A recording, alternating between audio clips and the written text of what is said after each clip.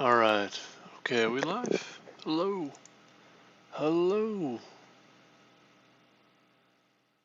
What's up, stream? Look back. Howdy. Howdy. We're here. Okay, so here we are. I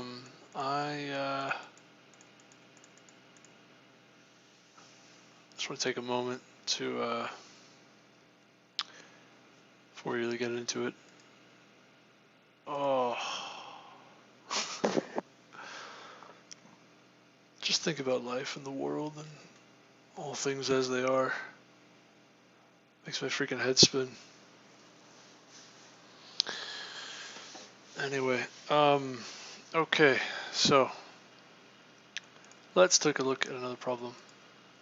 Let's take a look at another problem. This one is the range sum query, and this time mutable. So this basically means that you can change values in the list of elements, and you should still be able to efficiently calculate the sum in that range. I believe that's what they're going for. I don't think this is going to be as efficient as the other. So the previous problem we did for two-dimensional queries with a pre-processing step and then a whole boatload of calls. This one we're going to the pre-processing basically as things are changed. The pre-process sort of like the information that's already been processed. I'll have to go through a degree of processing again, and in this way we're going to basically it'll be more expensive. Basically we'll be able to still be somewhat efficient, but not as efficient. So if you read the problem, array of numbers and two types of queries where you should update the value of an index in the array and retrieve the sum of a range in the array, implement the num array class, num array int nums, initialize the object with the integer array nums, update int index int val updates the value of nums index to be value, int sum range from left to right returns the sum of the sub array nums left to right, i.e. nums left plus 1 dot dot dot to nums right. Sum range update sub range. So 1 3 5 from 0 to 2 is 8. Oh, excuse me, 9. Sorry, this is 1. Yes, 9. Update 1 to 2, so now it goes 1 2 5, and then the same sum 0 to 2 should give you 8 instead of 9. So pretty interesting question. I think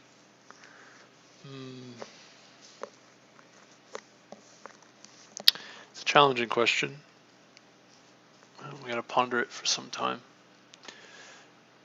Now, obviously, if you didn't change the values, what I would do is I would calculate the cumulative sum from left to right, and then you can just take the difference between these two sums, or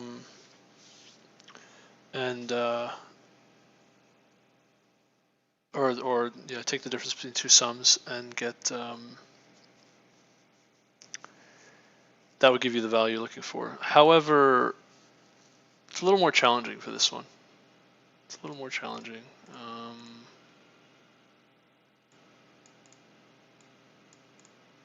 Let me think about it.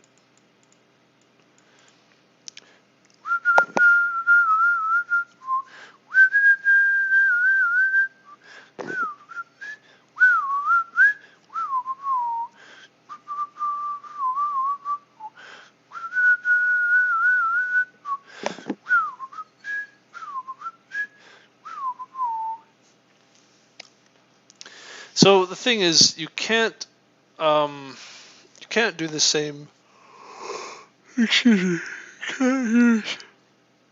Can't use the same idea, because if you were to do that, then you'd have to basically update all the cumulative values to the right each time you update update all those values, either decrease or increase those numbers.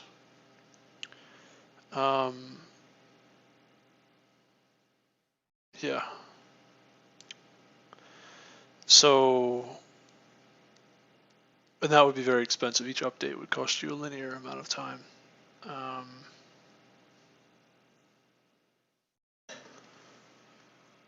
Which is too much. Now, probably you could figure out a load balancing type of scheme where you can put this into kind of a data structure that would, when you update, the update's logarithmic and the query is logarithmic. Like that would be fine. However, how does one approach that? How does one do that? Is the question. If that's even possible, how would we do that? Well, let's think about how we could do it logarithmically with just a pre-processing step. How would that work? Excuse me. Well, I guess you could do a recursive, like a binary tree, something like that, a tree structure, something along those lines, where you'd have the left subtree sum and the right. You'd have all of the sums on the left subtree and all the sums on the right subtree, and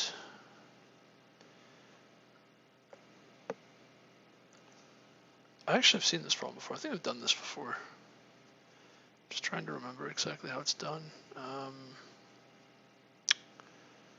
Yeah, I think that's what you do. Is you basically create like a tree, and you store the sum of a particular range in that particular node. So from the top, the left subtree would be sort of the left half of the nodes, and the right would be the right half.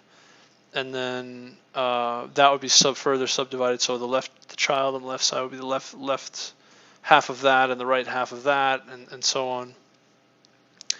And so you'd have a balanced binary search tree. And what you do when you want to calculate the sum, you basically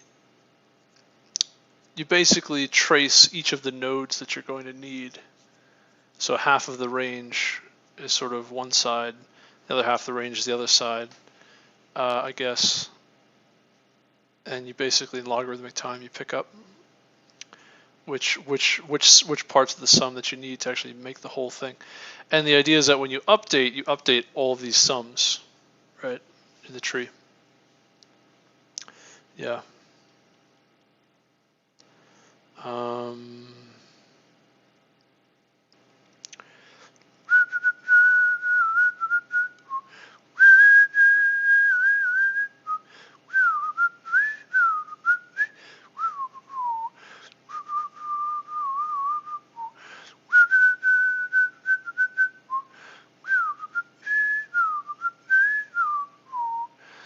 I want to say that's what you do. Something like that. Have a tree. You have like a tree that handles this stuff.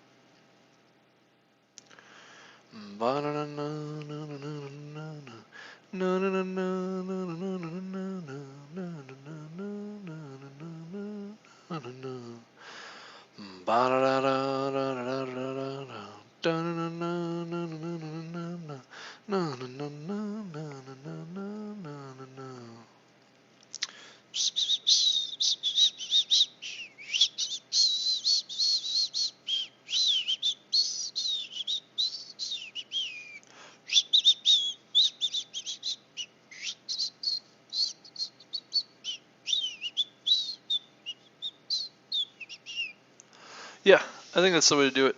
Something like that. Let's try that.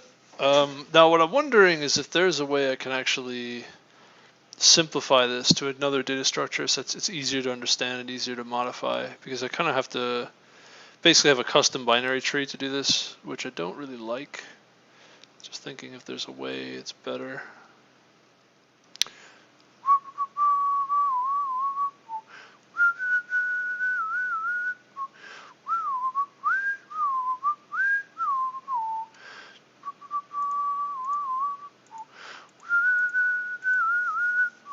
Nah, We'll just do it. Just do it as it is. All right. So we'll have private. We're gonna have a class, subclass, node.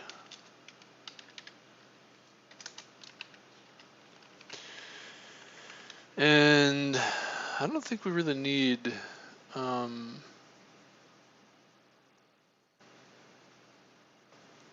don't think we really need.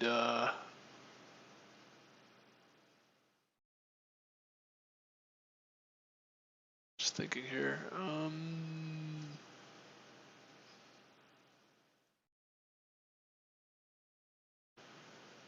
I think we can do this with just the node class. I don't think we really need much more. So we just need a child, left,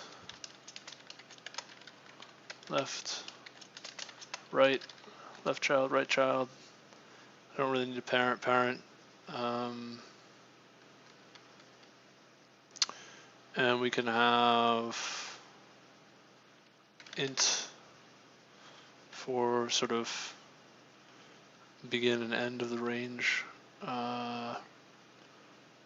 can do A, B, you know, that's simple. I think that's all you really need. I don't think you need more than that. Oh, and then you need A, B, and then the value. And then sum, the total. Something like this. And what you're going to do is you're going to say, when you initially create everything, you're going to say pre-processing step, standard vector int cumulative, or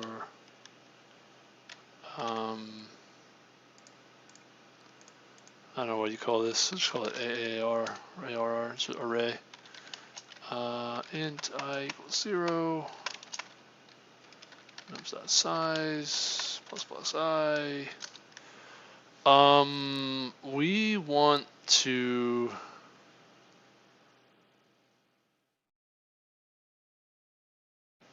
excuse me. Yeah, it goes like this.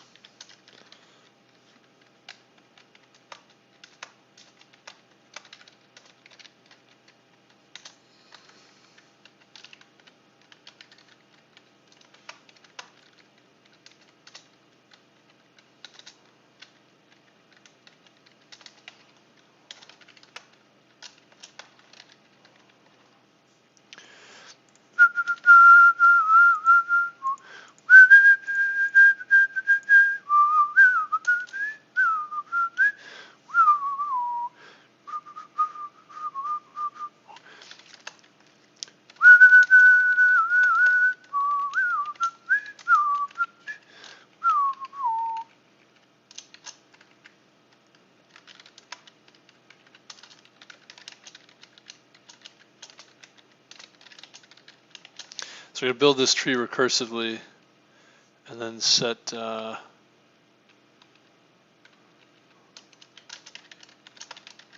the head equal to the result of the result of that. I guess. So what we want to do is have a node and we'll start with a node, I guess. I don't really know. Just head. I'm going to say the left and the right. And that's going to be, it really should be, I don't actually know. Let's do it this way. Let's just hold off on the recursive part. Just see like, how would we build the tree in the first place before we even do it recursively? You would have a node that you'd create, a new node. I kind of want to have a constructor. I guess I want constructors for these nodes. I don't know. This is kind of just want a struct. Like I don't want to make things too complicated here. Just have a node struct. So you have node head equals new node and head dot. That's a pointer, right? Head. Let's not. This is so awkward. Whatever. We'll just do it like this, and then we'll fix it later. Fix it. So there's the left side and then there's a right side, but really we want the A should start off at really 0, and B should be nums.size minus 1, and then total is going to be, we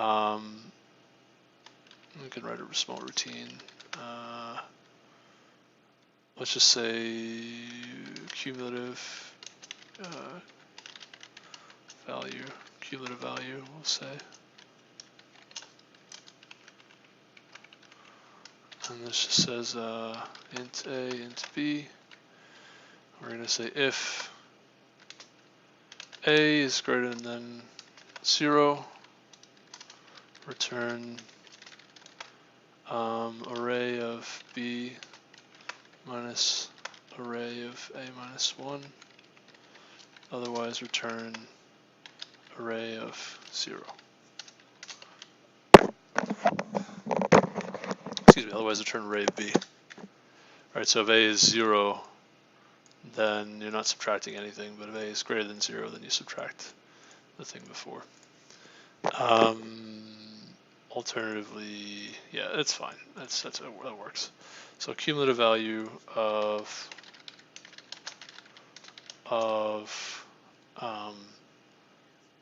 0 and nums.size minus 1. So left and right are going to be the same things. We say mid is going to be equal to this A and this B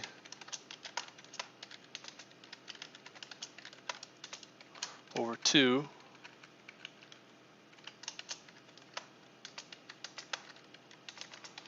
And we want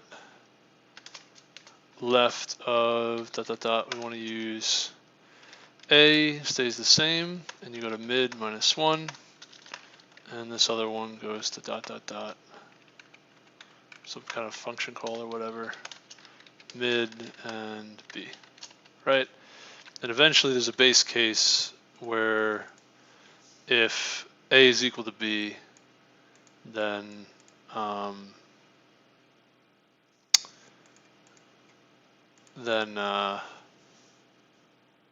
you don't have that's a leaf node. I think it's that simple. So now the problem is we want to be able to delete.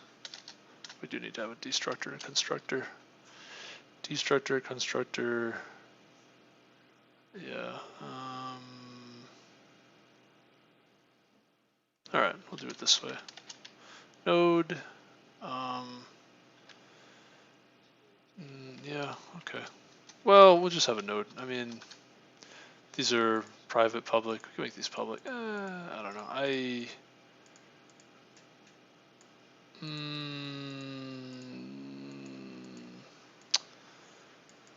I don't know, man. I'm kind of struggling a little bit. If I want to just make these public, I think. Just make them public for the time being, and just let it be. Just let it be, I think.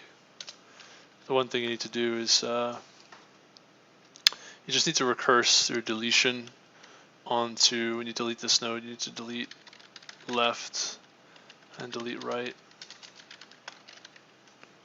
and then set these equal to null pointers, so dangling pointers. It doesn't matter what the integers are. We don't care about that. But we do care about the left and the right. Just need to make sure that if you delete this node, you call the delete the left side, delete the right side, and then set these pointers to null pointers.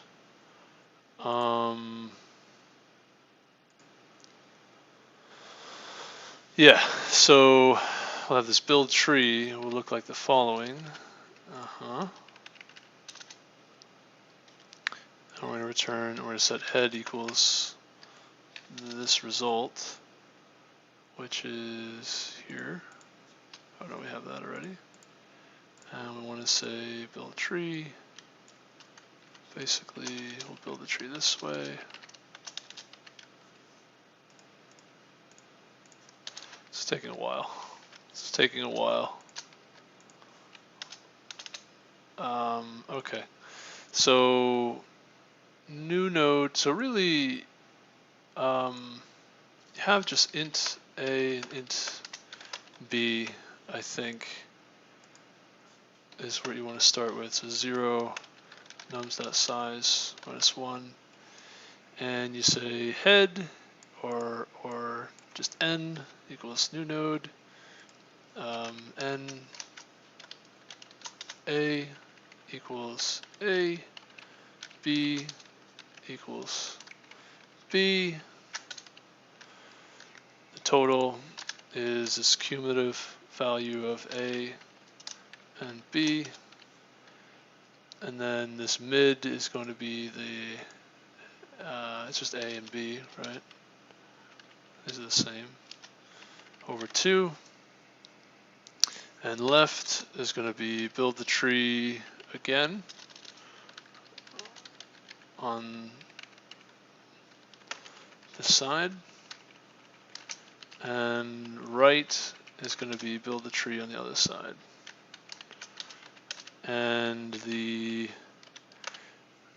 important part is we're going to have a base case. If a equals b, then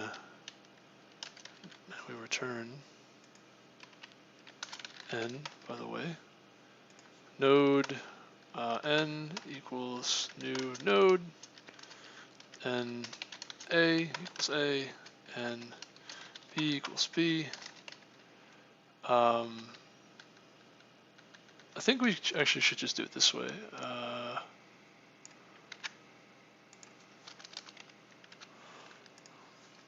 Just sanity check. If a is less than b, or a is greater than b, or a is greater than less than 0, or b is less than 0, or a is greater than nums.size, b is greater than nums.size, just return a null pointer.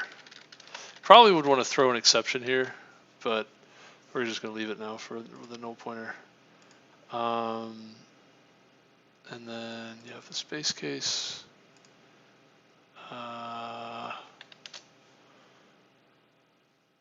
We would say, so this is the same. A equals b, that's the same as every other case. The only thing that's different is if a is equal to b, you just return right there n. Otherwise, yeah. Otherwise, you create a midpoint and then you recurse left and right. And that's what we're gonna do to build the tree. Great. And now we need to process the tree or sum through the tree. So now that we have this tree, we're going to from the left. So what we want is we're going to break up our range into pieces, and we have a total. Starts off at 0, and we say if there's overlap between, so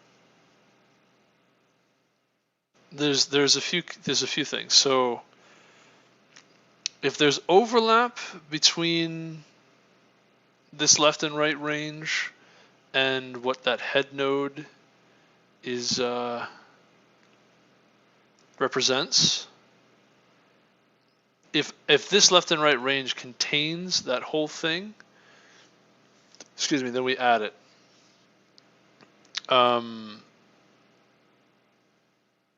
Now the tricky thing is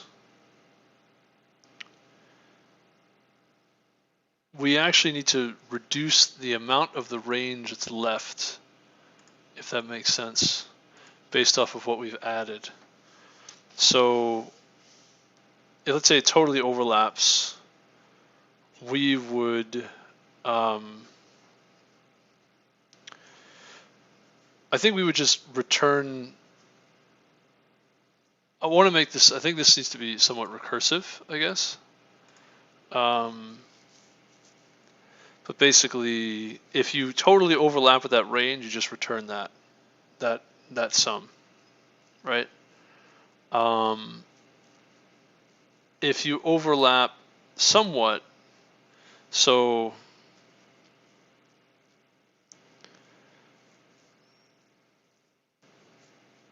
depending on the overlap, I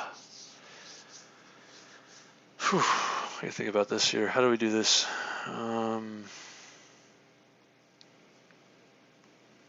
Basically, you're going to break the sum that you're looking for into pieces, and that's how you're going to sort of search through the tree recursively to find all the pieces and add them all together.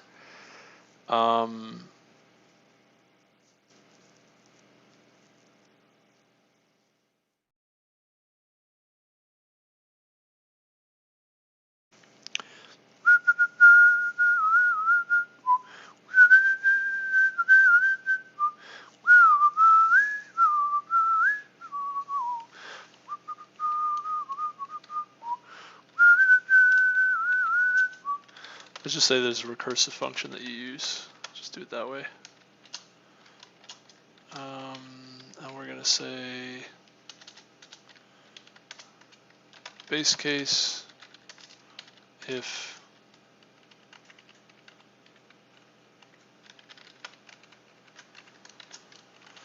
there's int A, int B, and then there's, we'll say a node head, and we'll say if head of A is equal to A and head of B is equal to B, then you just return head total. Done. Right? That would handle this case, like the whole array. If you just want left to right the whole thing, that'll give that to you. Done. But now let's say maybe you want like 3/4, right? So what you're going to do is, or even better, let's say you want the middle half. Like that's probably the best case to start with, the middle half. The left subtree and the right subtree. Basically, you want to check to see, does anything in the left subtree overlap in this range? Does anything in the right subtree overlap in this range? If it's true that there's some intersection, then you're going to recurse on the left subtree. Same thing on the right subtree. So you have some recursion here. And you've got a total that you want. Start off at 0. And we say if, so overlap, we want intersection, right? Auto intersects. And we're going to say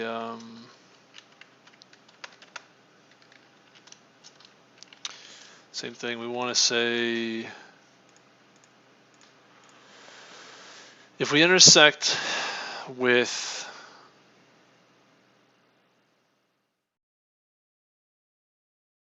sort of int A, B, and int C, and int D, there's this nifty formula you can do. It's kind of cool. But basically A, B, and C, D, and there's a way to prove it, but it's pretty much if A is to the left of C and B is to the left of D, something like that. I don't remember exactly how it goes.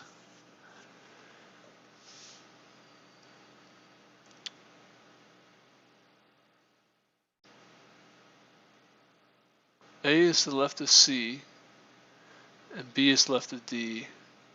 That gives you, yeah, there's like the number of ways that these can intersect, and then there's like this neat little formula that's like very concise. And so the different positions they can be in is really there's like 4 factorial permutations, right, of where these could be positionally with respect to each other. So you could have, so we go through that, we have A, B, C, D, A, B, D, C. We assume that C is less than or equal to D, and A is less than or equal to B. So those assumptions are important because that actually reduces this by a lot of different possibilities. So really the only way that these can be overlapping is if you have this or you have this.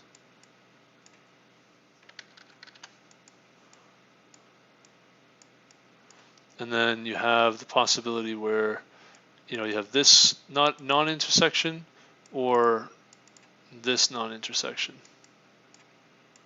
And those are really the only possibilities. Either have one of these two or you have one of these two, right? Either they're intersecting or not intersecting. If they're not intersecting, it's got to look like this or it's got to look like this. Or actually, you could have another one, which I'm sorry, there's another case, which is they could be inside of each other.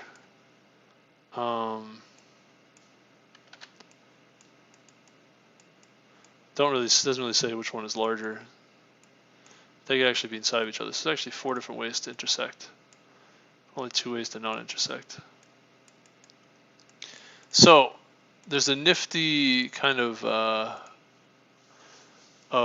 thing that tells you. So when the 2 ways to intersect is C is less than or equal to B and A is less than or equal to D. If C is less than B, it's the left of B, and A is the left of D, then C, A, I think that's the way it works, or really if B is left of D, right? B is left of D. B is left of D, but it's the right of C that intersects there, or A is left of, or C is less than or equal to A, which is less than or equal to D, right? Either B is caught between these two or A is caught between these two. But you could do even better than that, though, you know? You could do even better than that. There's like a nifty little, I always forget what it is, though.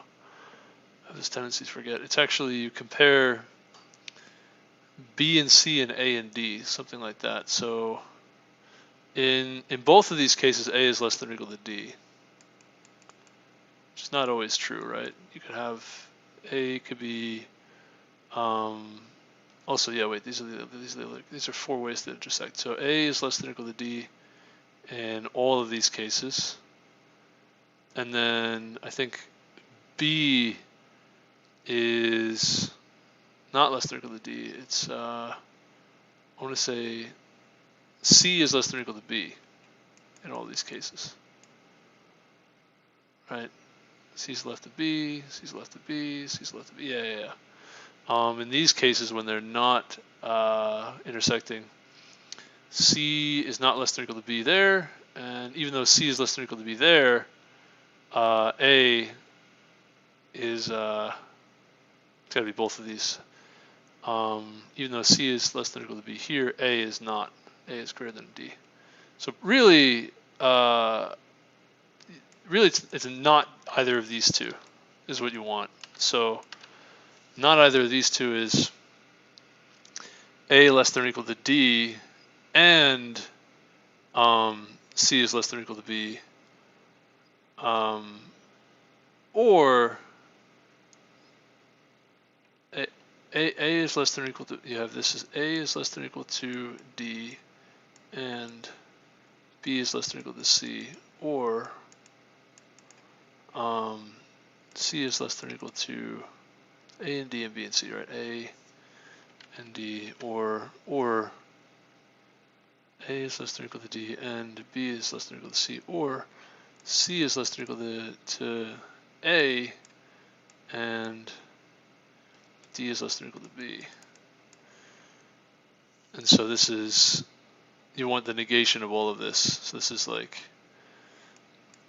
A and D and B less than or equal to C, or C less than or equal to A and D less than or equal to B. I go through this every time. Every time I think about intersections, I go through this routine, trying to prove it that it's true. And you saw the negation of these things, which would give you A is greater than D, or B is greater than C, and C is, oh, I'm sorry, these are all not if they're not intersecting, then these can't be equal. Yeah, they gotta be not equal, right? If they're intersecting, there's some equal, so that means that there's equal signs here. A is greater than or equal to D, or B is greater than or equal to C, and C is greater than or equal to A, or D is greater than or equal to B, which gives you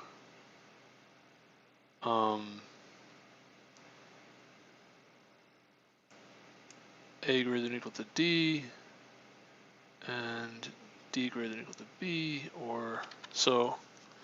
Now, the four different possibilities are A greater than or equal to D, A greater than or equal to D, and C greater than or equal to A, D greater than or equal to B, or B greater than or equal to C, and C greater than or equal to A, B, D greater than or equal to B. But then you notice that C being greater than or equal to A is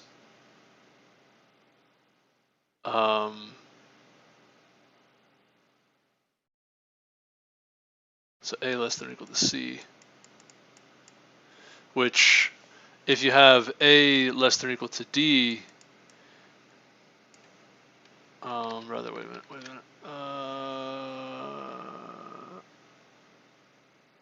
It's greater than C, less than or equal to C, A greater than or equal to D.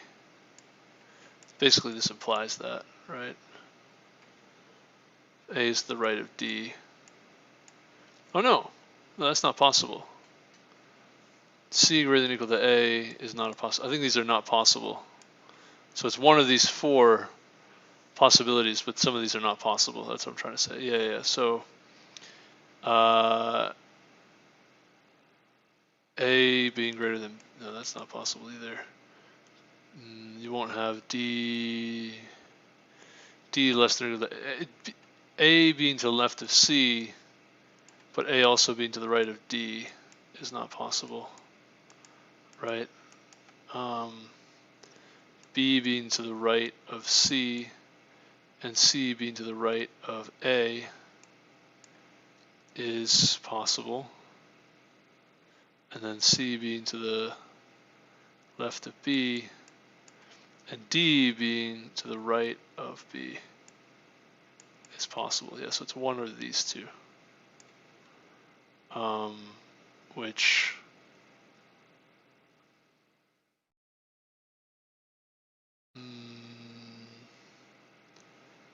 D to the right of B and B to the right of C, C to the right of A. These are intersections, definitely. And then these are only possible when, so I was saying it's A's got to be less than or equal to D, and B is less than or equal to C. These are, uh-oh. I get confused. I don't know, man. It's so confusing. I get mixed up all the time with this, with intersections. What intersects with what? I don't know why I don't have like a really clear proof, concise way to prove it. I don't know if the proof really is concise. I guess that's the problem. Every single time I look at it, I'm like, oh, I could prove it. It's like, no. No, it's a real pain in the neck to prove it. A, B, C, D. There's A, C, B, D, or A, C, B, D, C, A, D, B, or A, B, C, D, or A, C, D, B. Like these are really the four different ways. And in all of these cases, A is less than or equal to D, and C or B, or C, really C is less than or equal to B. Yeah, I think you gotta have both of these. And then it intersects. I'm gonna go with that. I'm pretty sure that's the case. And then there's a way to prove it, but we're not gonna go into that here. Just gonna leave that for now.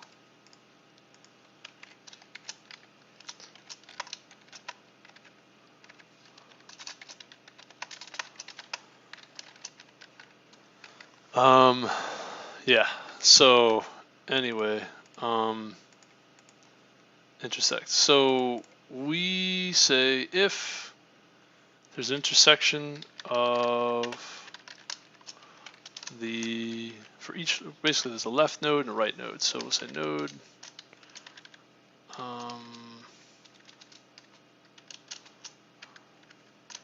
node left equals head left.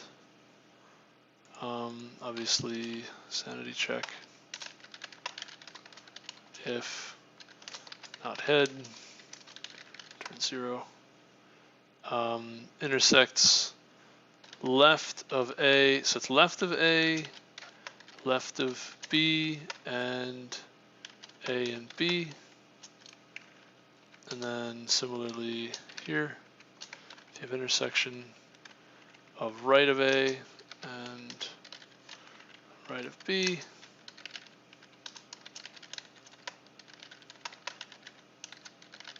head right, and you just have to check if left. It's not pointing to nothing, right? It's not a null pointer. Left, right, if they intersect with the end of this one, return the total. So we would say left of B intersects with AB, left of right of A, right of B, A intersects with right of AB. What we want to do is basically recurse on, I guess, part of this intersection. We would say left, head left, right? And same thing, right. But here's the problem. We want to basically only get the intersection, right? They intersect. We only want basically there's two left bounds and two right bounds. We want the smallest right bound and the largest left bound. So it's the largest left bound and the smallest right bound.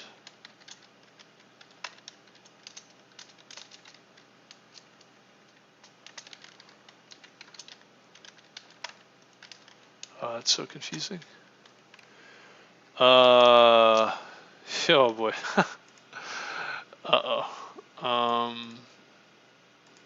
Yeah, so A is the left bound, B is the right bound. We're using words like left and right and all of that, so it's a little confusing. It's a little confusing. Here we just replace right with left.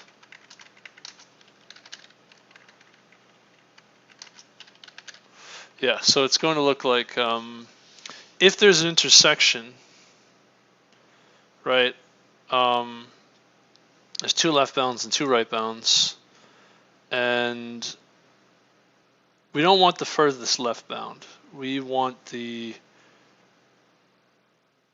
Now, could they intersect two left bound? Yeah, could they intersect like that, where there's a left bound here, right bound there, left bound there, right bound there?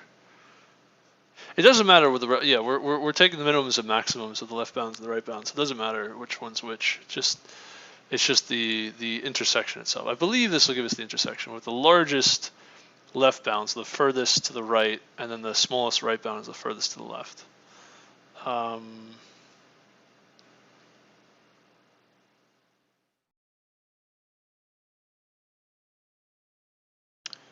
That should give us the intersection. I believe so. Unless my math is, my thinking is wrong on that. It could be wrong, but I think that's right. I think that's right.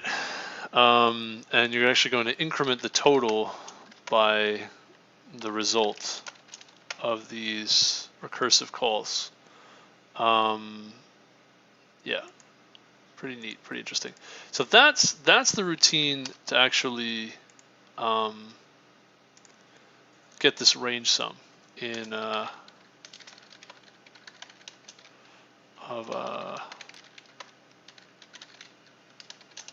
that's the routine to actually use this tree, right?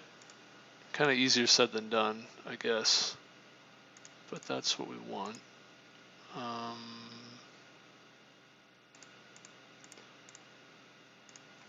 And we're going to start with the head node. Always just start at the head. And to update, you've got to actually find the right nodes in the tree. It's a path of nodes to update in the tree. So what we're going to do is now, once we've built the tree, this pre-processing step to build the tree, we're going to go ahead and now mess with the nodes in the tree as we update. So we're not done yet. We can maybe test this though. Maybe that's a good idea. And just kind of look at oops. So we want to just sum range twice. Let's do that. Right over, let's do all three actually. Let's do sum range 3 times. See if that works. And we're gonna say, we're going to go ahead and say the update. Oh, it doesn't do anything. We don't need to. Okay, let's see if this compiles. Let's start with that. Character 10. It's probably from, yeah, okay. Tend to forget to mark with the note where in the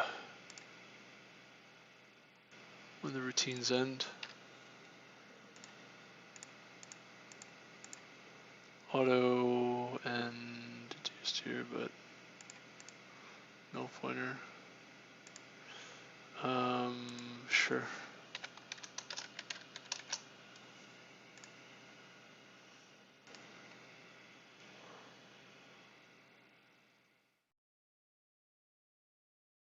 Oh, I do this pretty regularly too. I forget to put the right notation or the right function call, the right what do they call that? The correct function signature. Null pointer to int.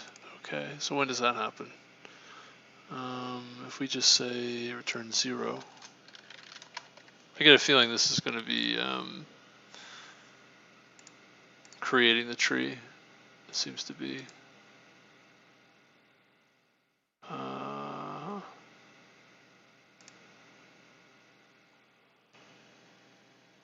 Interesting.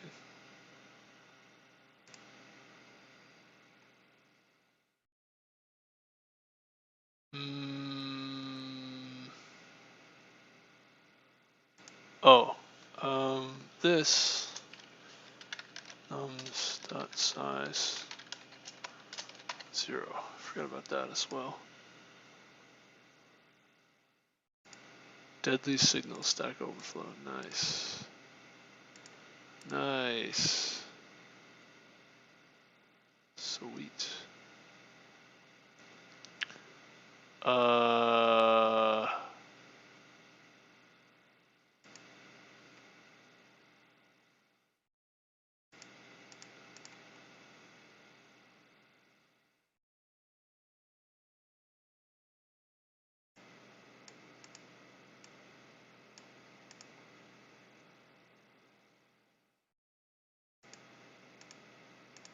Huh.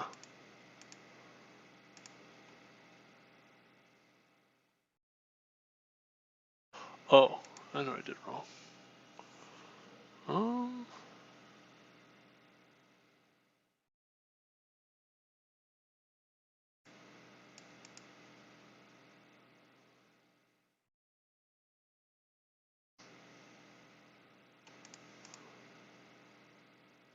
Wait, what?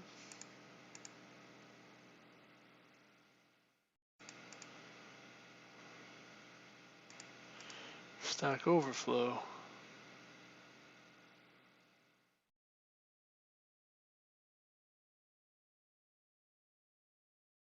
Why though?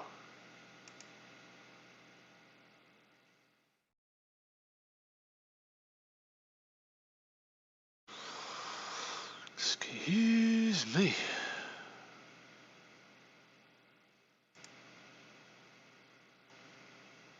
What's happening?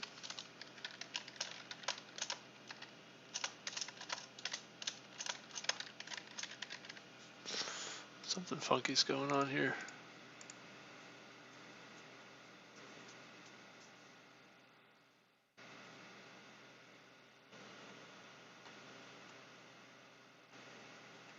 This is getting called a lot, huh? What's going on?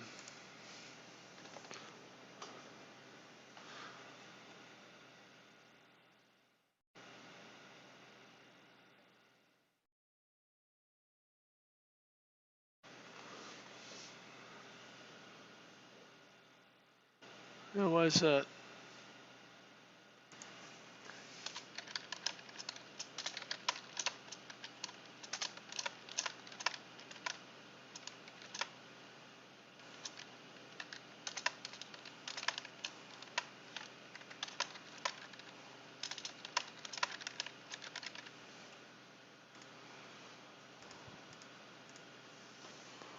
Hmm.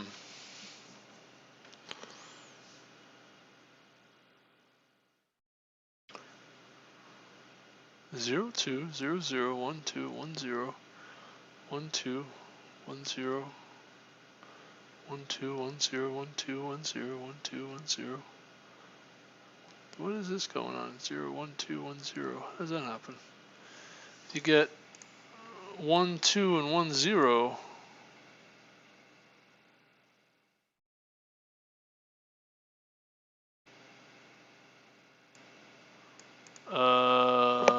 Alright, let's just do 1 1 2. 1 plus 2 is 3, divided by 2 is 1. So mid is 1. So 1 0 and 1 2. 1 0 1 2. Okay. Oh, I see. 1 2 gives you 1 2 again.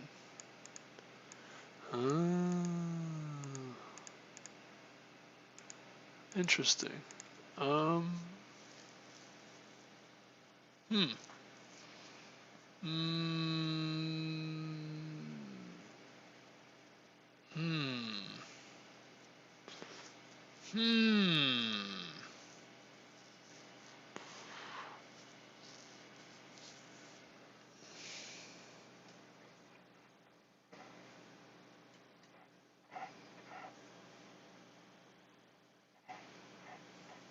What?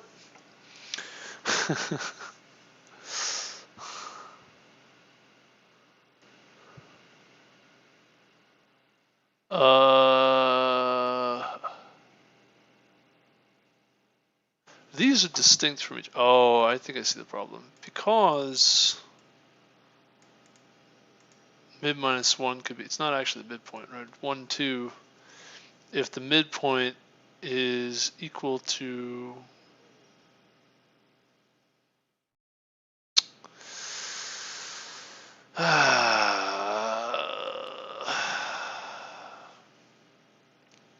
like let's say it's 0 1, right? 0 1, you get 0. Midpoint is negative, really. You get 0 negative 1, and then 0 1 again. Oh, I see. What if you do it this way then? I don't actually know if we don't. I don't know.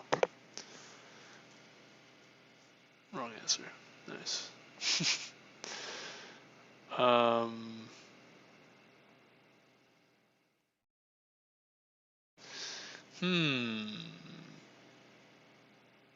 Yeah, if we do 0, 1, get 1 over 2 is 0, 0 to 0, and then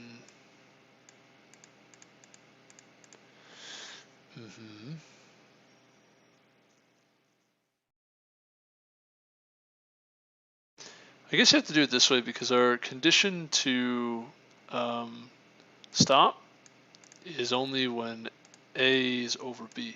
When B is less than A, well, A is over B, yeah, but I guess the problem is that you could end up in the situation we had before we were printing the. I want to say there's probably situations where this could happen. This could still repeat infinitely. I don't actually think so though. Like these are technically it's the problem is that they're technically mutually exclusive. However, they don't really make sense being mutually exclusive if one of them is nonsense, right? In other words, if this mid, if B equals mid, which it pretty much never will be because A is always less than B. But you could have A equal to mid. If A is mid, then the other routine, yeah, okay, that's interesting. That's like a very subtle thing there. But anyway, so wait, why are these wrong? We're getting zeros for everything.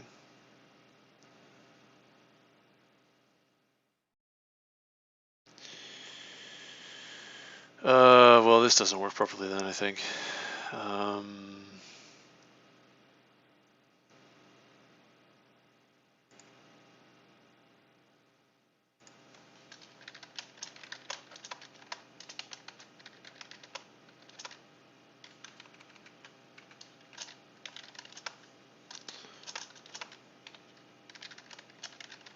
Okay, what happens here?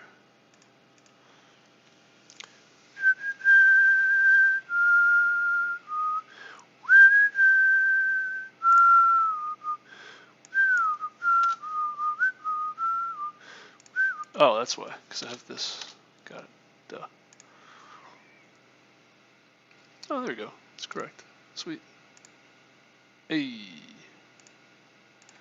I thought so.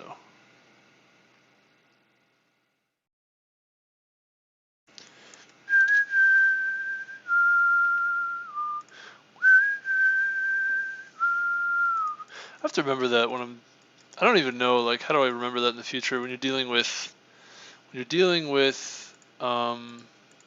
splitting ranges, not just making sure they're mutually exclusive, but also that when it doesn't make sense, you don't end up in an infinite loop.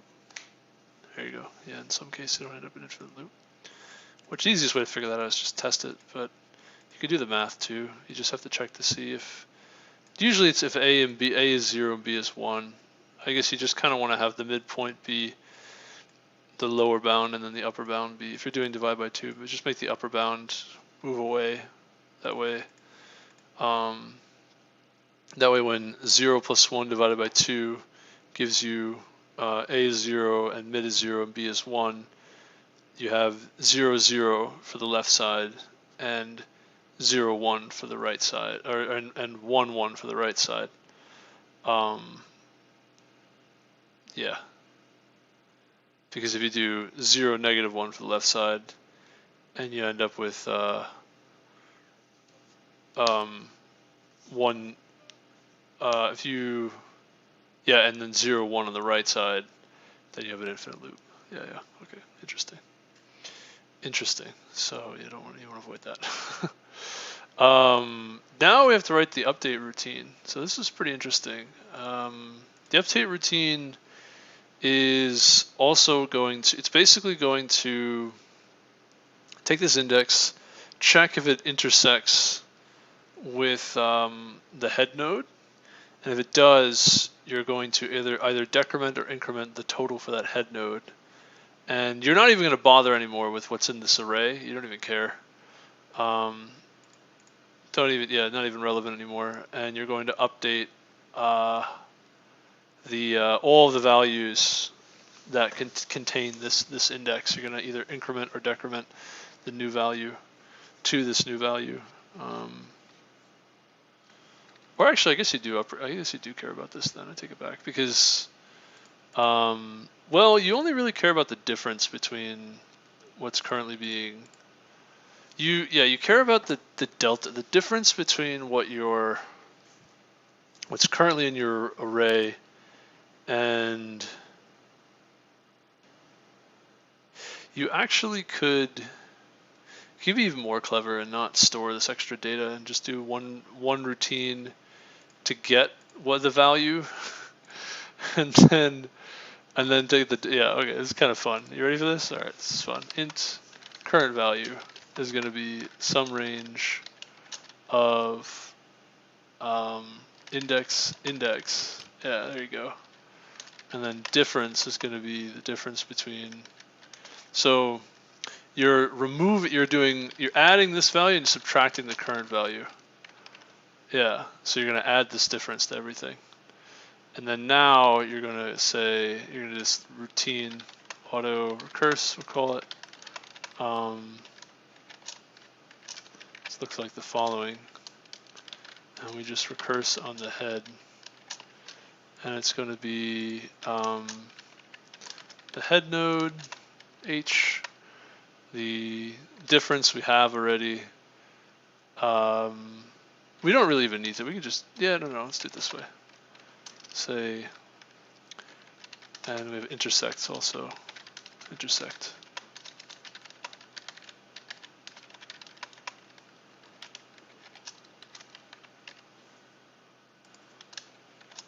And this is kind of fun, huh?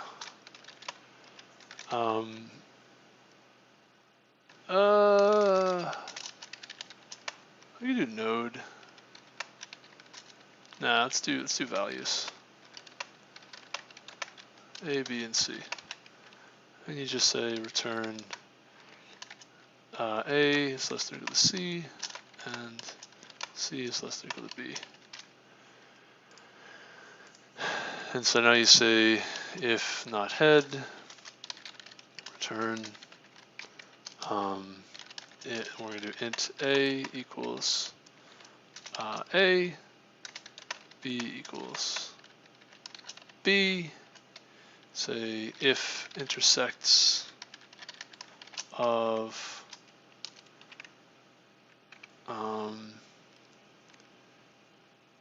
A and B,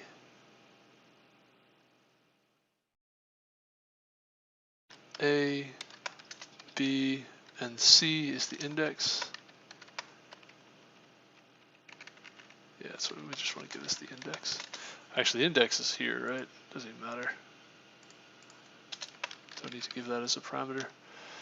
If A, B, and C, if this index intersects with this A, and B, then that means we're going to recurse on that node.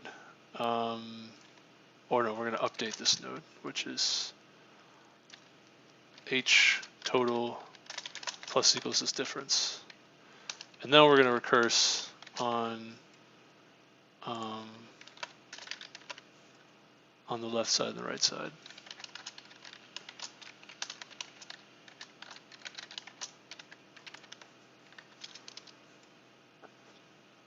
Excuse me.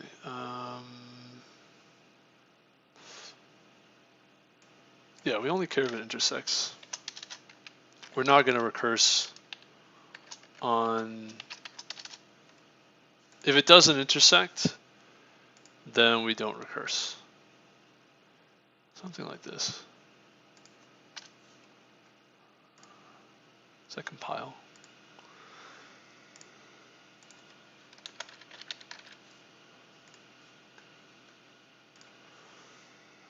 Oh yeah. Get that wrong every time, man. Okay, now let's try this one. How do we do here? Okay. Member access with a misaligned address or type, which requires 8-bit alignment. Cannot be printed. Pointer points here. Nice. What? What is going on? Mm-hmm. Right. Huh?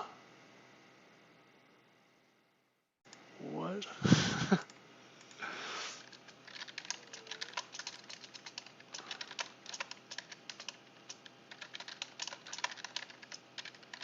Something went wrong.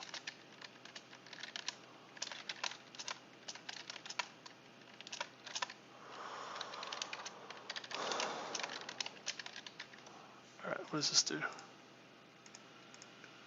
That's fun. That's fun. 9413.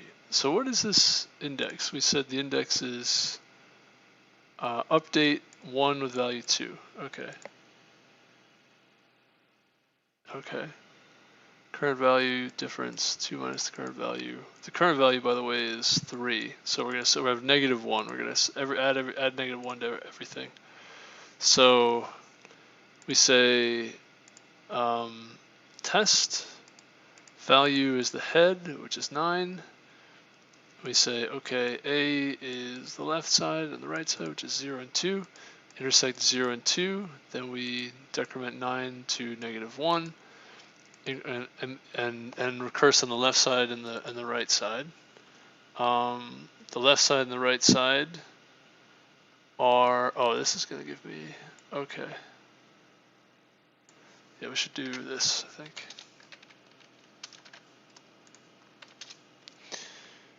All right. Misaligned address. So this header, so 941, 941, and then back up. Right, so this left side is then a 1.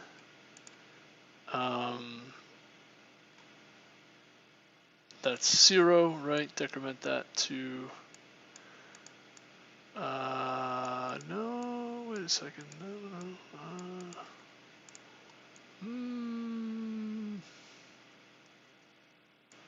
Hold on.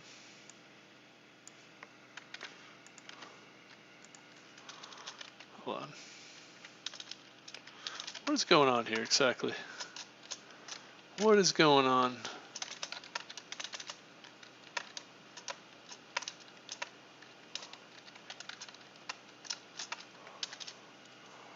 What is going on here? 0, 2, then on the left side is 4, which is 0 to 1, and now we have 0, 0, which is wrong, actually, because the index that we're updating, so it doesn't, actually it skips this one, because this intersection is false, right? So we just go right through. Now we go back from 4, it's 0, 1, we should go to 1, 1, right? We do, we get to 1, 1, and we get value 3, we get 1, 1, and there is intersection there, and so we say, okay, there's a left and a right. We decrement from 3 to 2, right? And the left side should be a null pointer, right? And the right side should be a null pointer. However, somehow ended up with things that are not null pointers.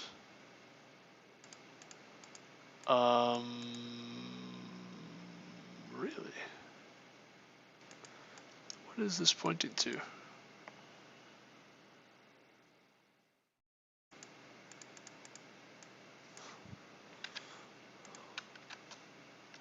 Is that what's going on? That there's something up with this node?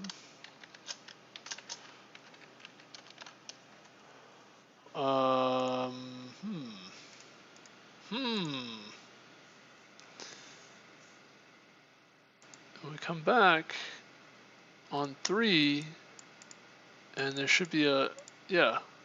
Oh. So this is not a no pointer. Now, how do you figure that?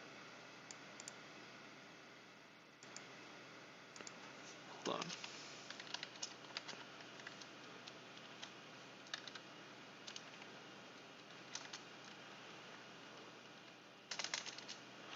What is that pointing to?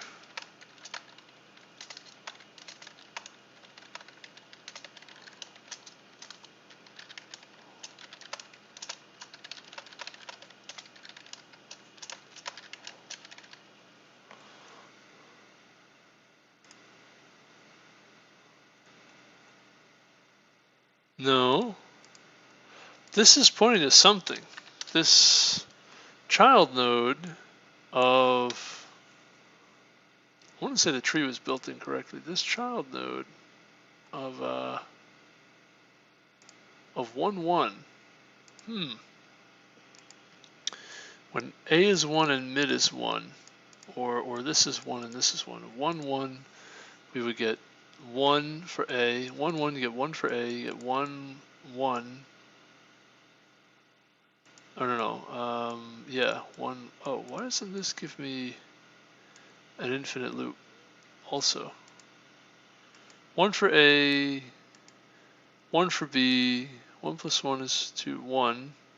But this should be just a single node, right? It should be. Are these nodes not pointing to nothing? Is that the problem?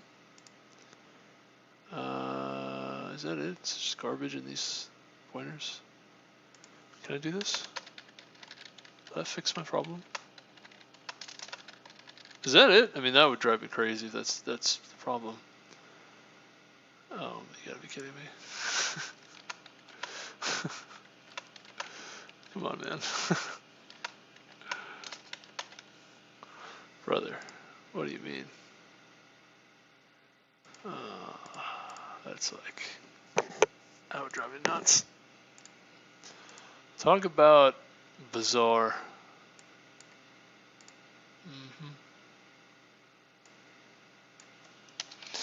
That would make it crazy. That would make it crazy. Oh man. Alright, works. Sweet. Not bad. Alright. So the number, it's never empty, this number range.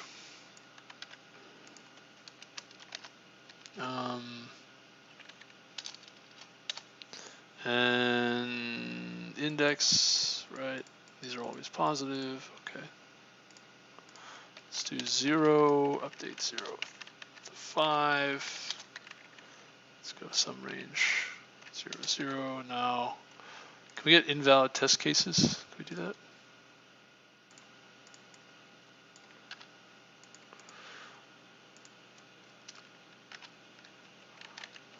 What would that give us? Nice. That's good. All right, let's try like some other stuff. Let's make it more complicated. Because this is like a lot of code, so we want to kind of test it.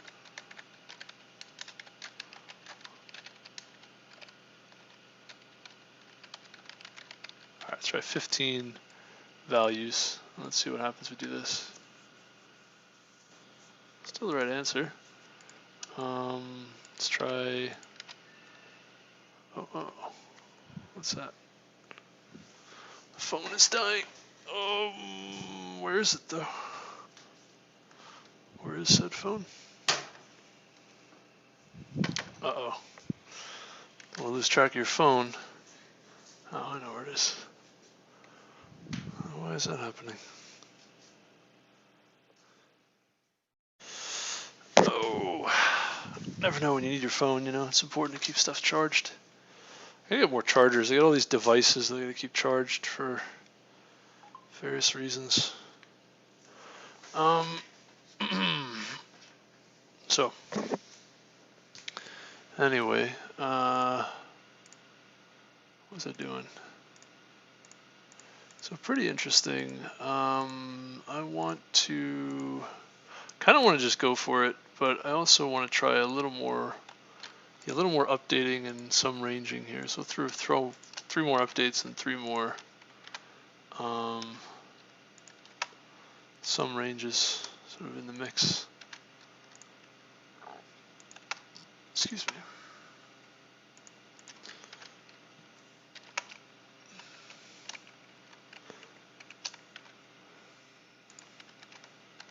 All right. So we have this sum range. We'll do update. We'll do, I don't know, 5 and 7 and 8. We'll do sum range, update, sum range, update. We'll say let's do 0 to 5, go 3 to 4. Right, 1 range, update, 1 range, 1 update. Update, we'll do 10 to 2. I don't know what I don't know what these are. Just whatever, it doesn't matter. 7 to 8, 8 to 10, 8 to 12. And how many do we need? 1, 2, 3, 4, 5, 6, 7, 8, 9. 1, 2, 3, 4, 5, 6, 7, 8, and 1 more. What do we want to do? So 11 to 14, and then 14 to 15. Okay, what do we get here? Or let's go 0 to 15. How do we do? Invalid test case. 0 to 14. Oh. Thank you. Thank you. Oh, correct. Alright, that's convincing. Let's go for it. I don't know if it's right. Probably. Oh, we got it. I was going to say, I thought maybe we made a mistake somewhere, but we're in good shape. Hey.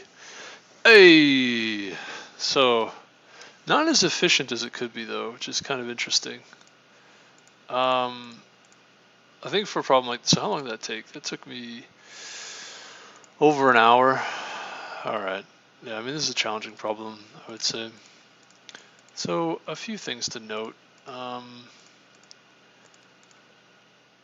It took me a really long time. Like, I don't know, there's a lot of custom stuff we're doing here. A custom tree, and a custom update function on the tree, and a custom sum range over the tree.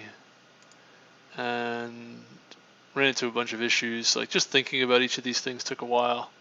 And then also, thinking about the intersections took a while. Obviously, I got it right, my guess about what the intersections are supposed to be. It's A less than or equal to D. Where is it? A less than or equal to D and C less than or equal to B, right? Which is pretty interesting. Yeah. A less than D and C less than B. Any way, and that's every way you can intersect is you have that. That's always present. And every way that doesn't intersect, that's not true. So,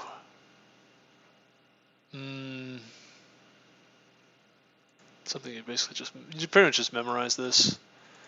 Oh no, not this one. I'm sorry. This is a normal. That one's easy. This one, yeah. A less than or equal to D and B greater than or equal to C.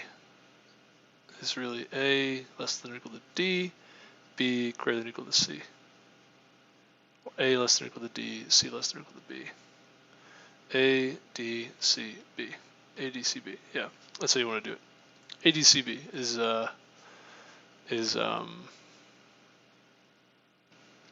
that's for intersections. A, D, C, B. It's kind of hard to remember that, but I guess I'll remember that in the future. And then, see, there's a pre-processing step, there's the intersection, there's building the tree, there's a routine for updating the tree and a routine for summing over the range. So the idea when you sum over the range is, it's pretty straightforward. Each node represents a certain range of values, which is the total sum over those values. And what you want to do is you want to break the range that you're looking to sum into pieces And so the range that you have, you want to find if you intersect, then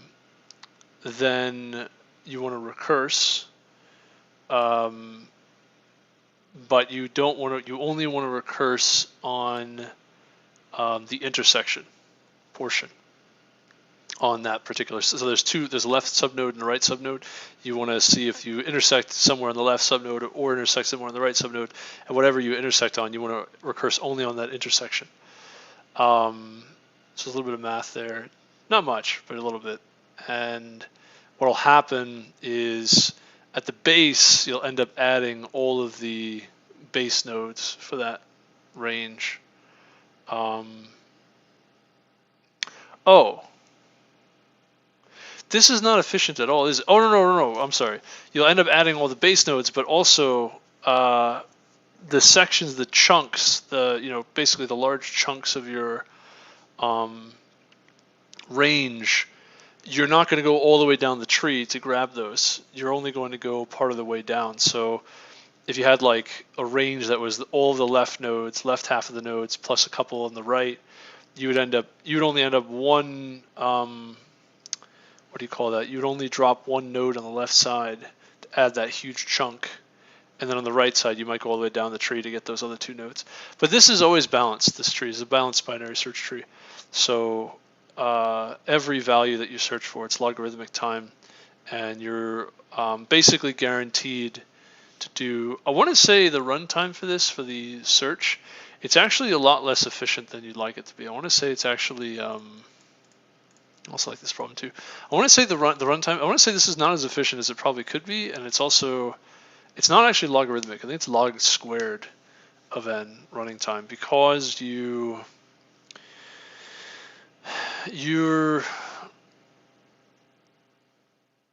getting half of the range in one sort of level. Then the next quarter of the range takes 2 jumps on the nodes, and the next eighth of the range, it's 3 calls. So it's not actually, it's not quite what you think. I want to say it's like a half plus 3/4 or 3/8 plus a bunch of other stuff. Like, it's not technically logarithmic, I think. Logarithmic would be like a half plus a fourth plus an eighth. If those each took you constant time, or yeah, I'm sorry. So each of those, it's no. Yeah, here you go. It's a log square. This is the reason it's log square. To go half of the range costs you 1 call, well, one sort of level, let's say. So like 1 iteration. To get a fourth of the next fourth, it costs you 2. The next eighth, it costs you 3. If it only costs 1 for each of these, that means you'd have a sum from I equals 0 to log of n of just ones. So you'd have 1 for a half, 1 for a quarter, 1 for an eighth, etc., etc. There's only a logarithmic number of these numbers, and eventually you get down to, there's a sort of a cutoff point. A logarithmic number of these numbers to get down to 0 or down to 1, whatever, or really be like down to, it's not down to 0, but it's basically log base 2 of whatever n is, the size of the range.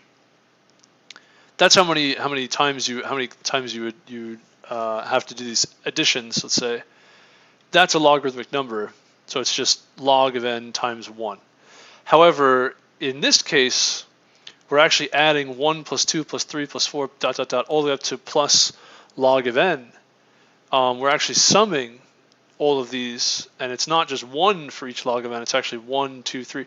So it's actually sum from I equals 0 to log of n of I, not sum of I equals 0 to log of n of 1. Which is important because that actually is log of n times log of n plus 1 quantity over 2. Right, that's that n choose 2 kind of formula, where here it's log of n. So this is actually not logarithmic, this lookup. this lookup is log squared, which is important because that's probably not as efficient as it could be. Because if you notice when we submit, we're pretty slow. We're actually slower than a lot of the other algorithms. So that's important. That's really interesting. It's still, I mean, logarithmic is still really fast, and logarithmic squared is still really fast, but it's slower than everybody else's, and it's kind of relatively slow. So that's kind of important too. That's something interesting. Now the update, mind you, that's not log squared. That's definitely logarithmic because that goes straight to the bottom every time. But this, the actual like rebuilding of the sum from each of the range components, yeah, that actually is, it's very interesting, but that actually is log squared time. So pretty neat. I actually think we should read the, already an hour and a half. I think we should read the discussion on this because we want to get faster. We want to do more. We want to do this better, basically. 17 millisecond segment tree, clear explanation, all commented solutions, 0 lines Python. Oh, come on. What? Binary index tree, solution using buckets. Interesting. Segment tree, both log n. Millisecond solution using bottom-up segment tree. Strongly recommend for beginners, clean, detailed explanation. Okay, so we're gonna have to go learn what a segment tree is. Is this C++? That's the last one. Yeah, C++. Okay. All right. Oh man. I want to take a break. 0 lines Python.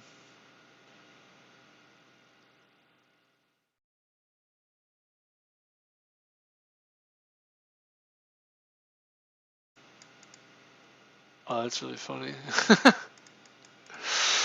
0 lines Python. Some Python trickery. That's hysterical. Some range takes linear time, but due to the last sweep being weak, the solution gets accepted in. So it's actually just not. It's just hacked. That's really funny. So you can set. Yeah, well, that's basically what happens with Python. Python is kind of funky with the objects. But you can call the classes by just setting. Set the function to, like, you can set a function by just setting self, and that whatever the function name is equal dot function name equal to some lambda or some functional type of thing. It's pretty funny. Life is short. Let's use Python. We need to give up C++. Life is short. Use Python. Not only smart, but also humorous. What's wrong? What's wrong? Simple, clean, segment tree. Oh, that is simple and clean. That's too funny, man. Nums.set item. And then you just sum over the items. Yeah, that's great. Wow, dude, he's got 60,000 reputation, brother. That's a lot. That's a lot of reputation, man. And that's a lot of reputation.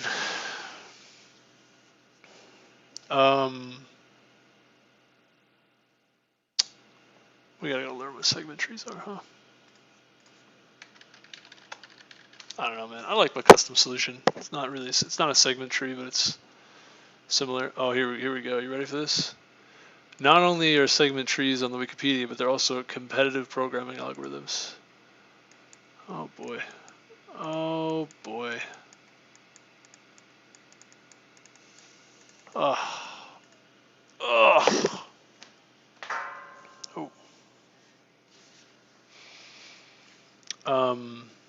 Oh yeah, I think our tree, the time it takes to build it too, I didn't calculate that. I think it's n log n time to build our tree in the first place as well. By the way,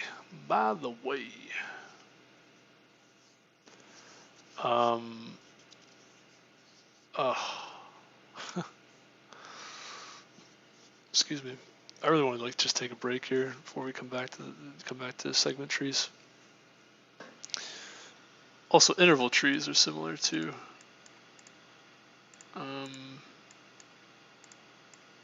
Oh boy. Oh boy. There's a lot going on here. Okay. Ooh, excuse me.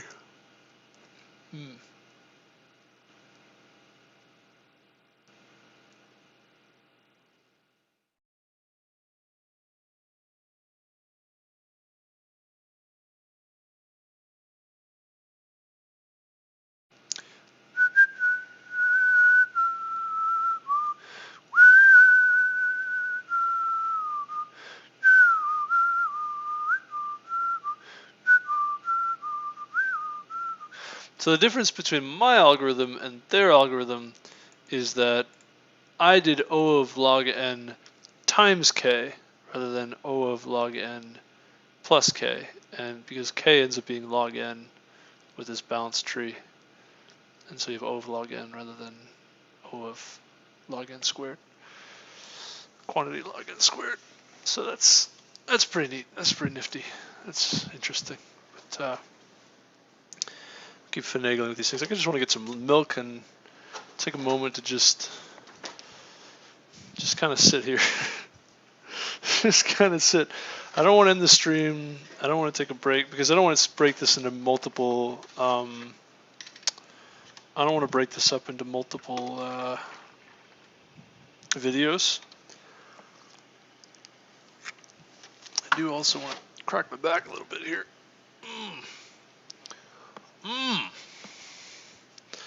Oh,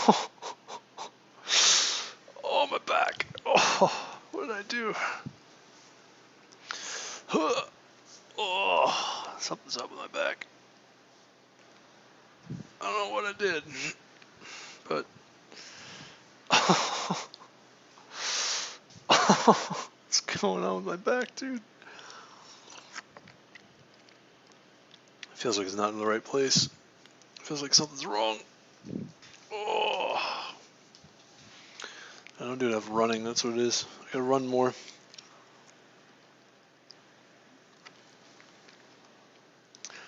Oh, oh. Whatever that is, like lower back pain, I guess. Some kind of lower back pain. Oh, what is that? Oh, that's not fun. It just feels like it's not. I don't know. I don't know what it is. It feels like when you're gonna crack your back, but it just isn't getting there.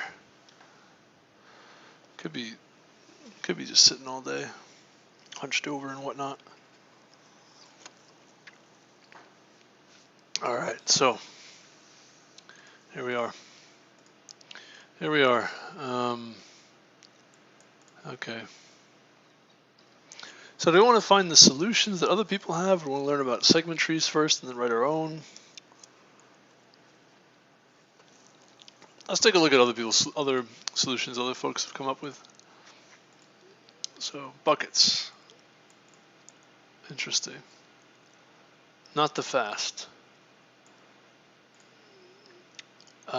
Constant for updating and square root n for query in the worst case.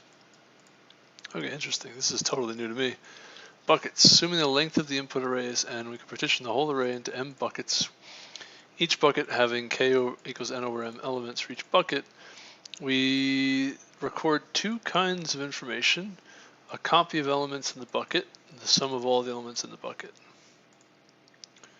Okay, for example, the input is 0 through 9, partition of 4 buckets, numbers, sum. 3, 12, 21, 9. Okay, updating is easy. Just need to find the right bucket, modify the element value, and change the sum value in the bucket accordingly. Operation is constant. Yeah, I guess so. Not exactly. You need like if the numbers are unique, but if the numbers in the bucket are duplicates, then, well, updating is relatively easy. Yeah, I guess so. Yeah, I'm sorry. If you're not adding and removing things from the buckets, then maybe you do want to add and remove things from the buckets. All right, what would that look like if you were to do that?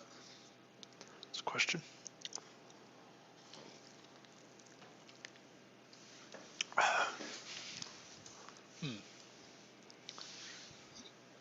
Oh, okay. But anyway, okay. Summation is a little complicated. Okay. You think so? Above example, let's say we want to compute the sum in range 1 through 7. You can see the numbers we want to accumulate are in bucket 0, bucket 1, and bucket 2. Only need parts of numbers in bucket 0 and bucket 2, all the numbers in bucket 1. Because the summation of all numbers in bucket 1 have already been computed, don't need to compute it again. So instead of doing 1, 2, 3, 4, 5, 6, 7, you can just do 1, 2, 12, 6, 7. Save 2 plus operations. If you change the size of the buckets, the number of saved operations will be different. The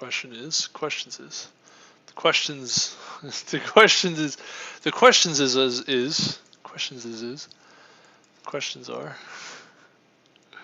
what is the best size that can save the most operations? Here's my analysis, which might be incorrect.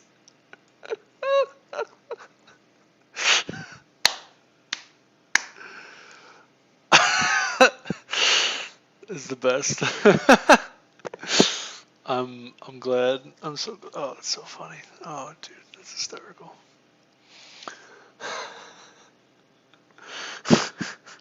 Okay.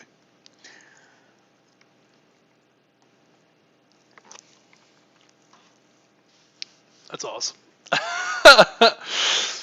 Because what's really funny about this, the reason why I'm laughing is because, like, the whole point of the problem is that obviously you could do what Pachman did, where you could just update the item and then just get the sum over all the items, and you're done.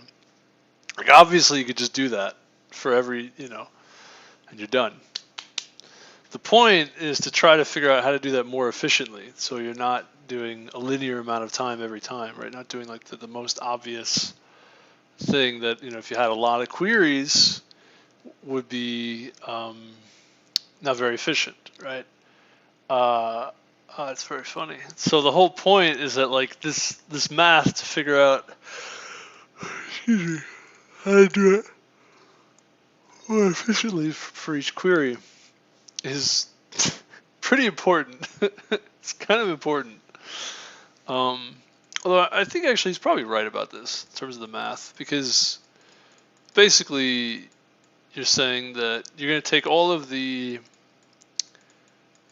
partition part, the buckets, and depending on it, really you could break it down to, like, the size of the query that you're looking for. So, like, the largest queries would have the most number of buckets. So the worst query would be where basically you need to go through pretty much every number except the last and the first numbers, I guess. If you do it that way, we'll just pretend that our buckets are set up in such a way where you need every element in the last bucket and the right and the first bucket except the last two elements on the left and the right, and then you're going to add you're going to visit every bucket in between. So what do we say? If there's n, how many buckets do we want? M buckets. You're gonna do m minus 2 operations, and then whatever's actually in the buckets, which is n over m, which is k, m plus n over m minus 2 times 2. So 2n over m minus 4 plus m. That's like the number of operations you're going to be doing. And in the worst case, and if you Well, I mean, then you got to pick a value for m. Well, if you make m square root of n, then you do have O of square root of n, which is pretty interesting. If you make m n, the problem is that if m is really large, then it dominates 2n over m, the 2n over m factor. If m is very small, then the 2n over m factor dominates. So actually, yeah, I think he's right. I think it is square root of n. So if you take m to be roughly square root of n, you're in good shape. This is really interesting. This is really a clever way to do this. An interesting approach. I like this. I like this.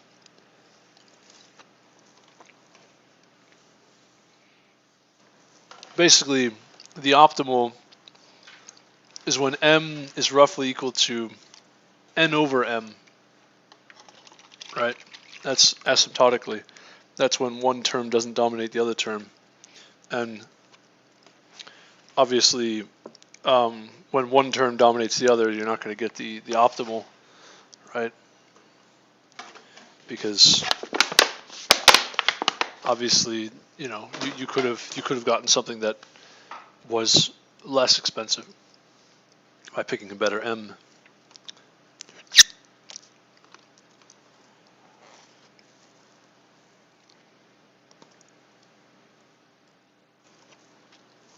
Very interesting approach, solution. Yeah, I'll give it to him. I'll give it to him. Very clever.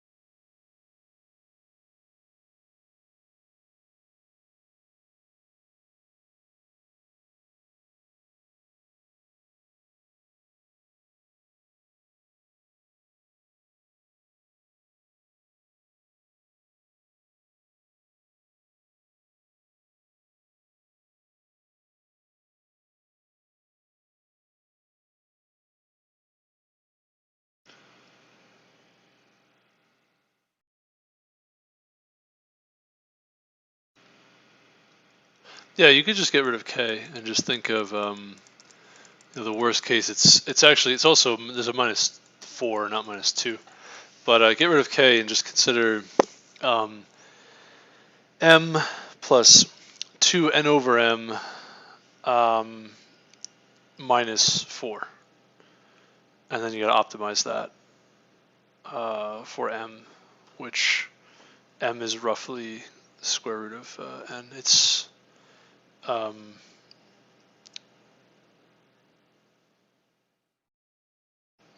just thinking m plus 2 over n minus 4.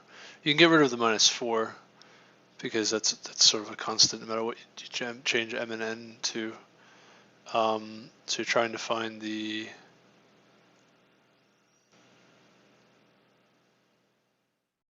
minimum value.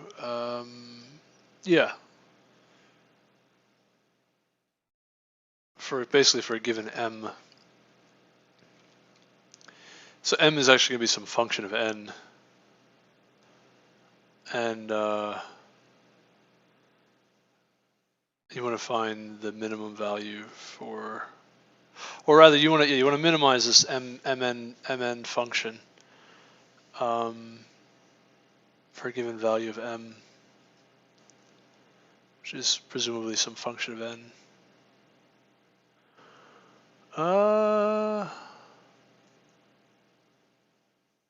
Why does it seem so obvious to me?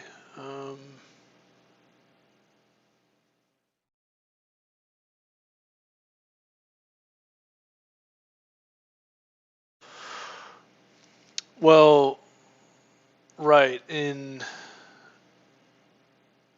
I think it's because you're basically looking for because this is going to be asymptotic. It's big O notation. In big O notation, this immediately just goes to m plus n over m, and you actually have m could be the dominant term, or n over m could be the dominant term. M is actually ranges from 1 to or from 0 to, not from 0, no, m ranges from 1 to n. So you've got to pick some value with respect to n, really between 1 and n, and you want to pick the choice such that one of these terms does not dominate the other, because if they do, then you would have been able to pick, like, the minimum has to be where they don't dominate each other. One doesn't dominate the other, and the reason is that if it were the case that the minimum had a dominant term, then you wouldn't need to consider both terms in the first place, right? You could just maximize or minimize that term, that dominant term.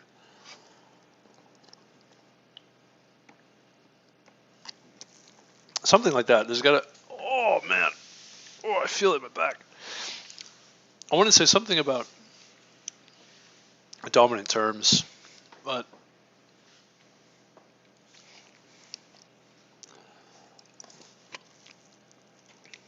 well, you could say something like if m is, well, you could prove it this way: if m is greater than the square root of n, then m would dominate n over square root of m, or yeah, it would dominate m plus n over m, and then you'd have something that's asymptotically greater than square root of n. And then if m is less than square root of n, you have the same situation. Then n over m dominates m, and n over m is going to also be something asymptotically greater than the square root of n.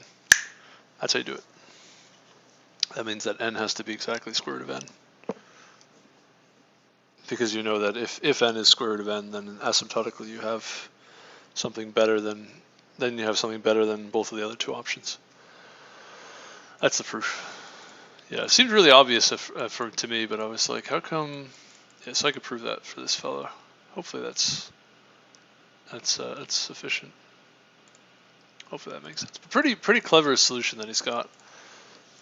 It's a segment tree. I don't know what a segment tree is yet, so I'll Fenwick tree, binary index tree. So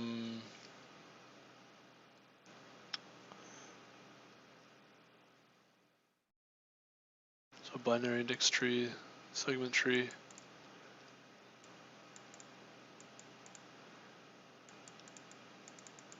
Okay, a few different explanations. We'll learn what a segment tree is, and then a binary index tree, I guess. What are these things, man? Fenwick tree. Okay. Oh boy, the yearn to learn. Here we go. All right. Segment tree, also known as a statistic tree, is a tree data structure used for storing information about intervals or segments. It allows querying which of the stored segments contain a given point. It is in principle a static structure. That is, it's a structure that cannot be modified once it's built.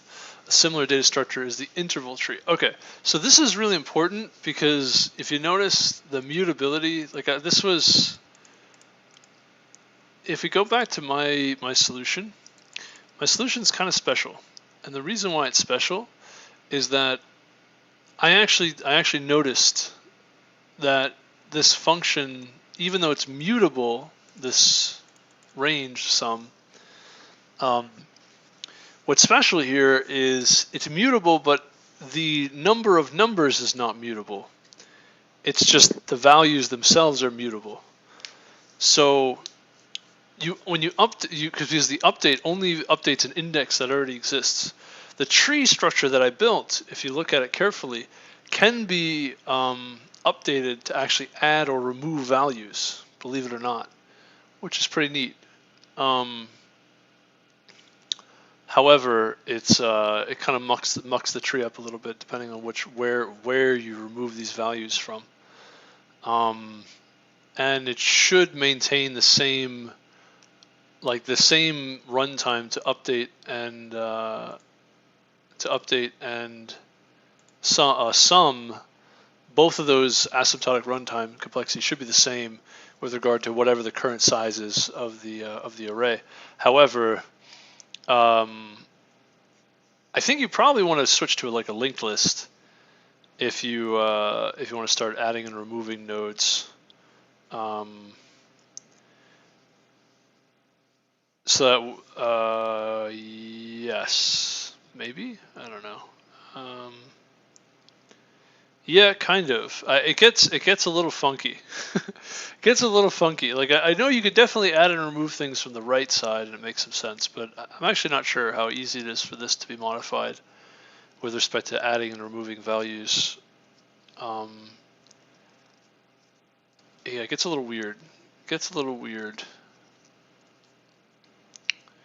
But yeah, I would say it's more of like a linked list structure then, because you basically want to add and remove elements efficiently. I mean, obviously it's a binary tree, so it's not quite a linked list either.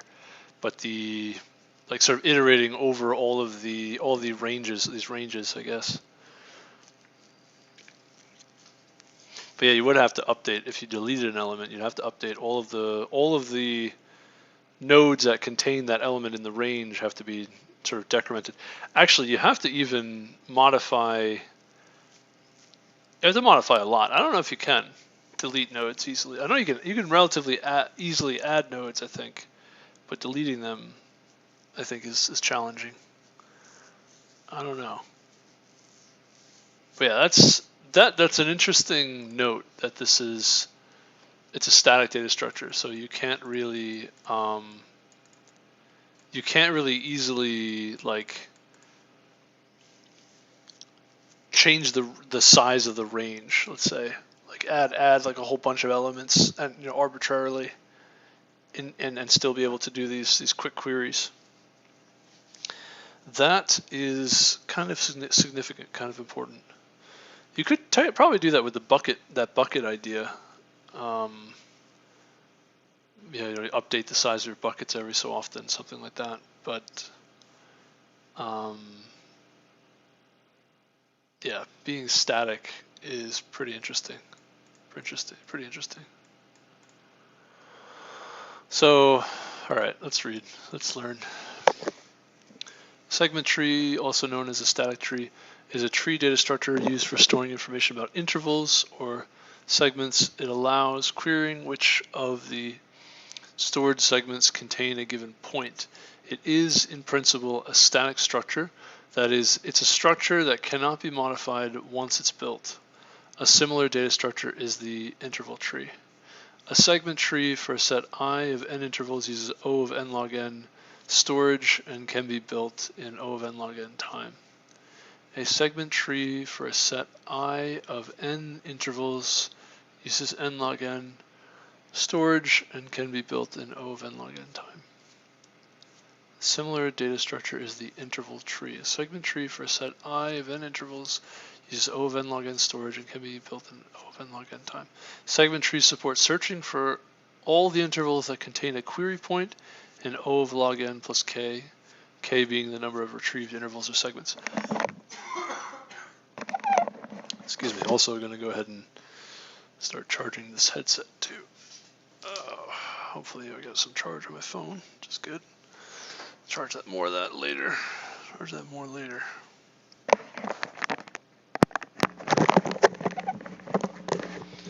Okay, applications of the segment tree are in the areas of computational geometry and geographic information systems. The segment tree can be generalized to higher dimension spaces. Interesting.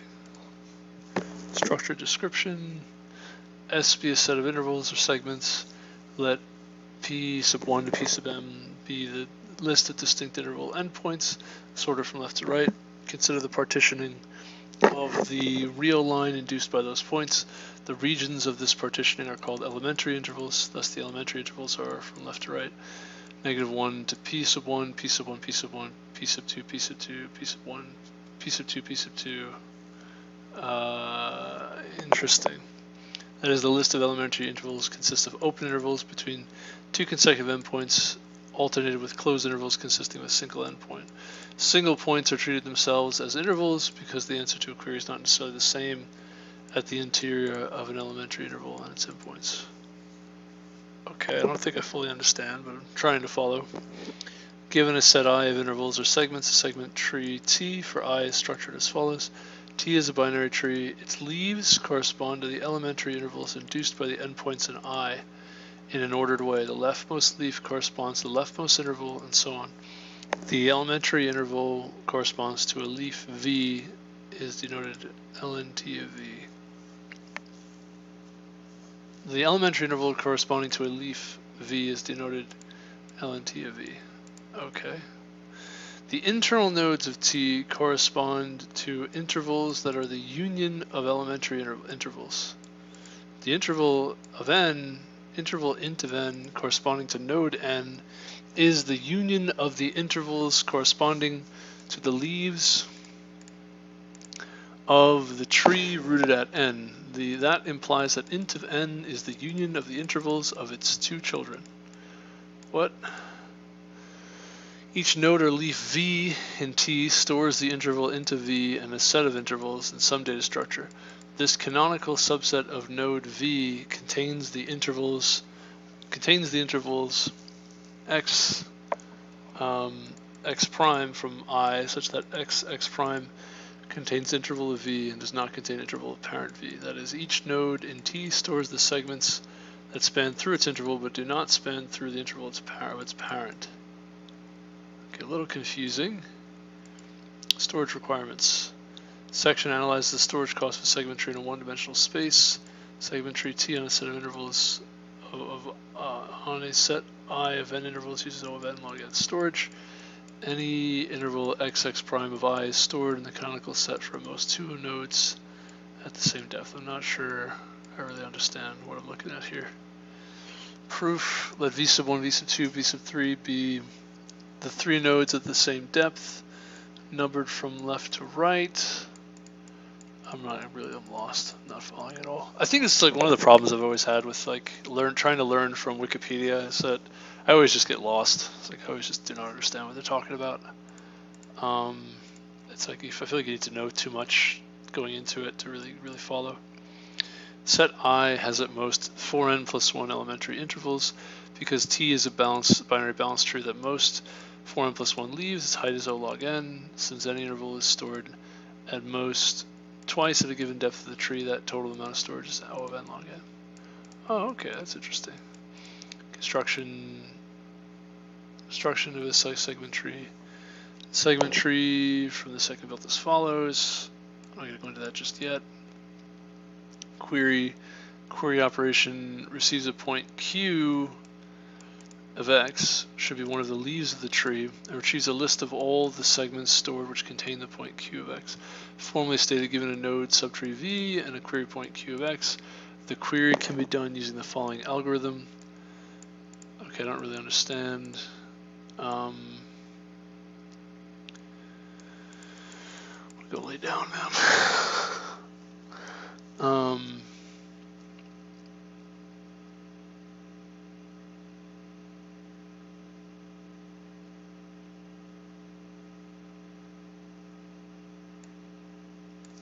Not really sure I fully understand. Generalization for higher dimensions. Stabbing query. All the intervals containing a given point. Segment tree is less efficient than the interval. That's like, okay. Interval tree for range queries in one dimension due to its higher storage requirement, O of n log n against the O of n of the interval tree. The importance of the segment tree is that the segments within each node's canonical subset can be stored in an arbitrary manner. N intervals whose endpoints are in a small integer range. Example given the range 1 to O of n. Optimal data structures exist with a linear preprocessing time and query time of O of 1 plus k for reporting all k intervals containing a given query point. Still not really able to follow this, but I guess there's apparently different kinds of data structures that can be used.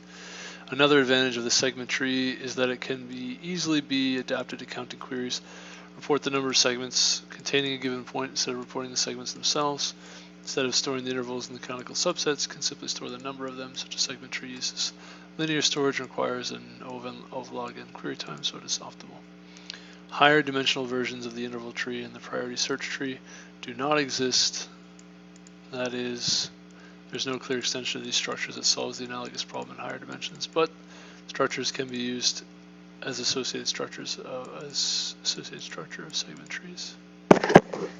Interesting. These rectangle problems. What about computer graphics? I saw that somewhere in here. Yeah, it's one of them. That's graphics is like querying intervals. It definitely has a very obvious analog to like geographical and just graphical kind of applications, I guess. But I still don't really understand it. Like, I still don't really get it. Let me see the explanation from cpalgorithms.com here. Competitive programming. Let's go. Simplest form is segment tree. A segment tree is a data structure that allows answering range queries over an array effectively, while still being flexible enough to allow modifying the array. This includes finding the sum of consecutive array elements, or finding the minimum element in such a range in logarithmic time. Also, oh my nuts! Oh, what is that? What is going on with my body, man? Oh.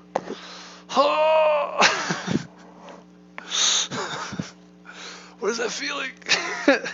Feels like something is being pinched that's not supposed to be pinched. Oh! Be right back. Oh no. Oh!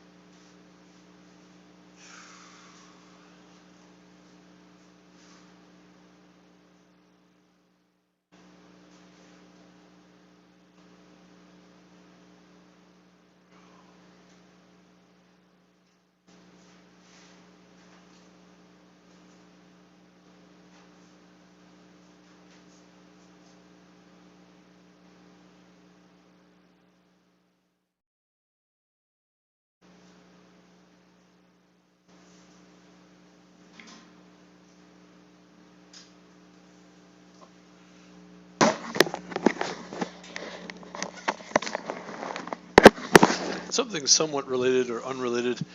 You'd be surprised how freaking difficult it is to find a gym that has to find a pull-up bar, find a gym that has a pull-up bar, and to put a pull-up bar somewhere. Like, I don't know if it's just me, but in my life, it's like extremely difficult. It's been so hard for me just to do pull-ups. Like, I haven't been able to do pull-ups in like 2 years.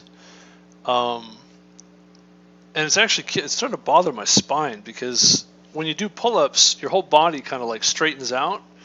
But when you do back exercises that aren't like that, it's actually kind of hard to find a back exercise where it's like very, I don't know, like even on your body, symmetric and even, right? Because obviously if you're hanging, the gravity is going to straighten everything out. But when you're not hanging, it's like if you're, in a certain position, it's not going to kind of straighten out nicely. And I think what's happening is actually I've been doing lat pull down exercises on a machine, where the machine is kind of like slightly, what do you call that, off balanced. So it's like more pressure on one side of my body than the other when I'm doing it. And I actually think that might be related. I think I'm like causing my spine to like shift in the wrong direction because the muscles are being worked in the wrong way. It's like causing sciatica or scoliosis, causing scoliosis in my spine. And my spine is not having it. Spine is like, why are you doing this? Why would you do this?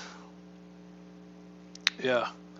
And doing pull-ups would fix that so quickly because everything would just straighten out when you do it. And you could just hang there for a few minutes. But I have nowhere to do pull-ups. And I hate it. I hate it because it's like whatever problems you have with your spine, like your pull-ups would help so much because it would strengthen those muscles and it would also straighten your spine out for a period of time. Each day. Which kind of help recorrect whatever shenanigans are going on with your spine. But nope.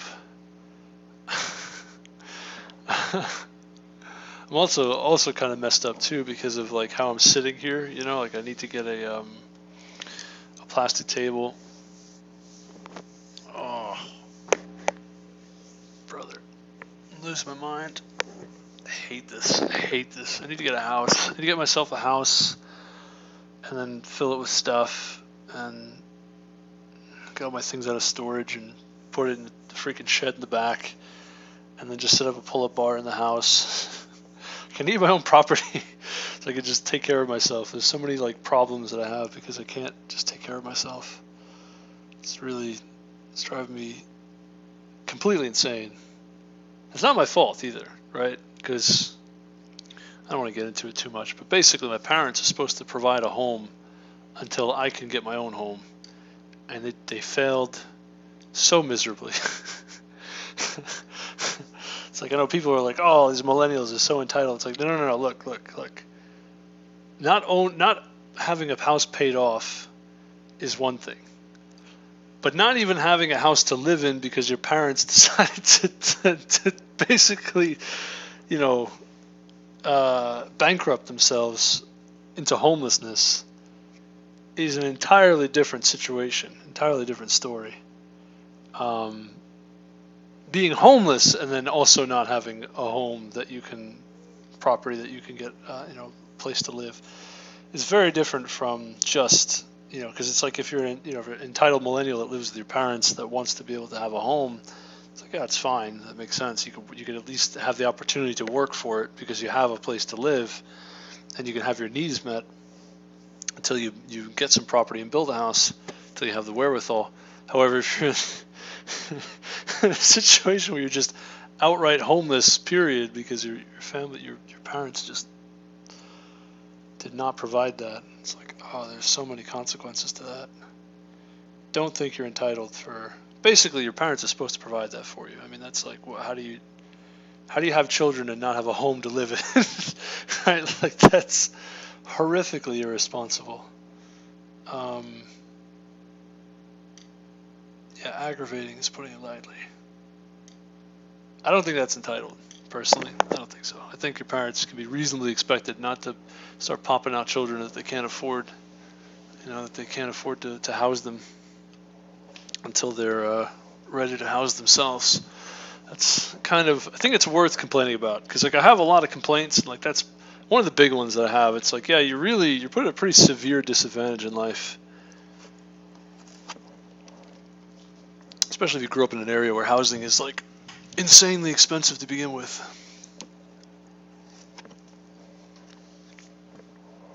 Yeah, that's aggravating. That's aggravating. Obviously, the reason I'm complaining about this is because I'm thinking that, if only I had a pull-up bar. I don't want to shell out the money to go find a place that has one, though. That's like really annoying. But actually, now that I'm complaining about it, maybe that's what I should do, because I don't know if this is good, messing around with my spine the way that I have been. Also, how I've been sitting in front of this computer can't be good for that either. You can see this left side of the body is kind of moving off to the side, screwing my back up, man. I got nothing but complaints. I have nothing but complaints. I mean, over time, these things will kind of, I'll figure these things out one step at a time. One step at a time. I guess one thing I've got to do is at some point get a table. Set up a table. I'm so annoyed too because I don't want to get too much into it, but basically I already have a bunch of stuff, but it's in storage and I can't get that stuff yet for various reasons. I don't want to go into too many details, but oh boy, I'm so annoyed. Yeah, in that case, maybe it is a good idea to just shell out some extra cash to go find a proper, place to exercise. It's disappointing. Or figure something out so I'm not like messing with my spine too much. It's really, really aggravating. Really aggravating, but anyway. So, what I want to do is segment tree is a data structure that allows answering range queries over an array effectively while still being flexible enough to allow modifying the array. This includes finding the sum of consecutive array elements or finding the minimum element in such a range in logarithmic time. Between answering such queries, the segment tree allows modifying the array by replacing one element or even change the elements of a whole subsegment. Allows modifying the array by replacing one element. Between answering such queries, the segment tree allows modifying the array by replacing one element or even change the elements of a whole subsegment, assigning all elements to any value or adding a value to all elements in the subsegment. Interesting. Right, so I didn't understand the Wikipedia segment tree explanation. However, that's probably because I have the wrong idea about segment trees. So I've got to read what this says carefully a few times and understand what a segment tree actually is. Not what I want it to be or what I would like it to think it to be or would like it to be, right? What it actually is, right? Finding the minimum element in such a range in logarithmic time. Between answering such queries, the segment tree allows modifying the array by replacing one element or even change the elements of a whole subsegment, assigning all elements to any value or adding a value to all elements in the subsegment. Okay, interesting. So you can do modifications, and you can do you can find sums. You can do interesting kind of queries over a segment tree. Okay, interesting. Finding the minimum element. All right. In general, a segment tree is a very flexible data structure, and a huge number of problems can be solved with it. Okay, there you go. Additionally, it is also possible to apply more complex operations and answer more complex queries, the advanced versions of segment trees. In particular, the segment tree can be easily generalized to larger dimensions. For instance, with a two-dimensional segment tree, you can answer some or minimum queries over some subrectangle of a given matrix, however only in log squared of n time. Okay, I think I've seen that result, but I don't know, I don't really know much about it. I'll just say I think I've seen that. One important property of segment trees is that they require only a linear amount of memory. The standard segment tree requires 4n vertices for working on an array of size n. Okay, well that's an interval tree, I think, but anyway, okay. Simplest form of a segment tree. To start easy, we consider the simplest form of a segment tree. We want to answer some queries efficiently. The formal definition of our task is we have an array, a from 0 to n minus 1, and the segment tree must be able to find the sum of elements between the indices L and R, i.e. computing the sum sum from I equals L to R of A of I, and also handle changing values of the elements in the array.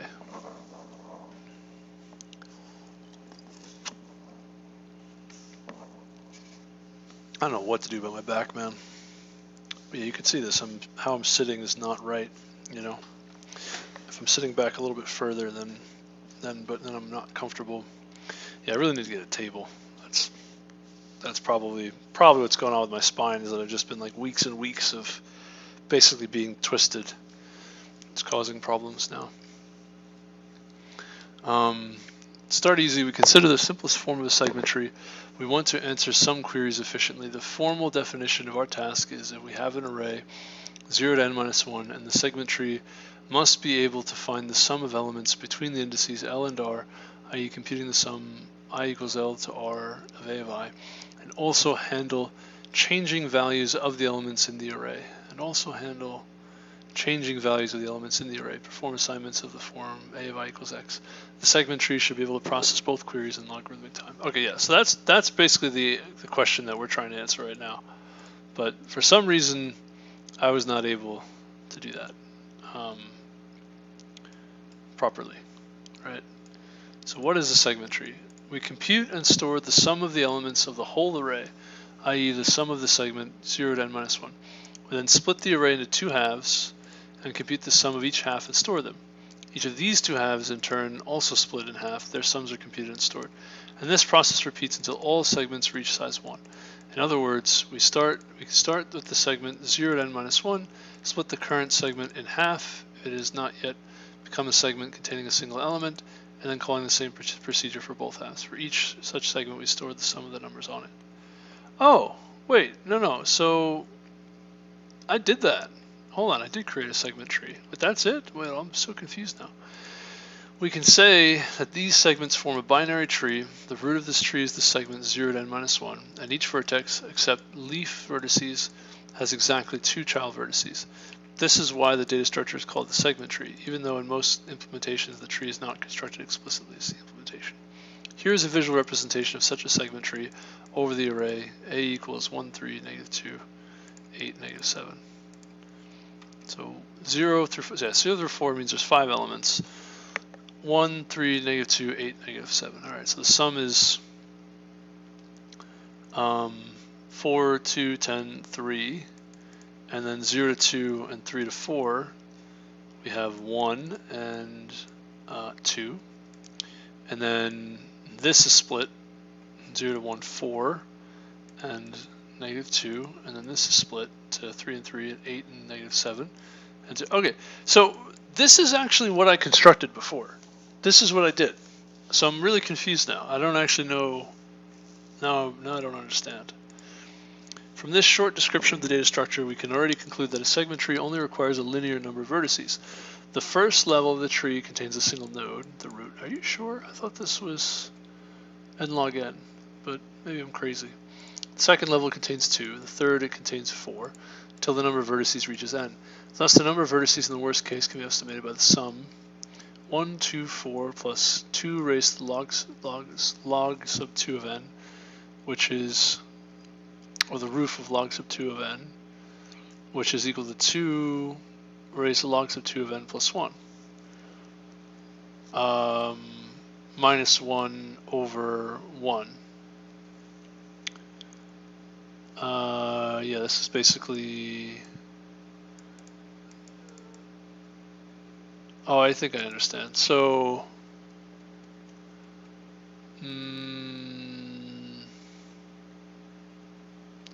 Well, if it's a full tree, right, basically, how many levels do you have is the question. And you have 1, 2, 4, etc.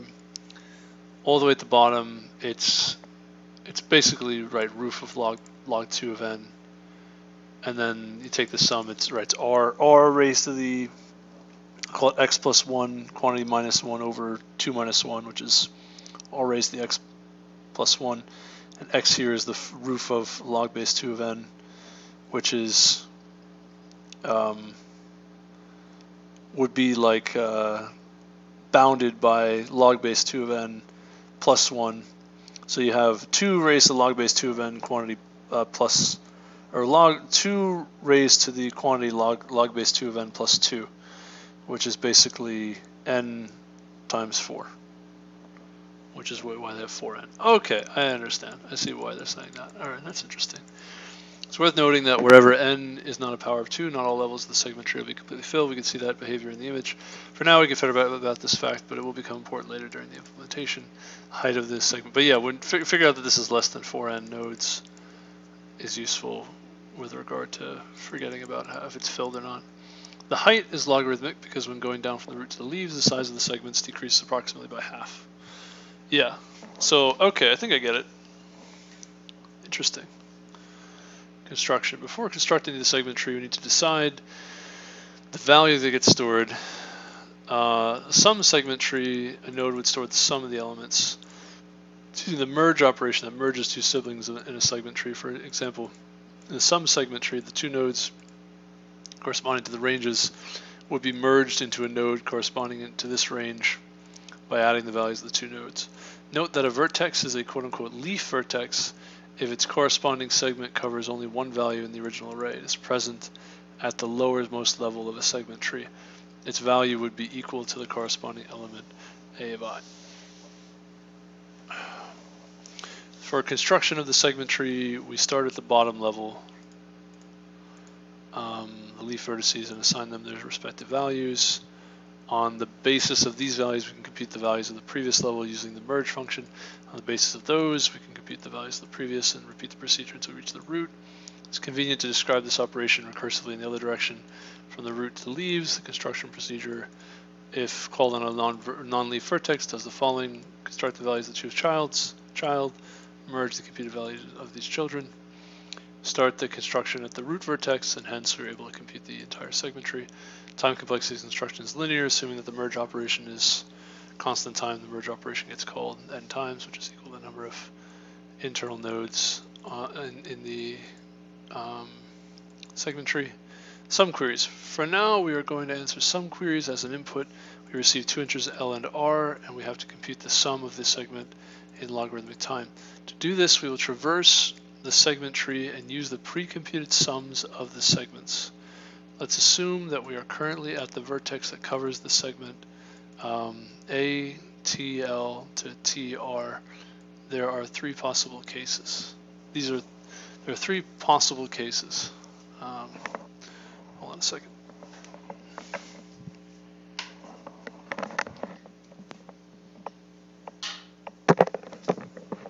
Okay. Oh.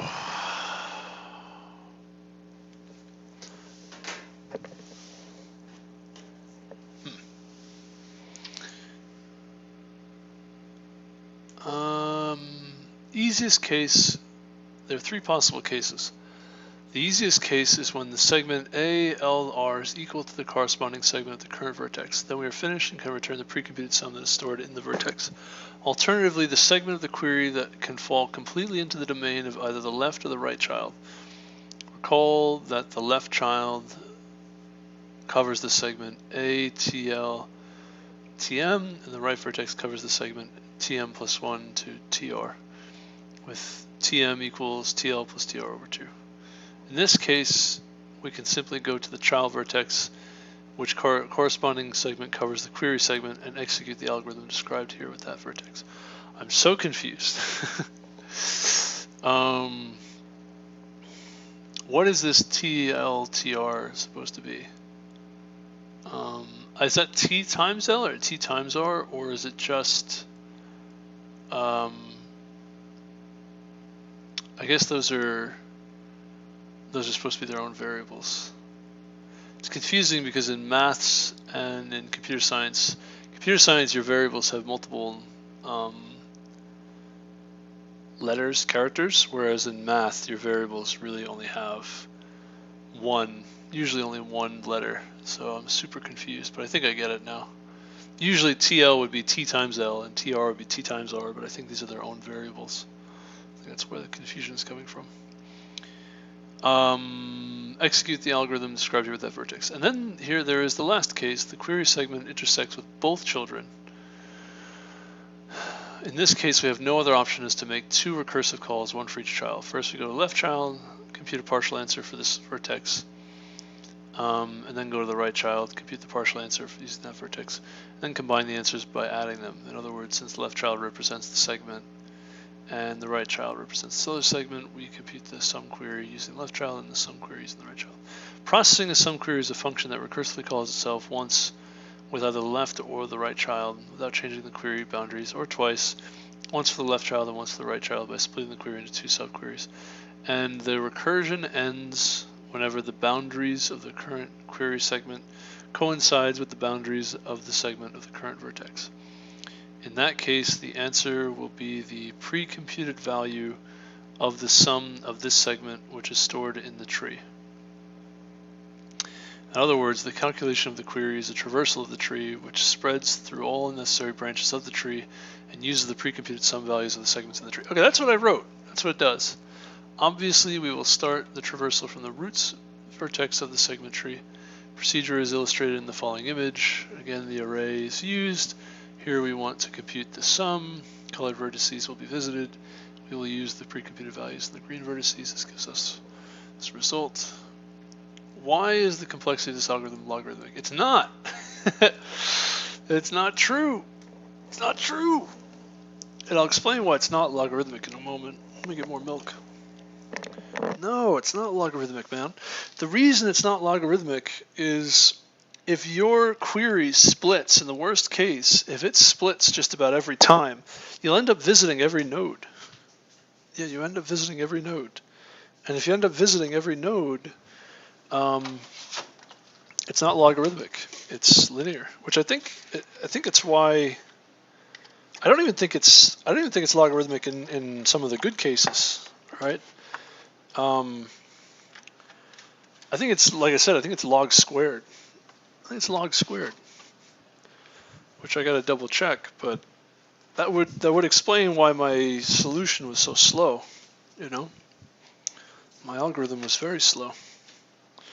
And I don't really know why it was so slow. Kind of disappointed how slow it was comparatively. Yeah, a little disappointed, you know? I'm a little disappointed.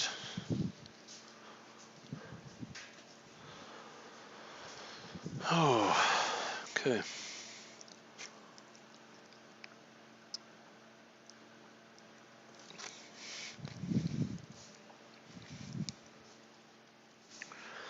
Oh, my back. Oh. Oh. Oh. Oh, man. This is going to be interesting. I don't know what to do about my back, man. I don't know. I don't know. Why is this logarithm? I don't think so. I don't think it is. Look at each level of the tree. Turns out that for each level we only visit not more than 4 vertices. And since the height of the tree is logarithmic, we receive the desired running time. Oh. I guess it is logarithmic then. Can show that this proposition at most 4 vertices each level is true by induction. The first level we only visit 1 vertex, the root vertex, less than 4. Arbitrary level, by induction hypothesis we visit at most 4 vertices. If we only visit at most 2 vertices, the next level has at most 4 vertices. And that's trivial because each vertex can only cause at most 2 recursive calls. Okay, so if we visit 3 vertices or 4 vertices, that's what we need to look at then. So let's assume that we visit 3 or 4 vertices in the current level. From those vertices, we will analyze the vertices in the middle more carefully.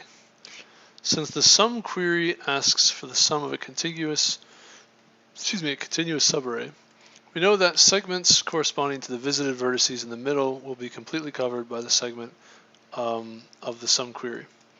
Therefore, these vertices will not make any recursive calls. So only the most left and the most right vertex will have the potential to make recursive calls. And those will only create at most 4 recursive calls. So also the next level will satisfy the assertion. We can say that one branch approaches the left boundary of the query and the second branch approaches the right one.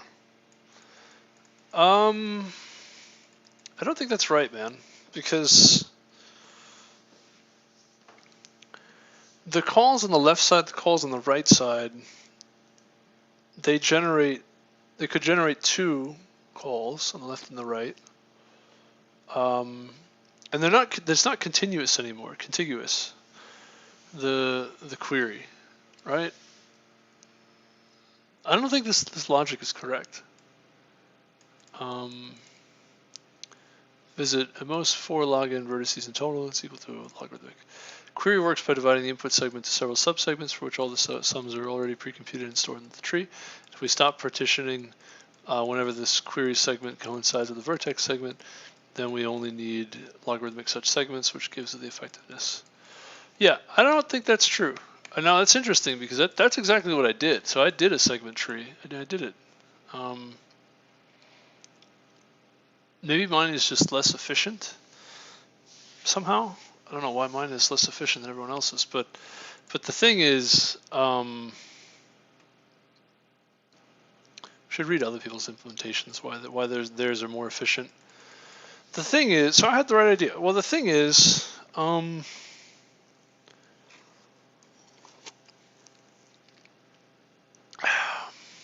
problem seems to be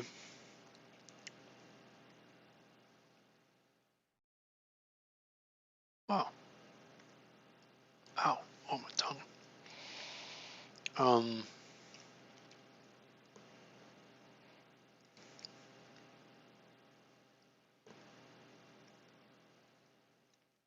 Trying to wiggle my tongue into the right spot. I eat a lot of asparagus too. That's another problem that I have. I need to switch from asparagus to figs because I need fiber. But yeah, so asparagus is causing me all kinds of problems because it's stringy and gets into my teeth, and I'm trying to move my tongue around my teeth to get the asparagus out, and I keep cutting my tongue, or hurting, not cutting, I guess cutting, slightly damaging my tongue, which is uncomfortable. That's what you just saw. But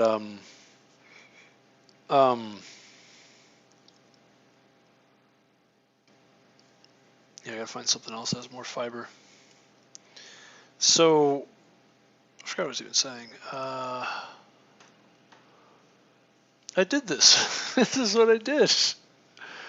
The reason no, I don't think it's correct, right? If you only have at most 4, obviously, right, if you only have 1 or 2, you'll have at most 4, but what they're suggesting is that they're contiguous queries, but that's not true, right?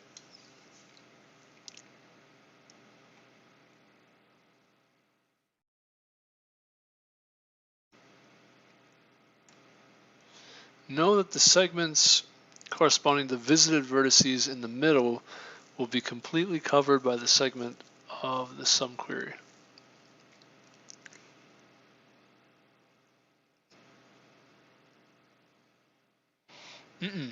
No, not true. Because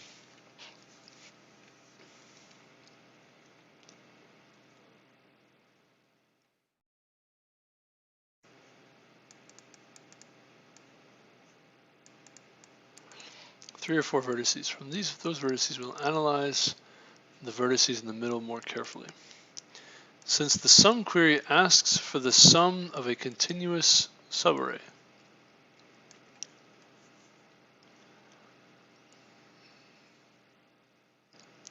we know that segments corresponding to the visited vertices in the middle will be completely covered by the segment of the sum query. Okay, that's somewhat true.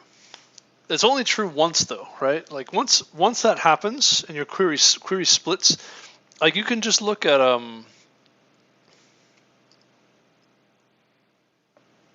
okay, when do you have 3, right? If you do half plus a fourth plus an eighth, right? You have a query that looks like that.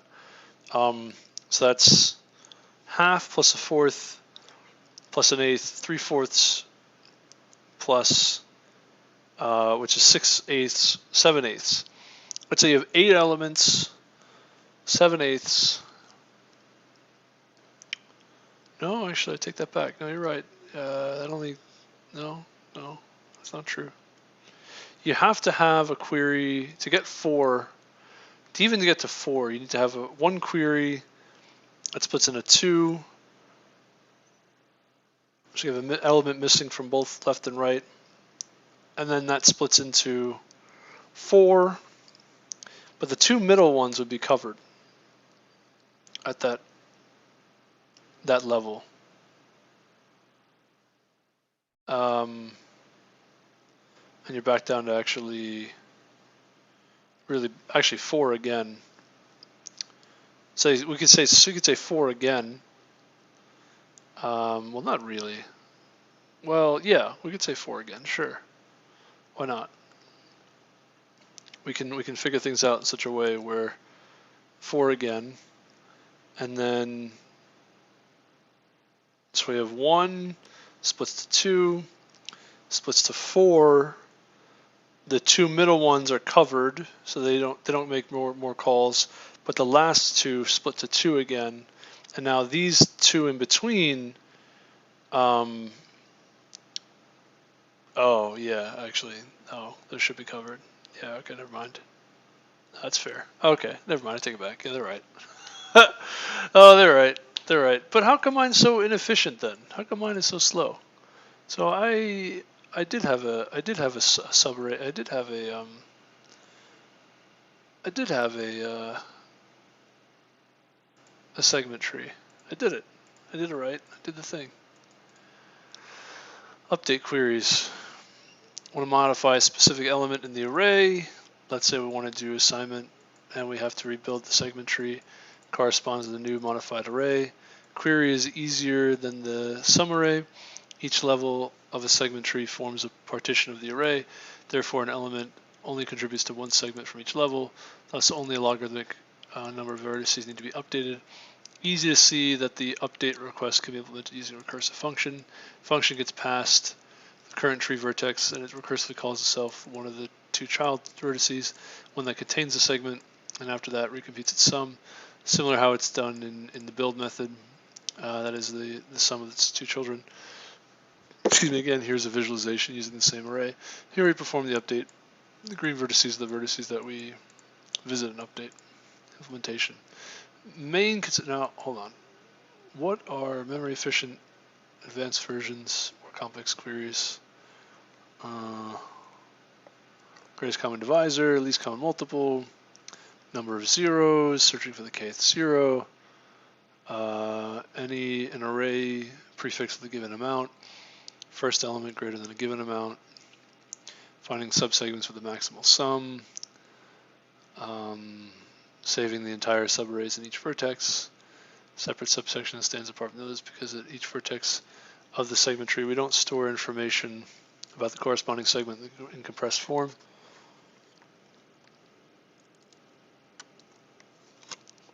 We store all elements of the segment tree. Thus the root of the segment tree will store all elements of the array. Left child vertex will store the first half, right the second half, and so on. In simplest application, we store the elements in sorted order. More complex, the elements are not stored in lists, but more advanced data structures. All these methods have the common factor that each vertex requires linear memory proportional to the length of the corresponding segment. The first natural question when considering these segment trees is about memory consumption. Intuitively, this might look like quadratic time memory, but it turns out that the complete tree will only need n log n memory. Why is this so? Quite simply because each element of the array falls into logarithmic segments, a logarithmic number of segments, right? Interesting. So in spite of the apparent extravagance of such a tree, it consumes only slightly more memory than the usual tree. Several typical applications of this data structure are described below. It is worth noting the similarity of these segment trees with 2-dimensional data structures, and the fact this is a 2D data structure with rather limited capabilities. Pretty interesting. Okay, yeah. Smallest number greater than a specific number, greater or equal to a specified number with modification queries.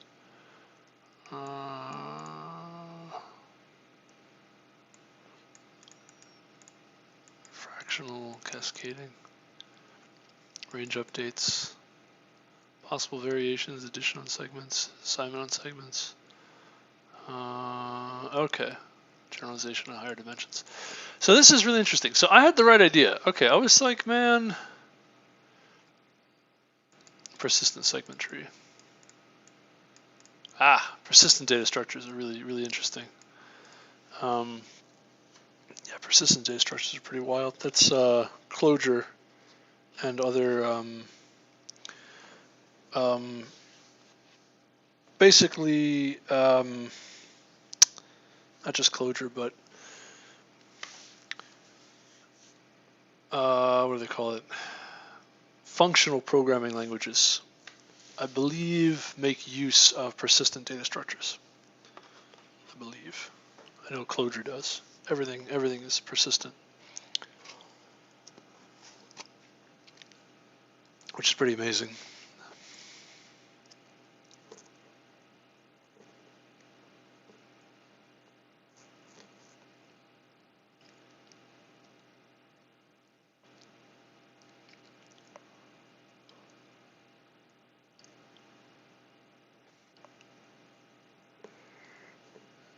And you got a whole bunch. Okay, so I had the right idea then. All right, and these are just confusing, quite frankly. Yeah. I don't know what an interval tree is. I don't know. We'll just say I don't really know. Fenwick tree. I guess it's probably related to segment trees.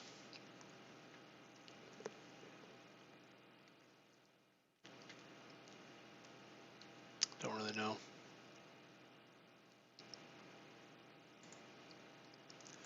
Anyway, so how come everybody else is so much faster than me then?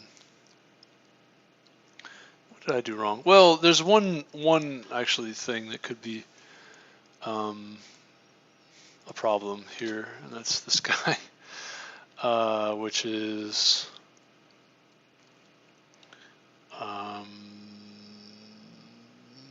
we don't store, would actually be storing even more memory, but can do an iterator.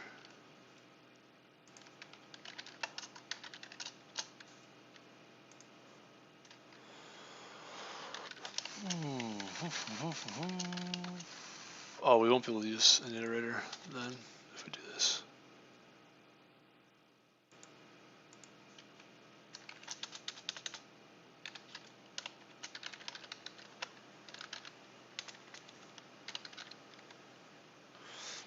Yeah.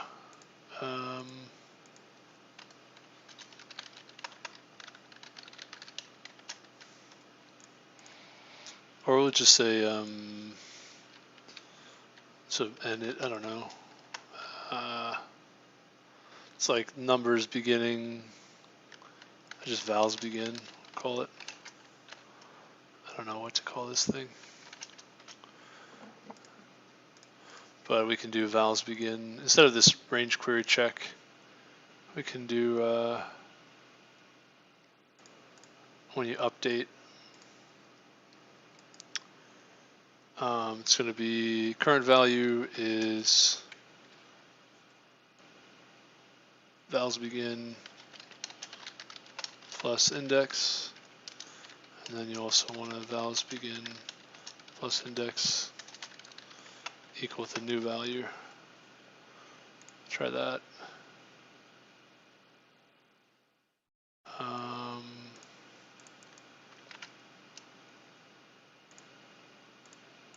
Had a bunch of test cases. I don't know what happened to them. Is that still correct? It might be. I don't know. A little bit faster. Not that much faster, but a little bit faster. Yeah. Slightly faster.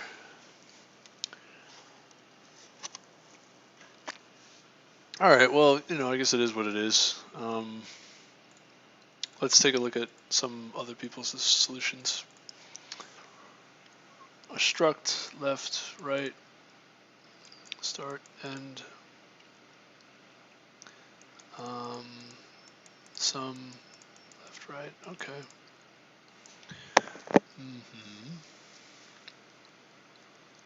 They don't have a destructor, they just have a constructor. Build a tree, nums. Where's build tree? Reference, start, end, node. Start equals end, root sum, num start,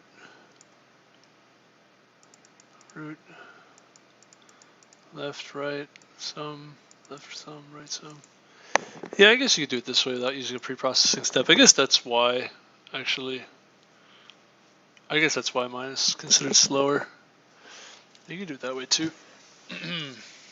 Alright, let's not use a pre-processing step then. We don't actually need it, so let's get rid of it.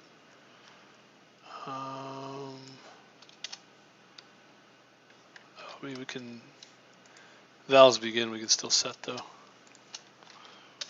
Let's do that then. Kind of tried to shove the pre-processing step in there, but it's not even necessary.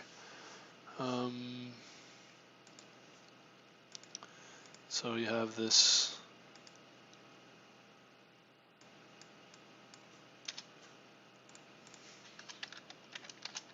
total would be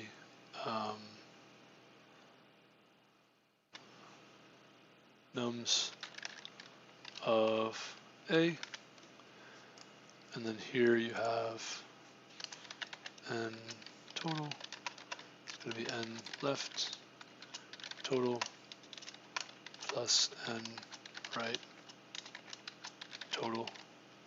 And what's interesting here is that you always get a node. Well, actually, you could do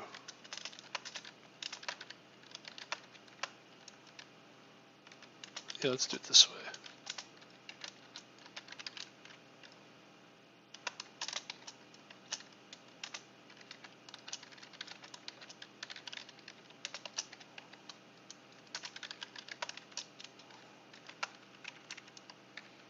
That's not true. You could get no nodes in some cases.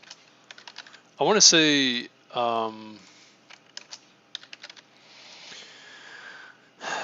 you could get like basically empty nodes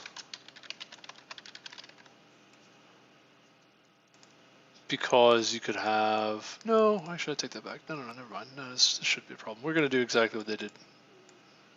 No, you're always gonna get a node. You won't get. I take that back.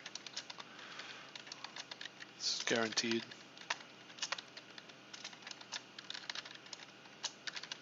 Okay, let's try this now.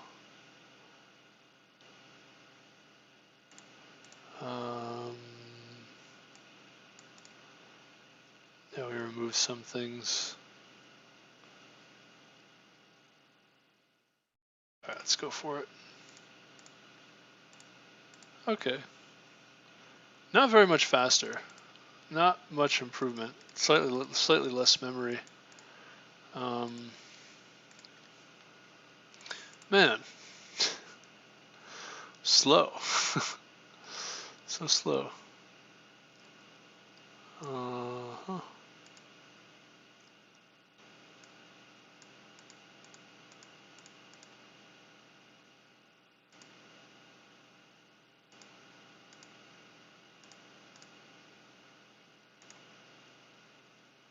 I don't know what to say. I don't know. You don't really need this sanity check, do you?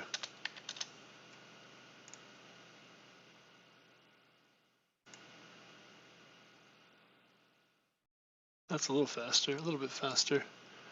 Start removing redundant parts of the code, yeah.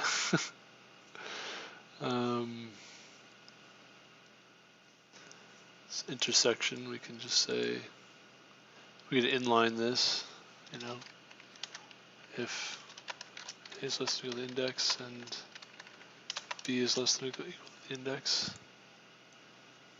right?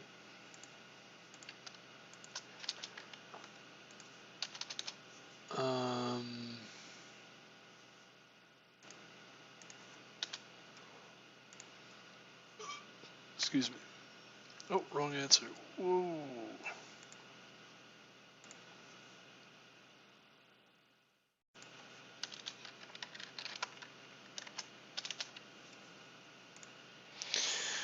Whoa.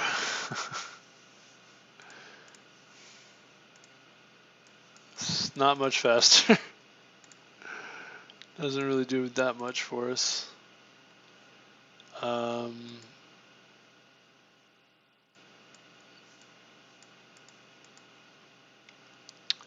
Hmm.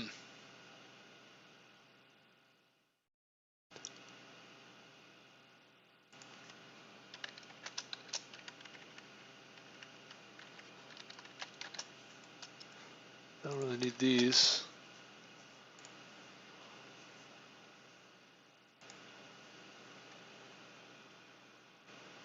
Still not much faster. Hmm.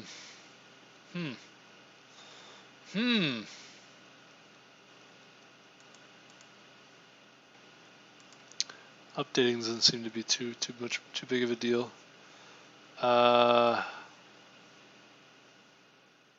This whole thing seems kind of interesting.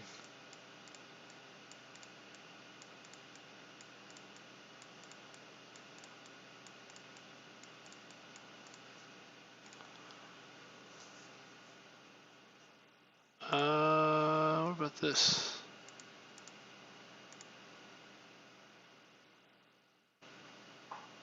Excuse me. Could maybe modify this part. All right, what do they have? Let's look what they have for their sum range. Building the tree doesn't seem too big of a deal.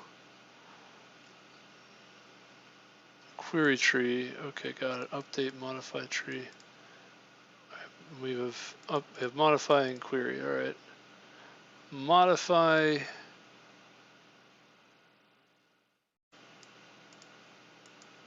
I think my modify is a little bit more concise, I guess.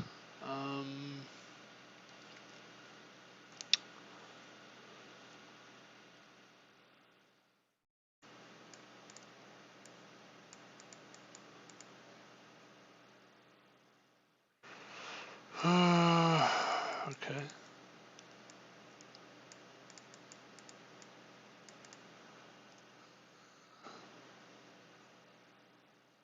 Oh, I see. Oh, that's interesting. I didn't think to do that. This actually gets the difference at the root, at the right node, and then I actually got the difference at the top and then ran a recursive routine, but this actually will get the difference and modify the nodes like all at the same time. That's kind of neat. I like that. I like that. Pretty neat. Pretty neat.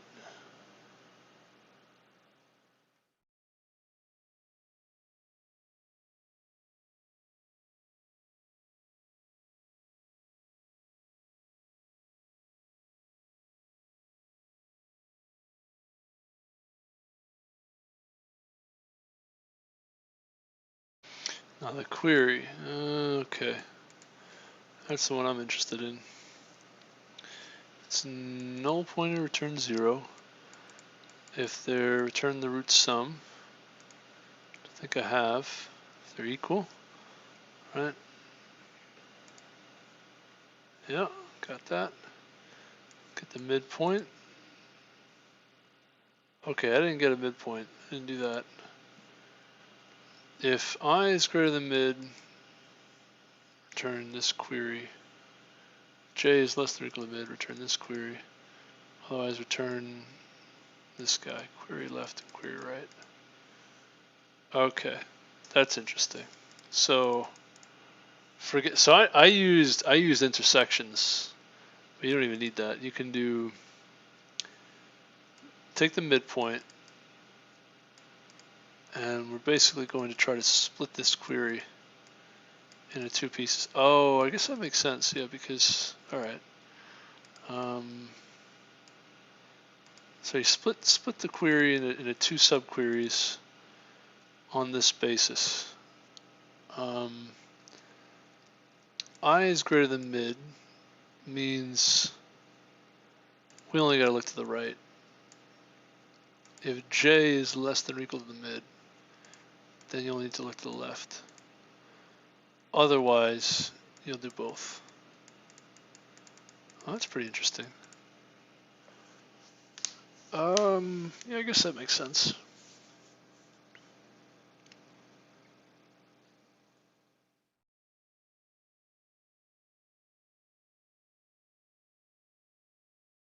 That's a really interesting way of looking at it. Yeah, I didn't really think to do it that way, but okay, let's do it that way. I like that a lot better. I like that a lot better. Very interesting.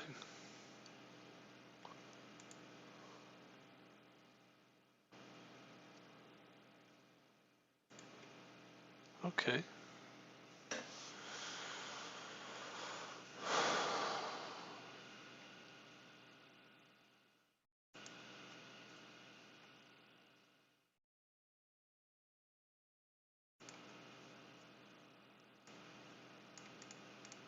Oops, I need to click that.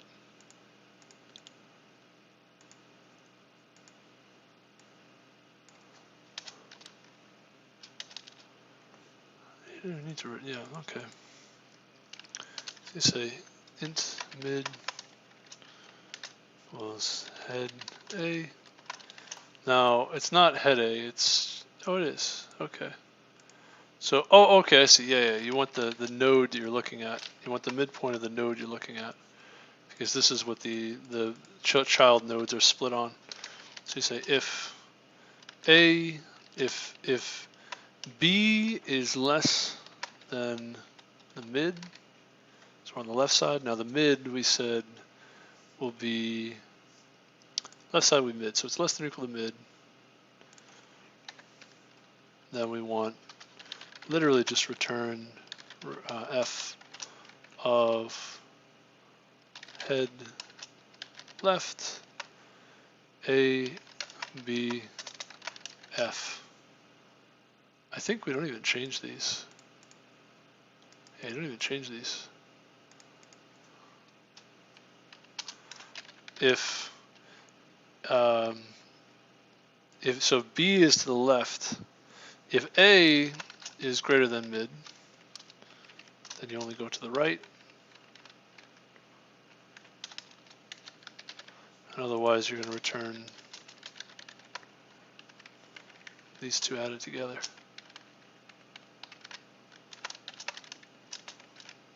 Left and right.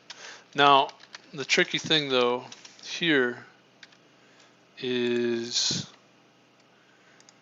this is supposed to be A to mid and mid plus 1 to B, right? I gotta split this into two pieces.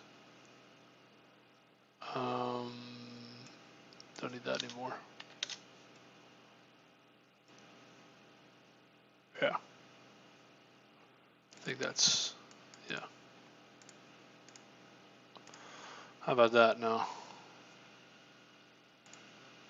Okay, that must be where the speed up is from, or where I'm missing the speed up. All right, let's go for it. See what we get. No, that's not much faster at all. How's everybody so much faster? I think the reason everyone else is faster is because they did it iteratively. They didn't do it recursively. And recursion has a lot of overhead because of the function calls. Function calls are expensive. Very interesting. Yeah, I mean we can do a breadth first search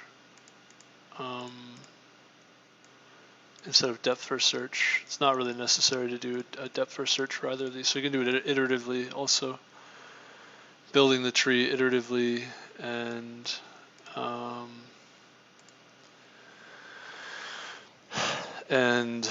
updating iteratively also.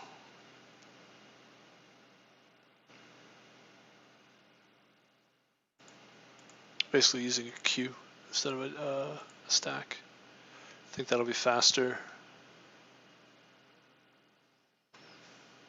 But I like doing it. I don't like doing it recursively. I think it's just simpler to understand, simpler to code. So yeah, we spent quite a bit of time on this, but I think this is worth looking at. You know, now I have like a good idea, a good sense of like what segment trees actually are, because brother, I had it right and I didn't even know it. You know, I had the segment trees right and I didn't even know it. It's annoying.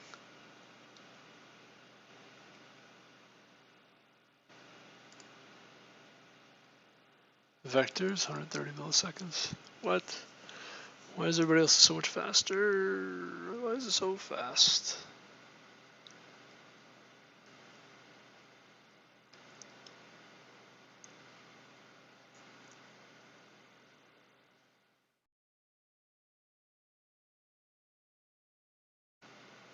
Oh, I think he did it using a vector, meaning instead of a binary tree, he added because you can implement a binary tree inside of a vector, inside of an array, and I think that's what he did here. Yeah.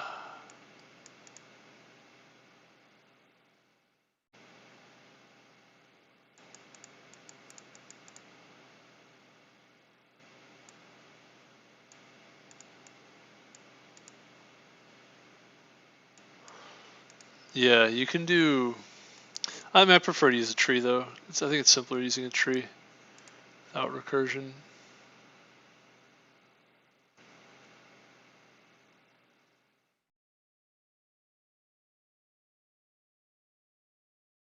I think this is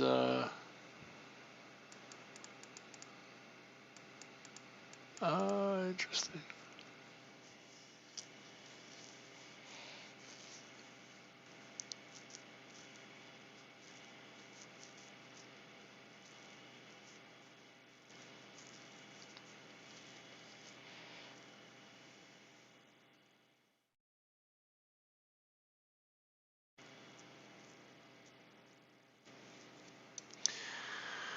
Pretty interesting. Yeah, I think you can do it with without recursion, and I guess it's a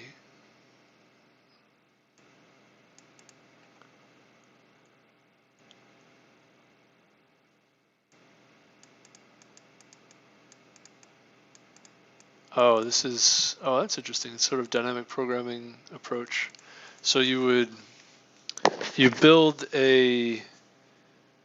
the tree in the array you build the tree in the array, and then it becomes a dynamic programming kind of solution because you know that you have the previous values in the array already, so you can actually loop all the way through, sort of left to right, to build the array or build the tree in the array.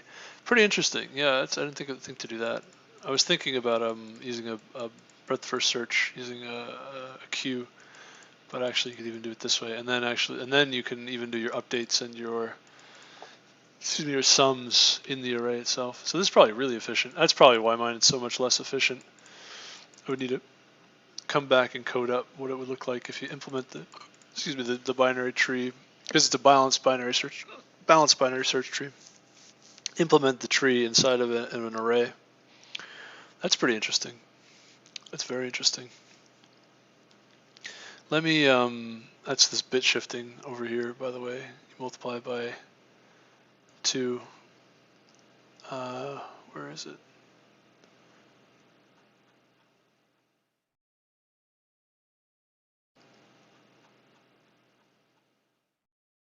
Yeah. Right, when you bit shift by 1, that's multiply by 2, and then I think the OR 1 means you multiply by 2 and this multiply by 2 and add 1, but basically.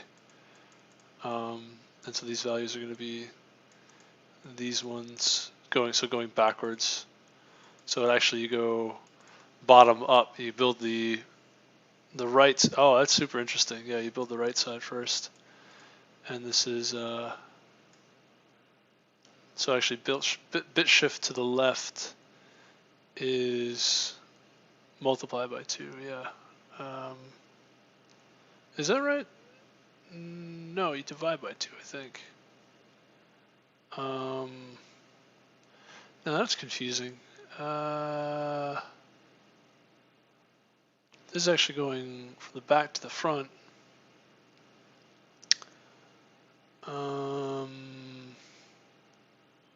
Tree's empty.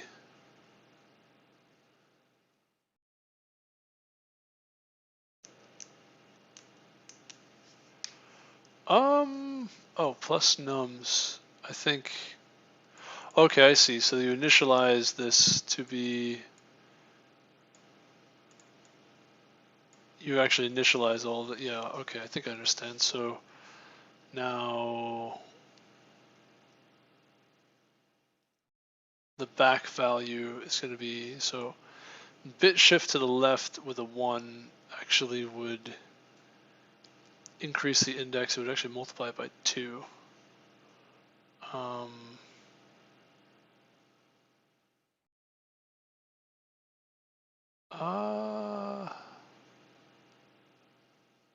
I think this actually appends. So what's interesting about this is it seems like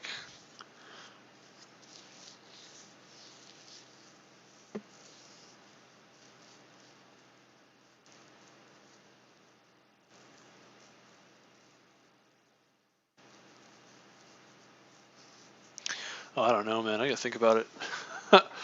Actually, I gotta think about what this solution does, how this works. This is very interesting, but I don't really fully understand it. I want to say actually it's going the other way around. This is actually appending the numbers at the end. So you have an array of numbers, and you have an array of which are the leaves, and you have an array of which actually makes sense, right? Because you have the number of internal nodes plus the number in a complete balanced binary search tree. The number of internal nodes is roughly 1 less than the number of leaves, or is bounded by the number of leaves, right? It's kind of an interesting way to see that, but basically, you have if it's full, it's full binary tree. You'd have this sum of all the levels gives you some 2 raised to the, we'll call it x plus n plus 1 minus 1, right? And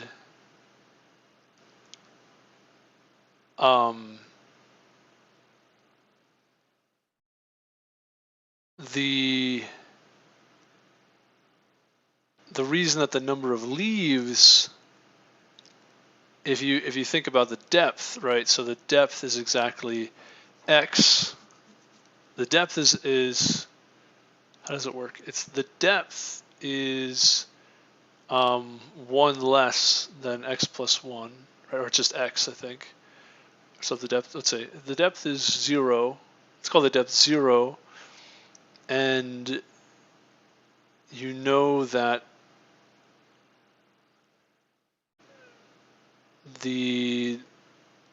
let's call the final value at the bottom x. So you have the sum from 0 to the x, which is the depth. Call that the depth. We know that the level down there's 2 raised to the x nodes there, and if we have the total sum is 2 raised to the x plus 1 minus 1, then 2 raised to the x plus 1 minus 2 raised to the x gives you 2 raised to the x minus 1.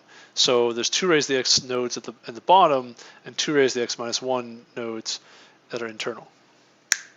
That's how you do it. So you can just basically create these 2 arrays, or create this array by doubling the leaves is enough. In fact, it's actually more than enough. It's more than you need. And then now every node, its parent is going to be now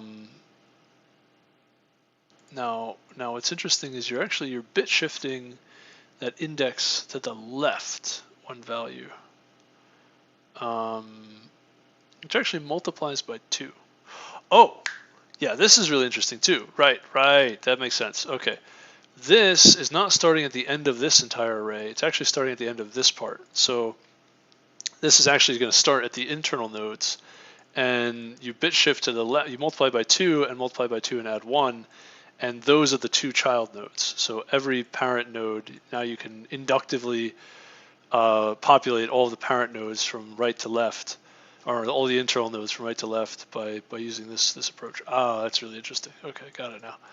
Now when you update, you're going to say, you've got this array, right? You have some I and some value. Okay, so you start with n, which is self plus I, right? Which is exactly, so this is the internal node. The self L is just basically demarcates between the end of the internal nodes and the beginning of the external nodes, or the leaf nodes rather, internal nodes and leaf nodes. And so now you say set the get the external node, we'll call it, or the whatever you want to call it, the leaf node. Set the leaf node to the value, and then say get the parent and set that to the leaf node plus, which is that that new value plus. Now I don't know what this XOR 1 n XOR 1.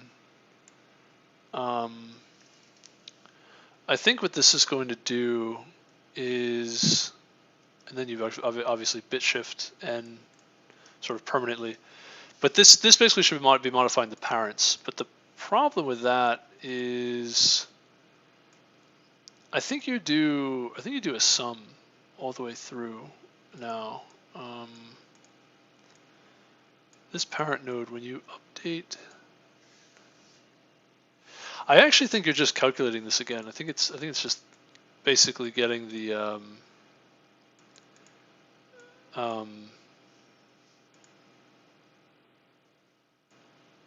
wait a minute. Yeah. Wait.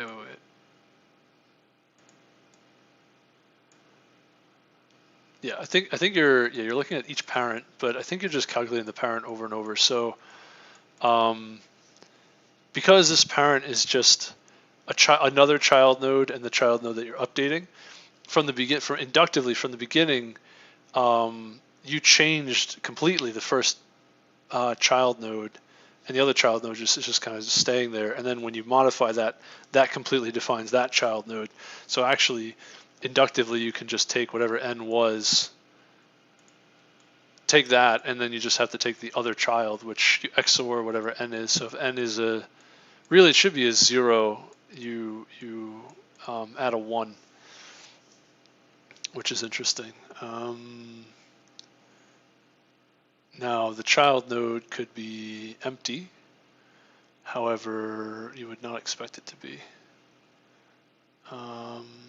Just thinking.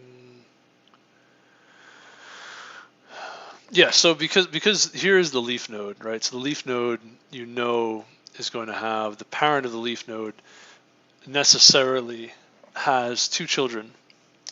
And so this is kind of interesting thing is that because the tree is complete, every leaf, every internal node has 2 child nodes, I believe. It has to. No. You could have.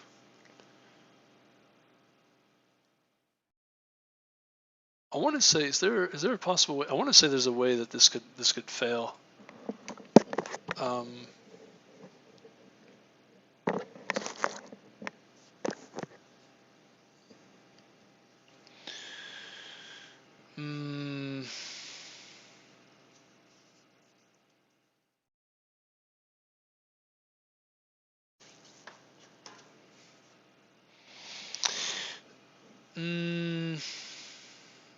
Every parent, can you guarantee that every parent has 2 children?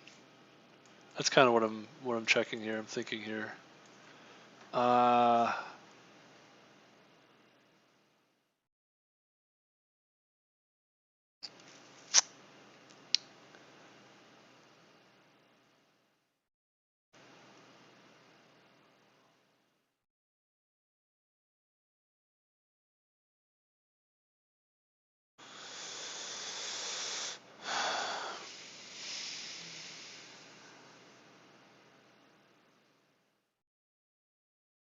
Yeah, for a segment tree, every parent has to have 2 children.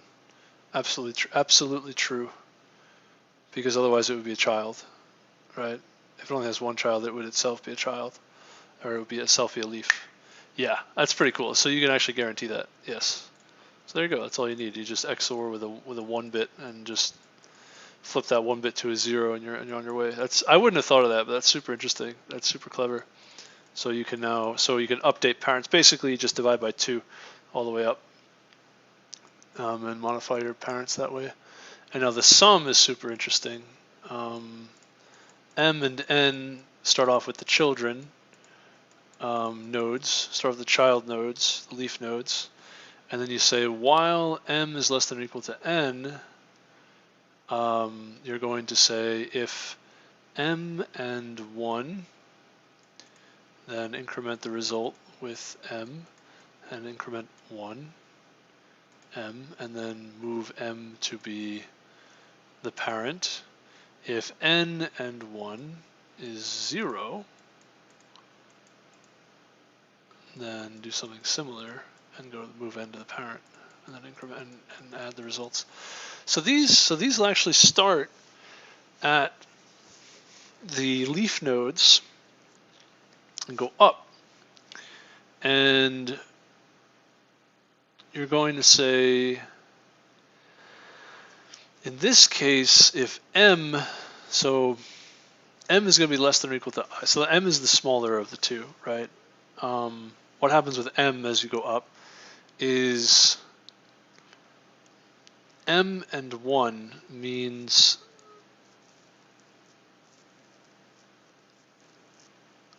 so if you're odd or even is important, because basically being odd means you're a right child, and being even means you're a left child. That's pretty much what that comes down to.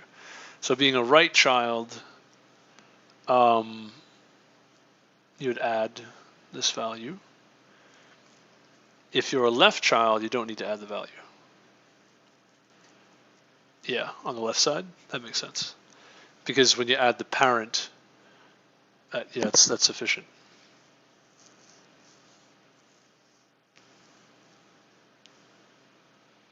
So if you're a left child, you'd want to add the parent to get both children. But then if that's a left child again, then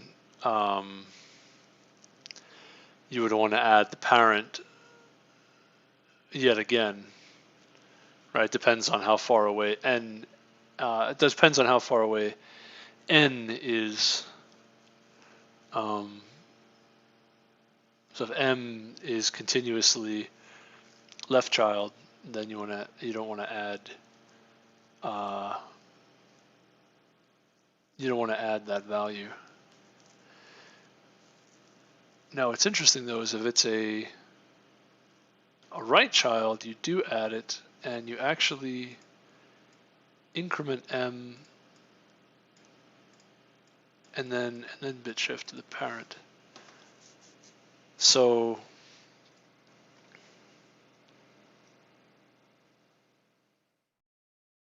that's a little weird. I wouldn't have expected that. You actually increment M to not only is it no longer the left child, but you actually are the right child. It's now a left child again, and you're going to the parent of that left child.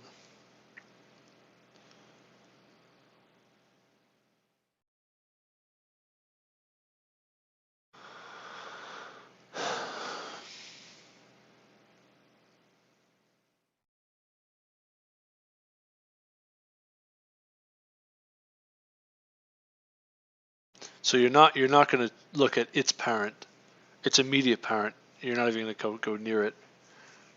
That's a little weird. I don't know. You'd be jumping laterally on the tree. I'm not sure really exactly why that would be the case. And then jumping up a level to the parent. And now if N, you do a similar thing kind of symmetrically. N is larger on the right side. If N is so if it's equal to 0, that means, so 0 means a left child, 1 means a right child. It's equal to 0, it's a left child. It's a left child. You want to do a similar thing where you add the value and then make a lateral shift closer and jump up to the next parent. Whereas if it's not, if it's a right child, you actually want to just jump up.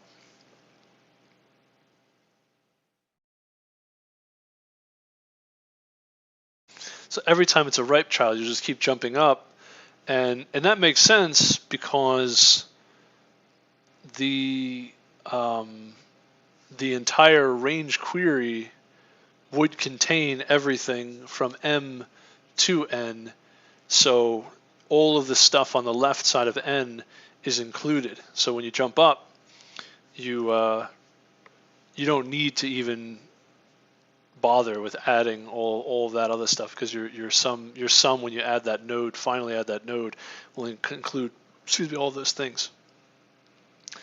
And then making that lateral shift is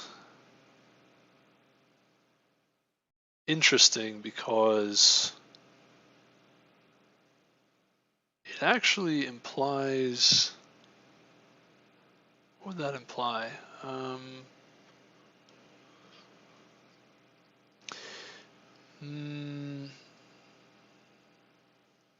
Because that parent could be again a left node.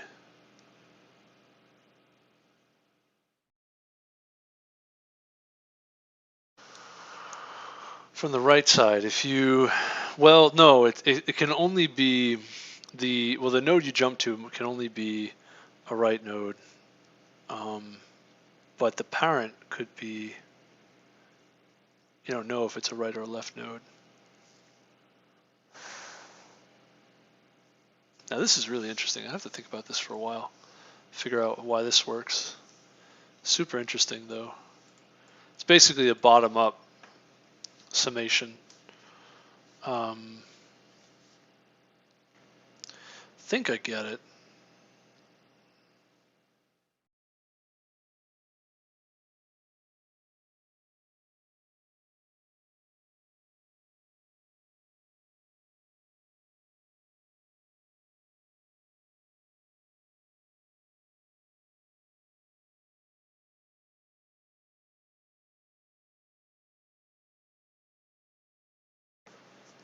I think if you're looking at a tree, it maybe makes more sense.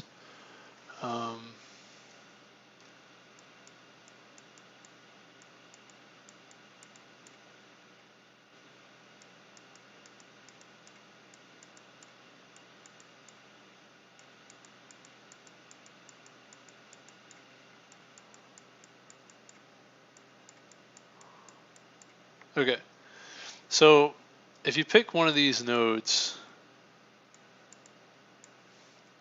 being a right node, we would add this, and then we would laterally shift and go to this parent. And being a left node, we would just jump to left node. Being a right node, we would add this, laterally shift to the parent. And then these should actually meet. I think we don't add when they're equal to each other.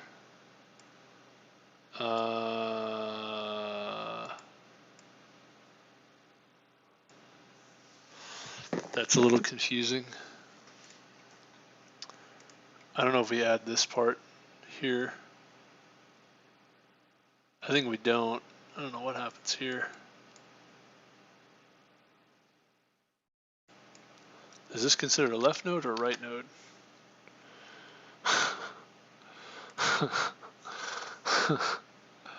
What are these? These are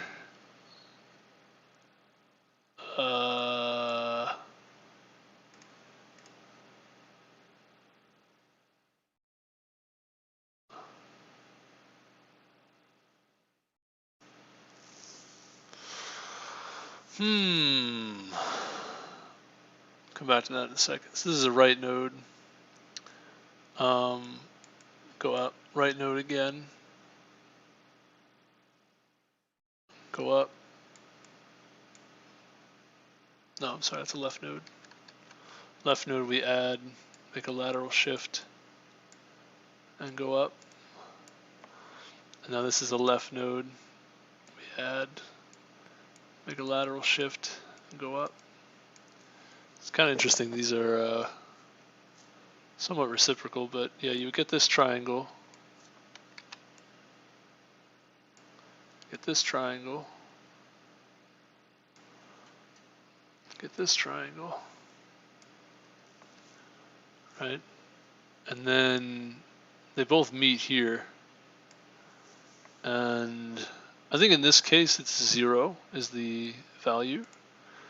I don't know if that counts as a left or a right node. You shouldn't add it, right?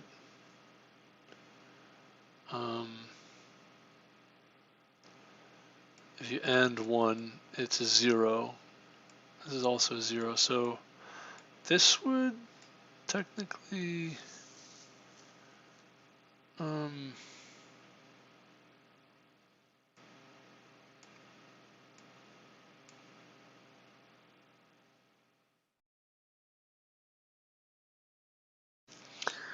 now this is really weird. Oh no, we bit shift to the right by 1. Actually, yeah, we would divide by 2 basically, which is fine. Which goes up to the parent. But what is going on? If this is a 1, you add 1, basically goes to 0, and you bit shift.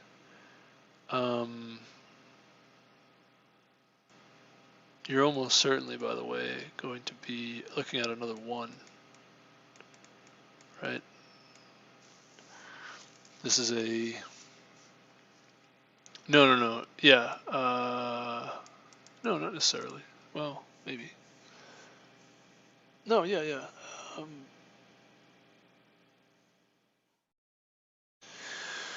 Because if you add 1, well, no, it can carry over the number, right? You add 1, and then I don't know. It could still be. It's not clear what it is, but when M and N both end up at 1, 2, 3, 1, 2, 3 hops, 1, 2, 3 hops. They're both at this number, which I think is just 0 in these cases, right? I'm pretty sure it's certain that this one just ends up being 0. How many numbers do you have? You have like 1, 2, 3, 4, 5, 6, 7, 8, 9, 10, 11, 12, 13, 14, 15, 16. So you have 16 numbers.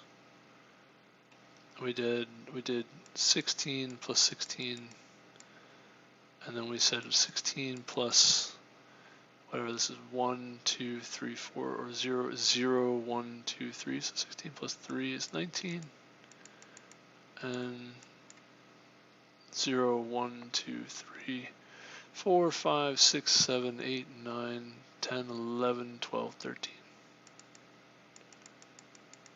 29. Okay, so you've got 29 and 19. So, this 19 goes to 20, which goes to 10. And then 10 goes to 5. First hop, second hop. That goes to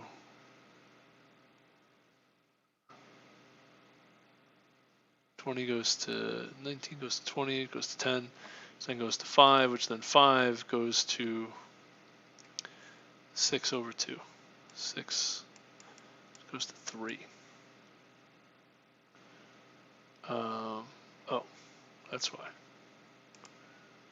Goes to 3. That's the wrong parent. Wrong about this. Missing some parents in between here. Goes to 3. There we go. Said if it's a right node, jump to the parent. Add it and jump to the parent. So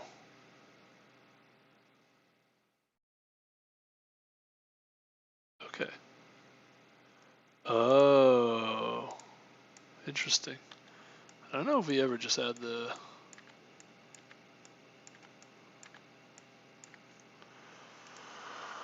Okay.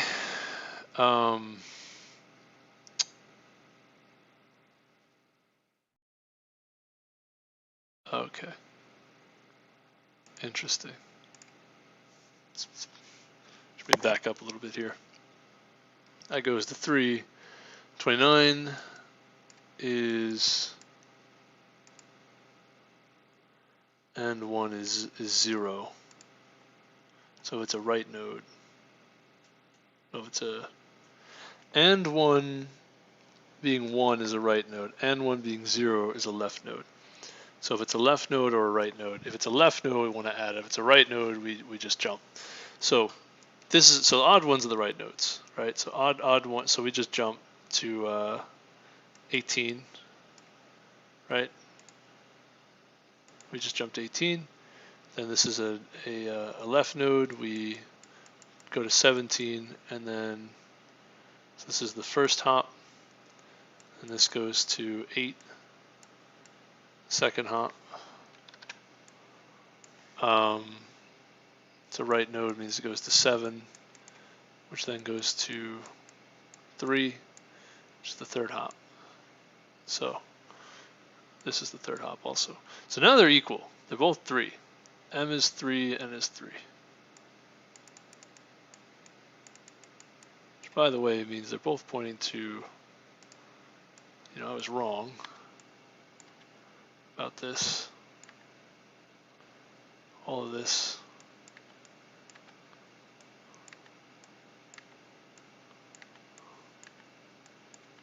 It's great. It's good. It's good to be horrifically wrong.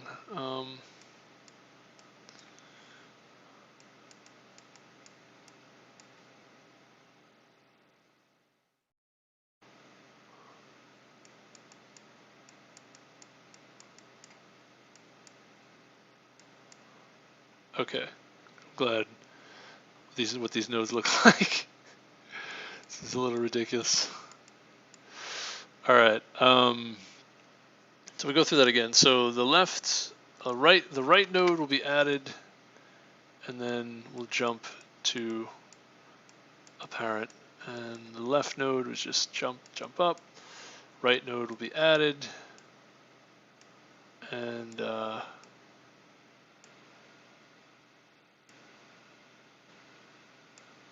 then jump over to the parent. So this is the first 1, 2, and this is the third hop. Okay. Well, really it's 1, 2, 3. And on the other side, the right node is not added. The left node, no. The left node is one that gets added. So right node goes up, that's 1. Right node goes up again, that's 2. And this is a left node. Now, see, that's the question I have. Why does this not get added? Is this supposed to get added? No, this is this is a left node now. Right nodes don't get added. Equals 0 means the left node. Yeah. But now this is a left node. So it gets added. It gets added. Man.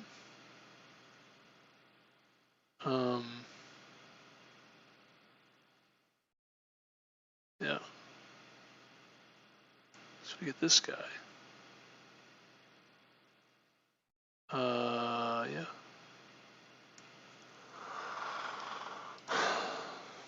And then now we go up. And now they're equal.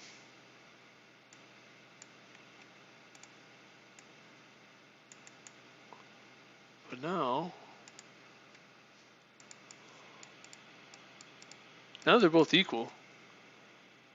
And we say, okay, if M and 1, which it's a right node, which it is, we add it.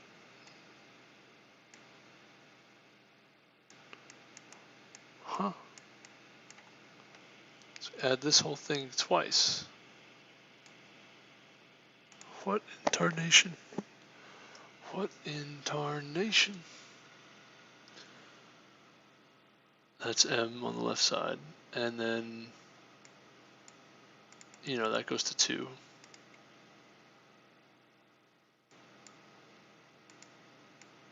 Oh, I'm sorry. No, wait, I'm so confused.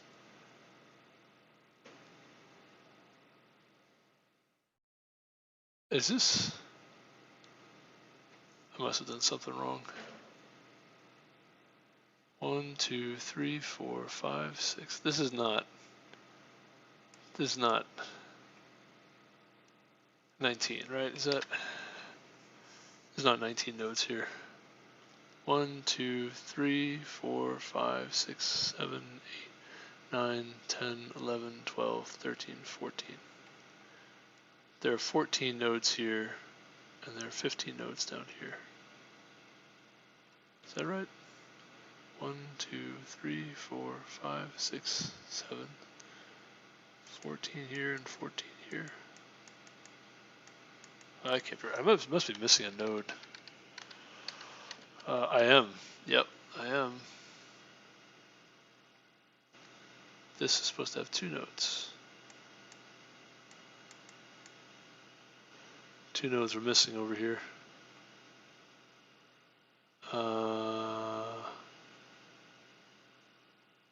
Okay.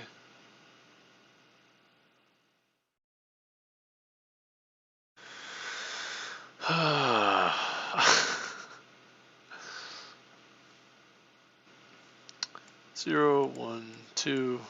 This is totally wrong, this picture. 3, 4, 5, 6, 7, 8, 9, 10, 11, 12, 13. 3 is actually here, by the way. 14, 15, 16, 17, 18, 19 is this one. 20, 21, 22, 23, 24, 25, 26, 27, 28, 29, 30. And this is also wrong, right? Because it's oh man.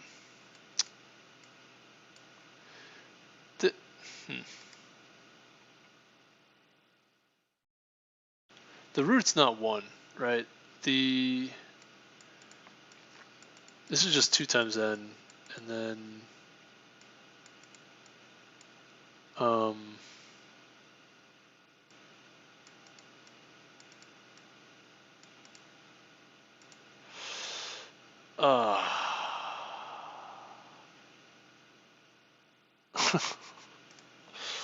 if you have 16 for a nums, if nums is 16, then you have an array of 32.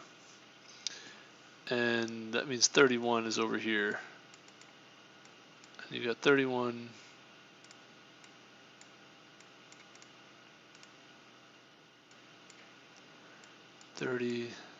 Oh, let's just do 16 of these. 1, 2, 3, 4, 5, 6, 7, 8, 9, 10.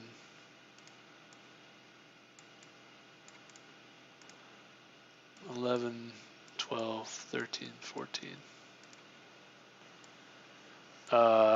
We still need 2 more. So we're going to put 6 here. 1, 2, 3, 4, 5, 6. 1, 2, 3, 4, 5, 6, 7, 8, 9, 10, 11, 12, 13, 14, 15, 16. Okay. All right. Now, we each of these assign a position. And each of these assign a position. Each of those. Each of those. And we get 29, 30, 29 is here. And 19 is 1, 2, 3, 4, 5, 6, 7, 8, 9, 10. should be 19. 20, 21, 22, 23, 24, 25, 26, 27, 28, 29. Okay. All right. Now if we go back to our rules, the right side, on the left, M is M, on the right is N.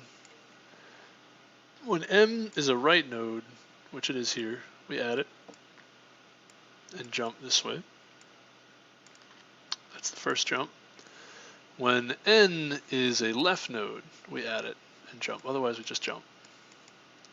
So if it's a right node, we just jump. And this is going to be to 10. And this is going to be to 18. Or, what's that, 15, 14? 14, right?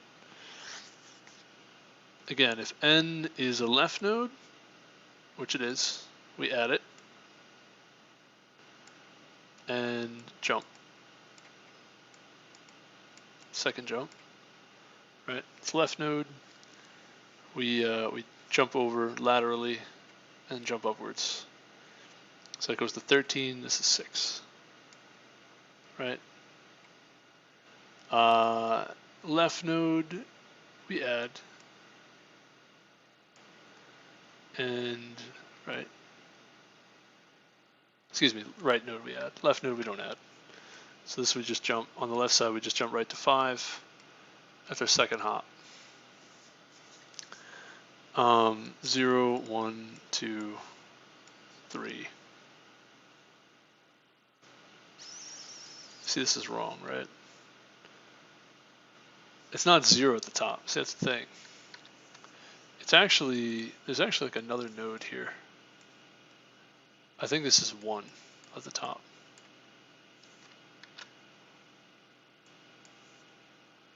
That's what's super confusing.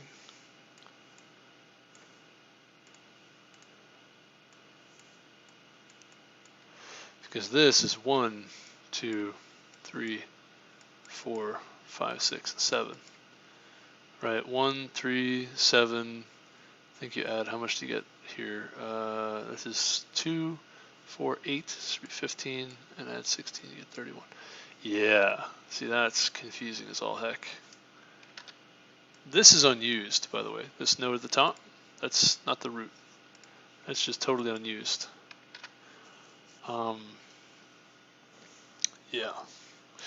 Yeah, that's why, well, anyway.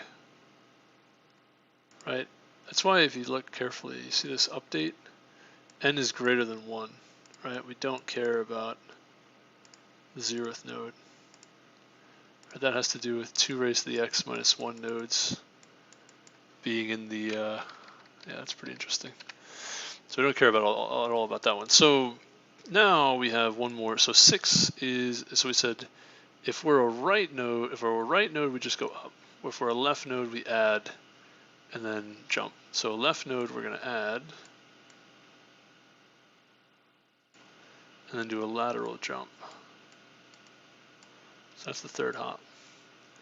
This guy is a right node. We said right nodes we want to add and do the right node. Do we do a hop? I don't know if we do. Right now, yeah, when we add, we do a lateral hop again and jump up. And now we're 3. And now we've crossed as expected. And now we're done. Right? And so we've added these 4 nodes, these critical nodes, as desired. And that gives us the range query. Now, how in the Sam Hill are we going to, how am I supposed to know that this works? That is astounding. That's amazing. That's nothing short of amazing. But I think the reason is it has something to do with, like, think about what each node represents and what each parent represents. It represents these different sums. Basically, if you're on the left side and you're adding part of that range, then you would have to, when you jump, you don't just jump to the parent because this parent includes the range you just added. You've got to jump to the right side to go to a parent that doesn't include what you just added. And obviously at every step you're going to jump to a parent. So if you're on a right node, it makes sense that you would add that node and then jump to a. You're basically shaving off the left and right sides as you go, trying to find which interior nodes you should add until they meet, and then you add that node. That means that you just add it once. Really, they actually probably should never meet these values, by the way. Like if they meet at a parent node, that probably if they met at a parent node, that's because basically it was all the way on the right side and all the way on the left side, all the way up, and then they met, and then you added one of those. Only one of these would get added once they meet, because it's either a left or a right child. Yeah. Pretty interesting. Yeah, so they really should never meet, but if they do meet, that's why that handles that case. And then yeah, you're pretty much, if you're adding stuff, it's because you're on the left side, you're going to add this range, and then you got to jump to a parent that doesn't include it. It's got to be a parent on the right side. It's basically it has to be a parent, and then it has to be a parent that doesn't include the range you just added, and same thing on the other side, symmetric side. So that's why this is set up that way. It's the left or the right child, and then you do a lateral jump.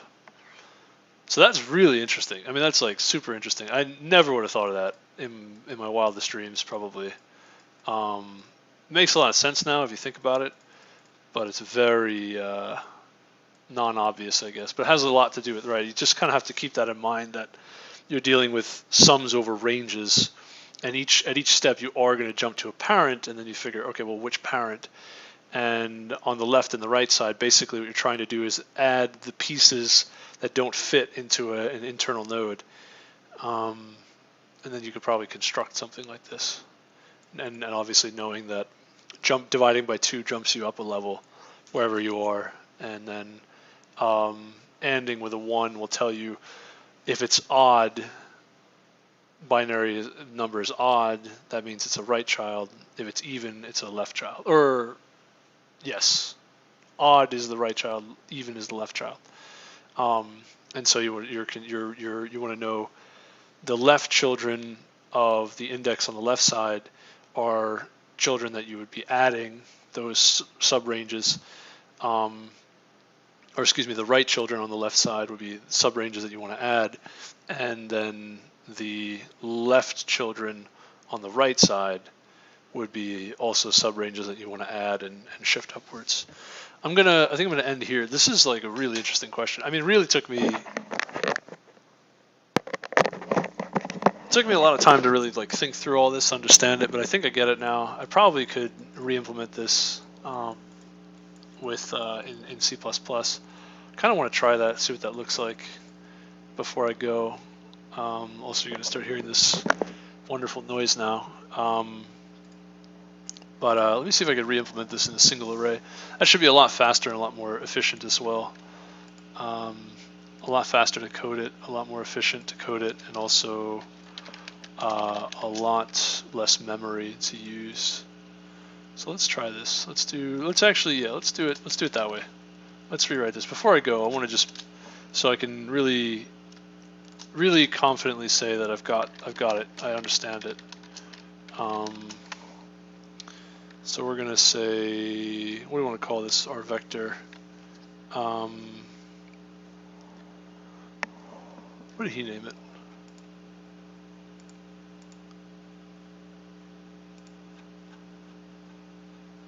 He named it tree. Okay, tree. We can also call ours tree. I think that's a good idea. So vector tree, and we have int internal, or yeah, internal, and we're going to say internal equals nums.size, right? Or external. Let's do it that way.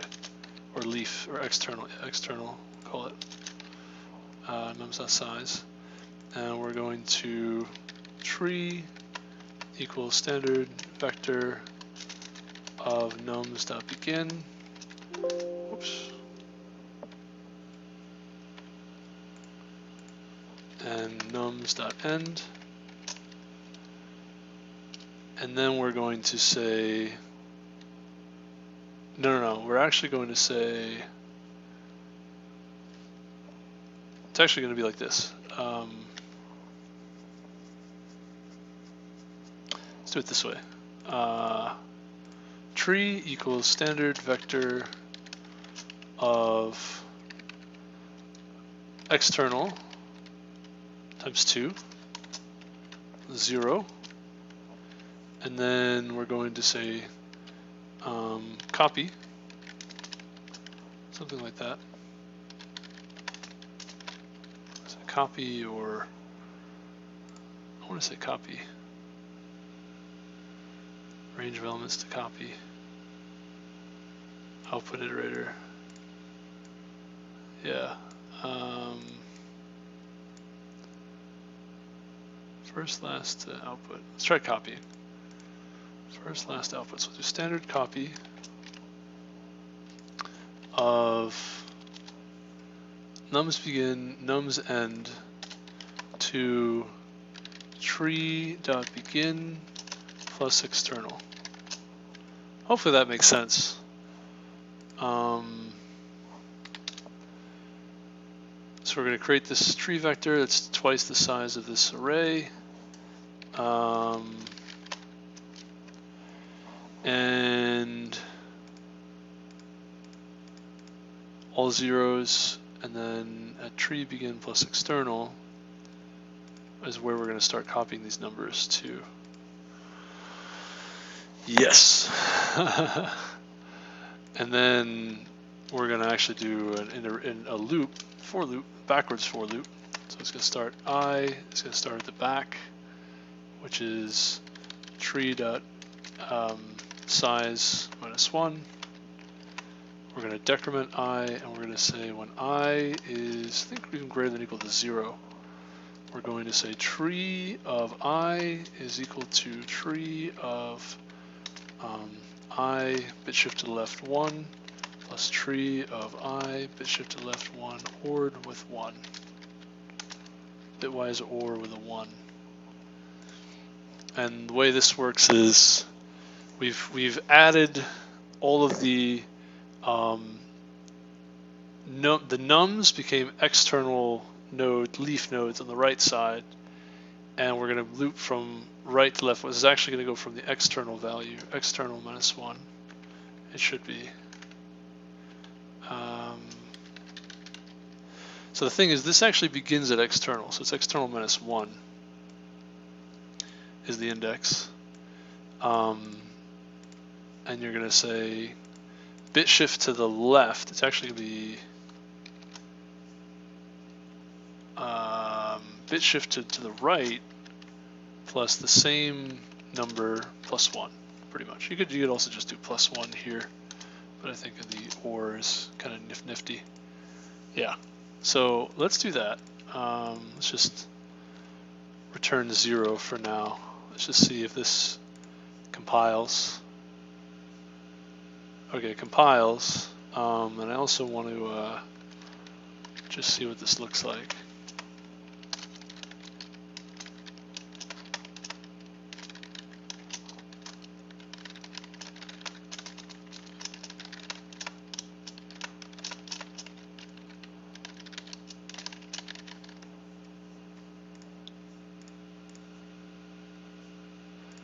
Zero 0 1 3 5. Okay, that's kind of interesting.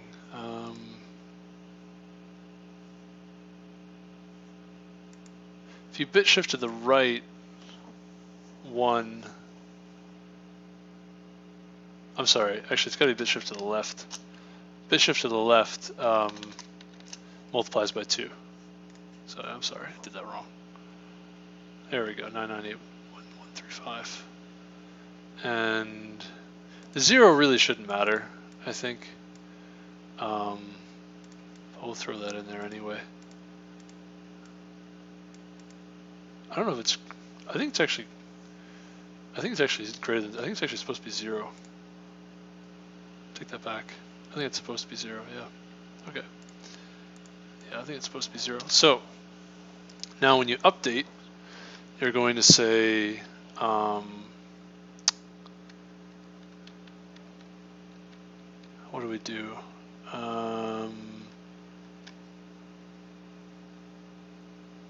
you want to get that new value at the index? Yeah, we can do int, let's just call it x, is going to be external plus value, int, or index rather.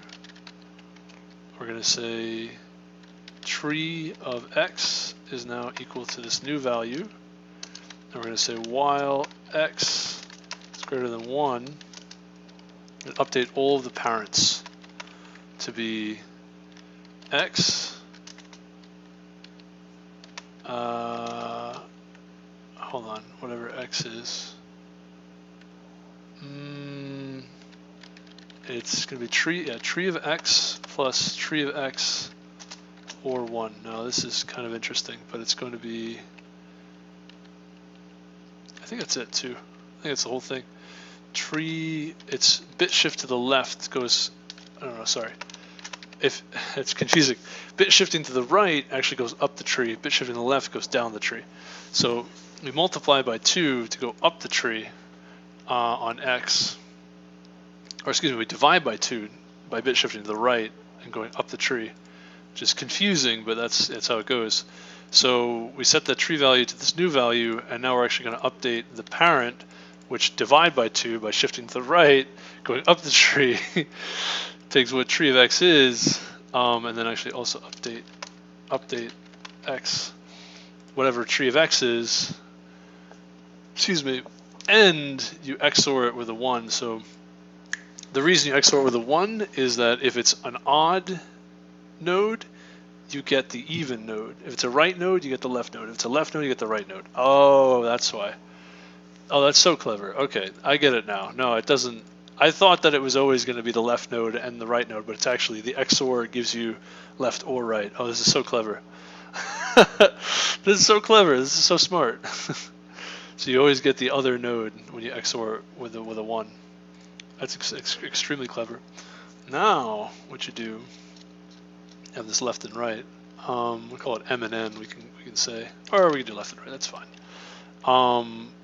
You're going to, it's a while loop. While left is less than or equal to right, you're going to do some interesting things. Now, oh yeah, well you do use M and N. Yeah, int M is going to be external plus left, and N is going to be external plus right, and then you end up using M and N, and it'll be M less than or equal to N, and you say if M and 1, if it's a, so that's the left side of the tree. If it's a right node, then we want to add decrement M and add our value at the end, total, increment our total by the value at M. So we're going to incorporate that part of the tree and shift up a parent, right? Bit shift to the left, no, bit shift to the right by 1 makes M smaller, which then bit shift to the left 1 makes M smaller, which pushes it up the tree. And then we say similarly, if N is N1, if that's the other side, so N is on the right side, if M is a left subtree, which means it's 0, it's a left subtree when you end it with a 1, that means you're going to do the reciprocal operations, which is actually the plus M, by the way, plus M to push it on over to a lateral shift to a different what do you call that? A different subsegment that doesn't at all include the one that we just added. And similarly here, you're going to shift this to a different subsegment when you add it. And this should give us the right answer. This give us what we're looking for. And then return at the end the total. So how about that? Now that is so much cleaner than what I had before. That's the wrong answer. And we get the wrong answer. 10, 9, 10. We should have got 9, 8, 9. Oh no.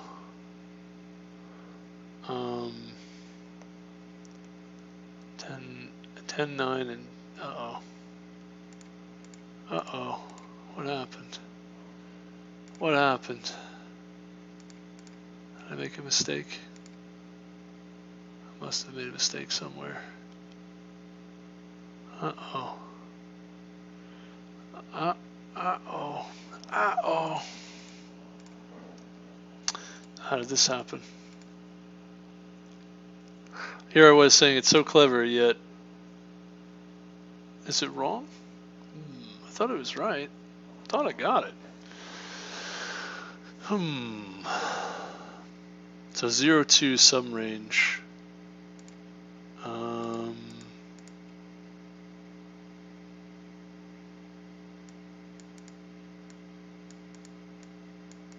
So external and external plus 2. We would say let's actually print that tree. Let's do that.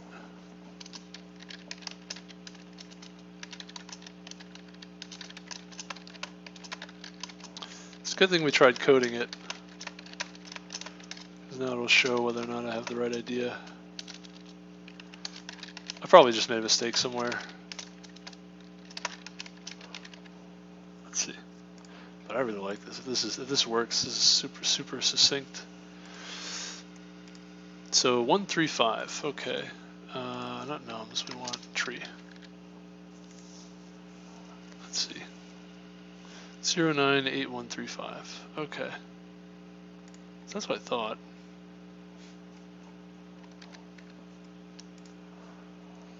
Zero, 9, 8, 1, 3, 5.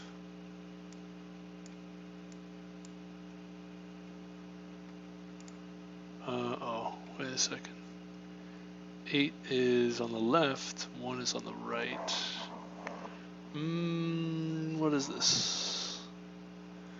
8, 1, 3, 5. 1, 3, 5 is sort of like this. And parents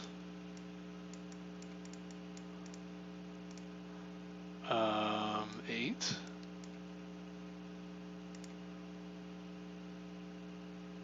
and 9. Okay, interesting. So something like this. So 0, 1,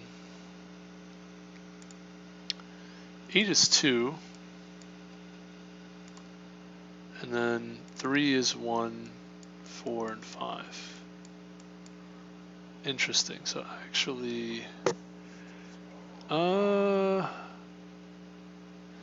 this is more like here. So yeah, this is a little bit messed up.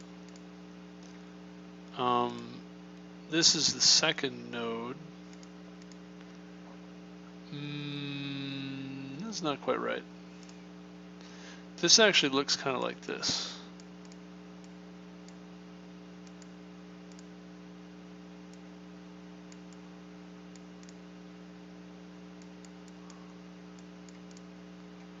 Which is not correct, I think.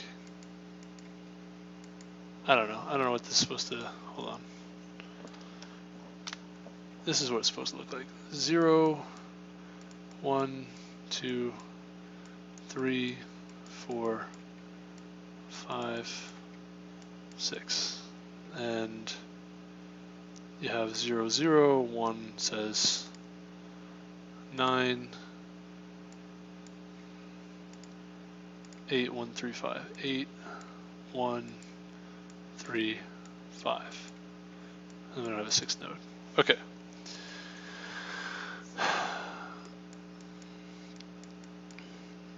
something like this. Now this is wrong, right? These children should be for 8, and these children should be for 9. So that's probably what's wrong. So I think I built my tree incorrectly then. So it's supposed to be 0, 0, 0, 1, 3, 5. And you would say divide by 2 to give you the parent. 0, 1, 2, 3, 4, 5. Yeah. Or multiply by 2. So we said we'll start at external minus 1, which is here. So there's 3. So here, 2. It's going to be 4 and 5. Those are the children. Yeah, which is 8. That's fine. And then, right, left child is even, right child is odd. And then here, the next one, we say this child 8 and 3. So 8 and 1, or 2 and 3. These two children is 9, and then that's it. So we say first node 0, 0. 1 is the left child, which is 9. Oh, no. This first child is always at the top, is 9. And now it has a left child and a right child. Child 8, right child 1, 2, 3, and then there's 4 and 5 are these children. Okay, that makes sense. And this is 3 and 5. Okay, that's fine. That's what the structure should look like. That's perfectly fine. Now, where are the errors?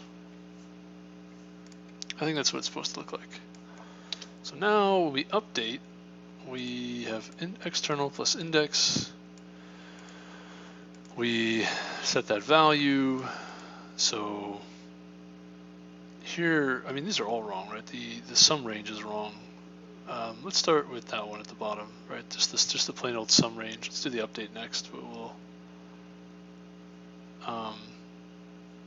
try the sum range.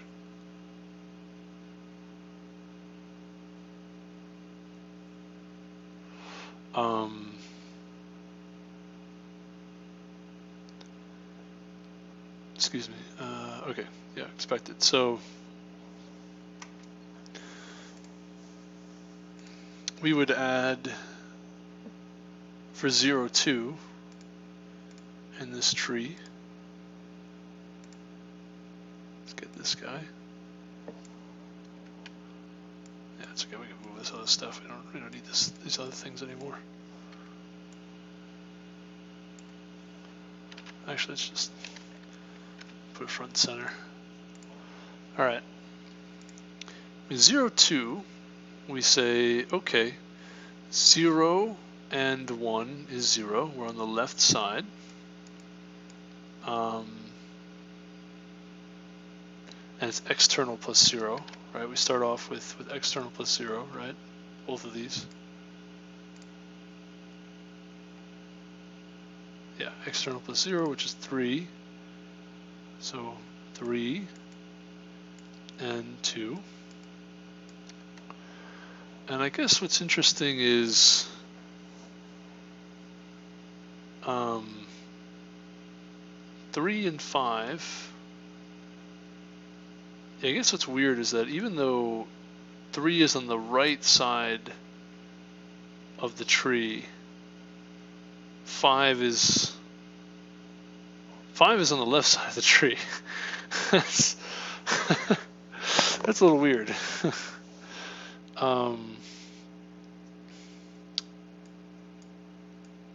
Yeah, it's a little strange. Well, they're not on the same level, right? 3 would actually be like 6 or something, or 7. Somehow 3 is on the right side of the tree and 5 is on the left side of the tree. which is not something you would expect, I guess. That's a little weird. I don't know what to make of that, or to think of that. I don't know if this is right then, this formulation.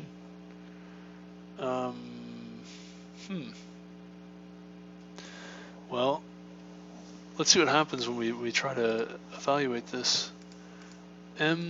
So M is not really on the left side anymore. I mean, it's on the left side, but this is M over here. So anyway, so M and 1, it's 1.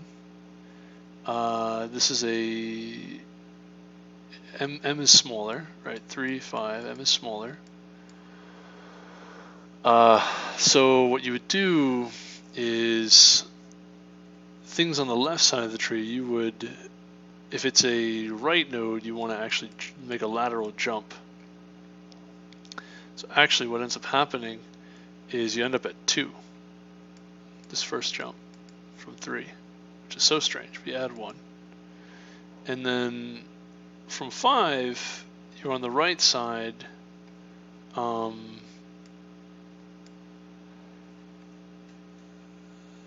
You're on the right side, and you want to, if you're a left node, you want to make, so actually, because you're a right node, you just make a jump straight to 2.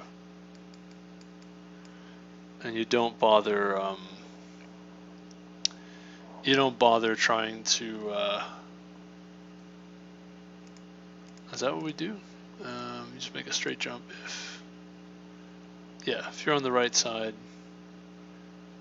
you don't bother, you just jump right up, which we should be, right? So 5 is on the right side, jumps right up to 8, and then now we're both at 2, M and N are at 2, and now that they're equal, one of these is the left node, one of these is the right node. We should only add 1 here, which is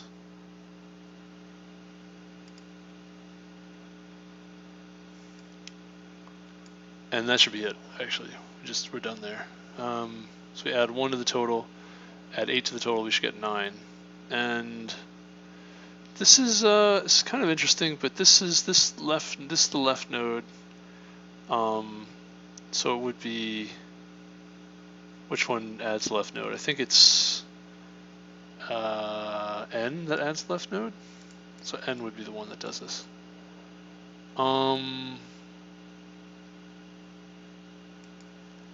When you bit shift, bit shift to the right divides, right? So how do we get on this 0, 2 in this array? How do we get 10? How did that happen? Well,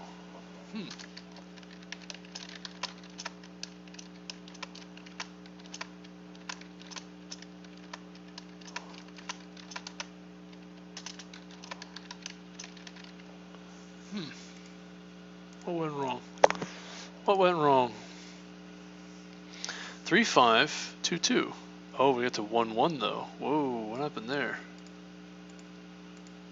Oh, because if they're equal. Oh. Wait a minute, what?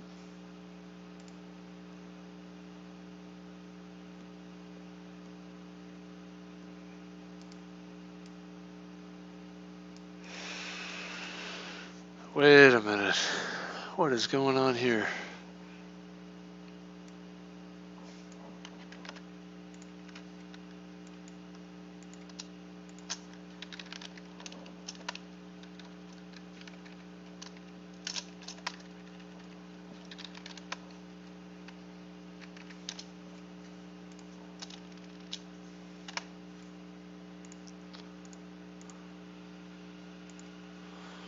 Zero. We have 2, 2. We add 1, which we're expecting.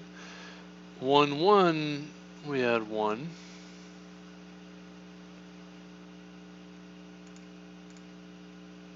Let me just modify this slightly. I think these are the same. Yeah, we don't need to do that too much. But if we just do 1 of these, and we just do 1 sum, what's wrong? I thought this was so smart, but here we are. It's not as clever as we thought, huh? So we should get 10 when we get 9. We get 9 we get 10. So 0, 2 less than 2, we get 1. Alright, we expect that. And then there should be 9. Now, somehow we end up adding a 9 instead of an 8. So that, yeah, that's a little confusing.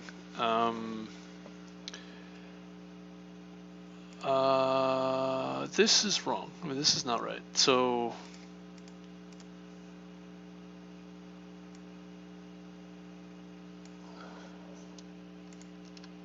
we can do, I mean, I guess we could do after the additions and subtractions and whatnot, after the modifications. So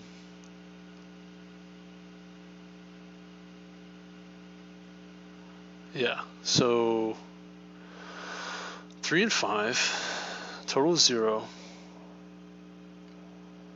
We add 1, right? Because n is 5 excuse me, it's actually m is odd. M is a right child. So we jump up, add that child. N is not a left child. N's a right child. So we would jump up for n. Now m and n are pointing the same node afterwards. And what's interesting is that this happens here. So they're pointing the same node. This doesn't do anything. M actually goes to 1. One more parent, right? One parent higher. And n also, now n should actually, we should actually add something here. So n 2 and 1 is 0. 2 and 1 is 1. 2 is not odd, so this doesn't happen. It's not odd, but it's not odd here. So this should occur. We should actually add tree of 2, which is weird because that doesn't happen for some reason. Right? 1, 2. Very strange. We said 0, 1, 2 of the tree.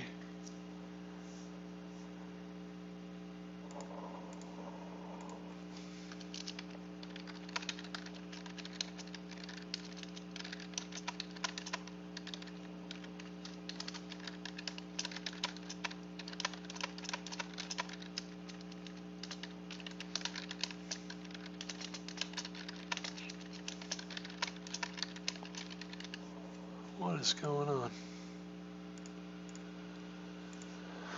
0, 1, 2. Yeah. So this should have added here.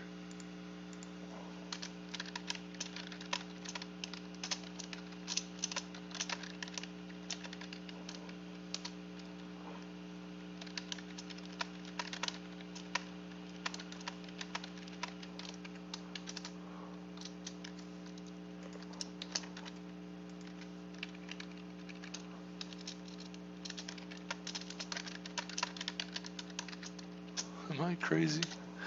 Am I crazy? What is going on here? 0, 1, 2. So 3, 5 makes sense that we add here.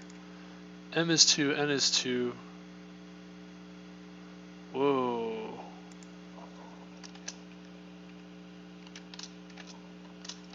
Am I just going nuts?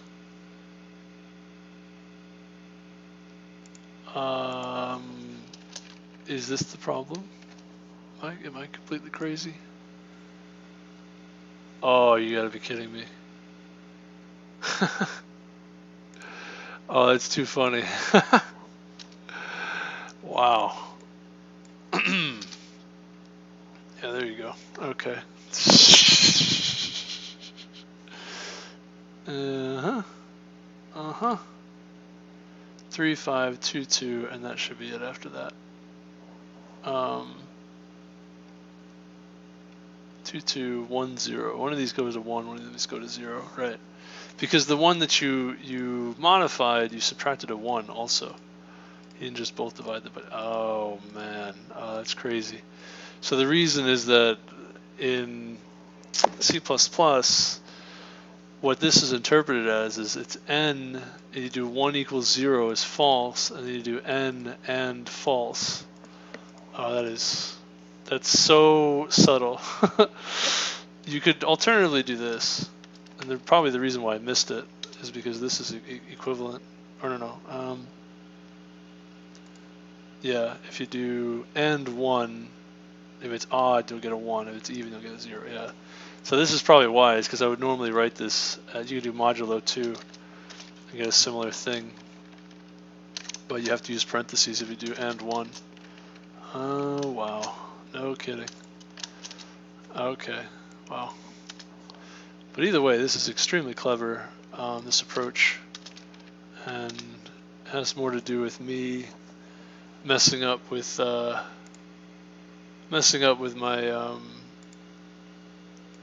order of operations, right? In C++ is a little bit different than Python, I think.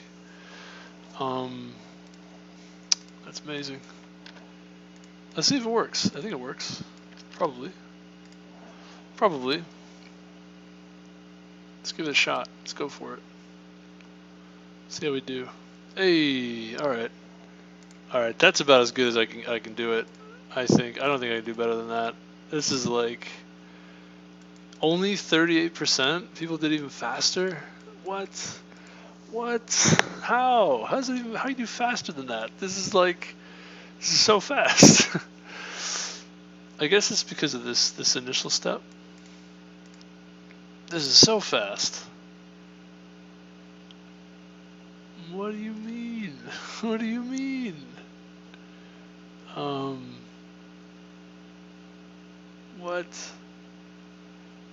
What? This is so fast.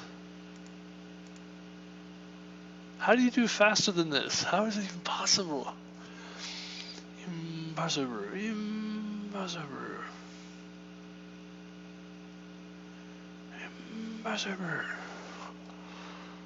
Wow. Some people really did this quickly, huh?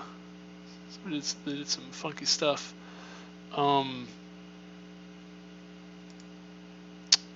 Is there a way to just how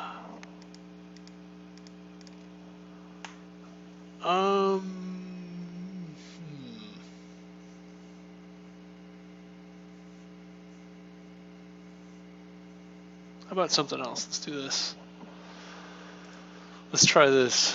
Instead of using a tree, we're going to actually modify nums. I'll call it tree. And we're going to go ahead and try something else here. Instead of copying, we get our external, and then we're going to go ahead and standard reverse tree begin, tree end. We're going to push back.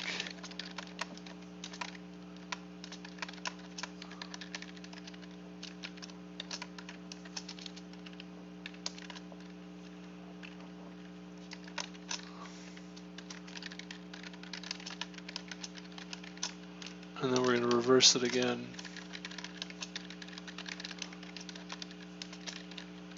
I don't know if this is better or worse. I don't know what to make of this.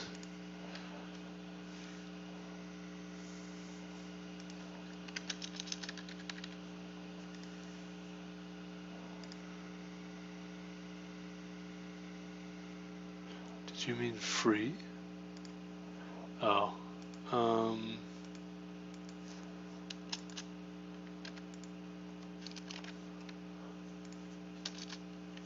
I guess you do need this, huh? Can you make this a reference? No. Pointer, maybe?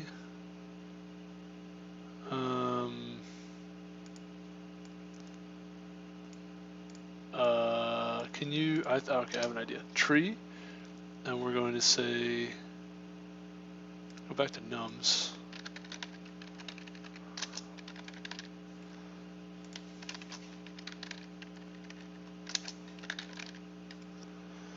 And then,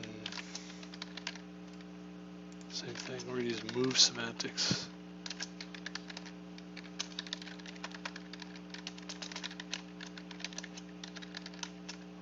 Okay, does that work? It does. Let's go for it. Okay. It's about the same. It's about the same. Doesn't really do too much for us, huh? Yeah. Okay. All right. Well, anyway.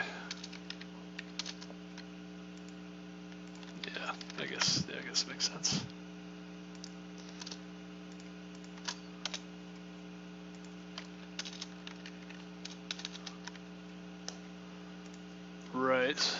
Right about that. All right. Well, anyway. This is probably about as efficient as I'll be able to do it in terms of coding it, like the theory, coding it, and I don't know, just like whatever optimizations I might be able to make from here. I don't even know, man. I have to go look at other people's code and see like how they do it faster. This is definitely better than making a binary tree, though. Certainly, you can see that. It's a big difference because we're using a vector instead. Yeah,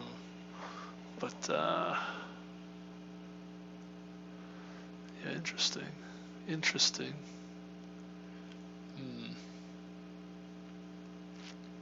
Pretty sure this is move semantics anyway, by the way. It's just as an aside.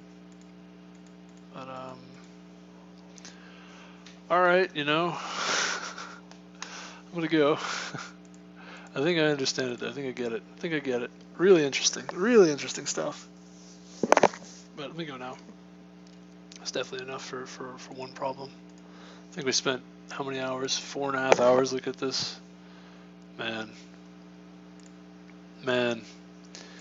I don't know. Something about certain problems. I just really like them, I guess. Okay, I'm gonna go. Thank you all for watching. Talk to you soon. Have a good rest of your day. Take care.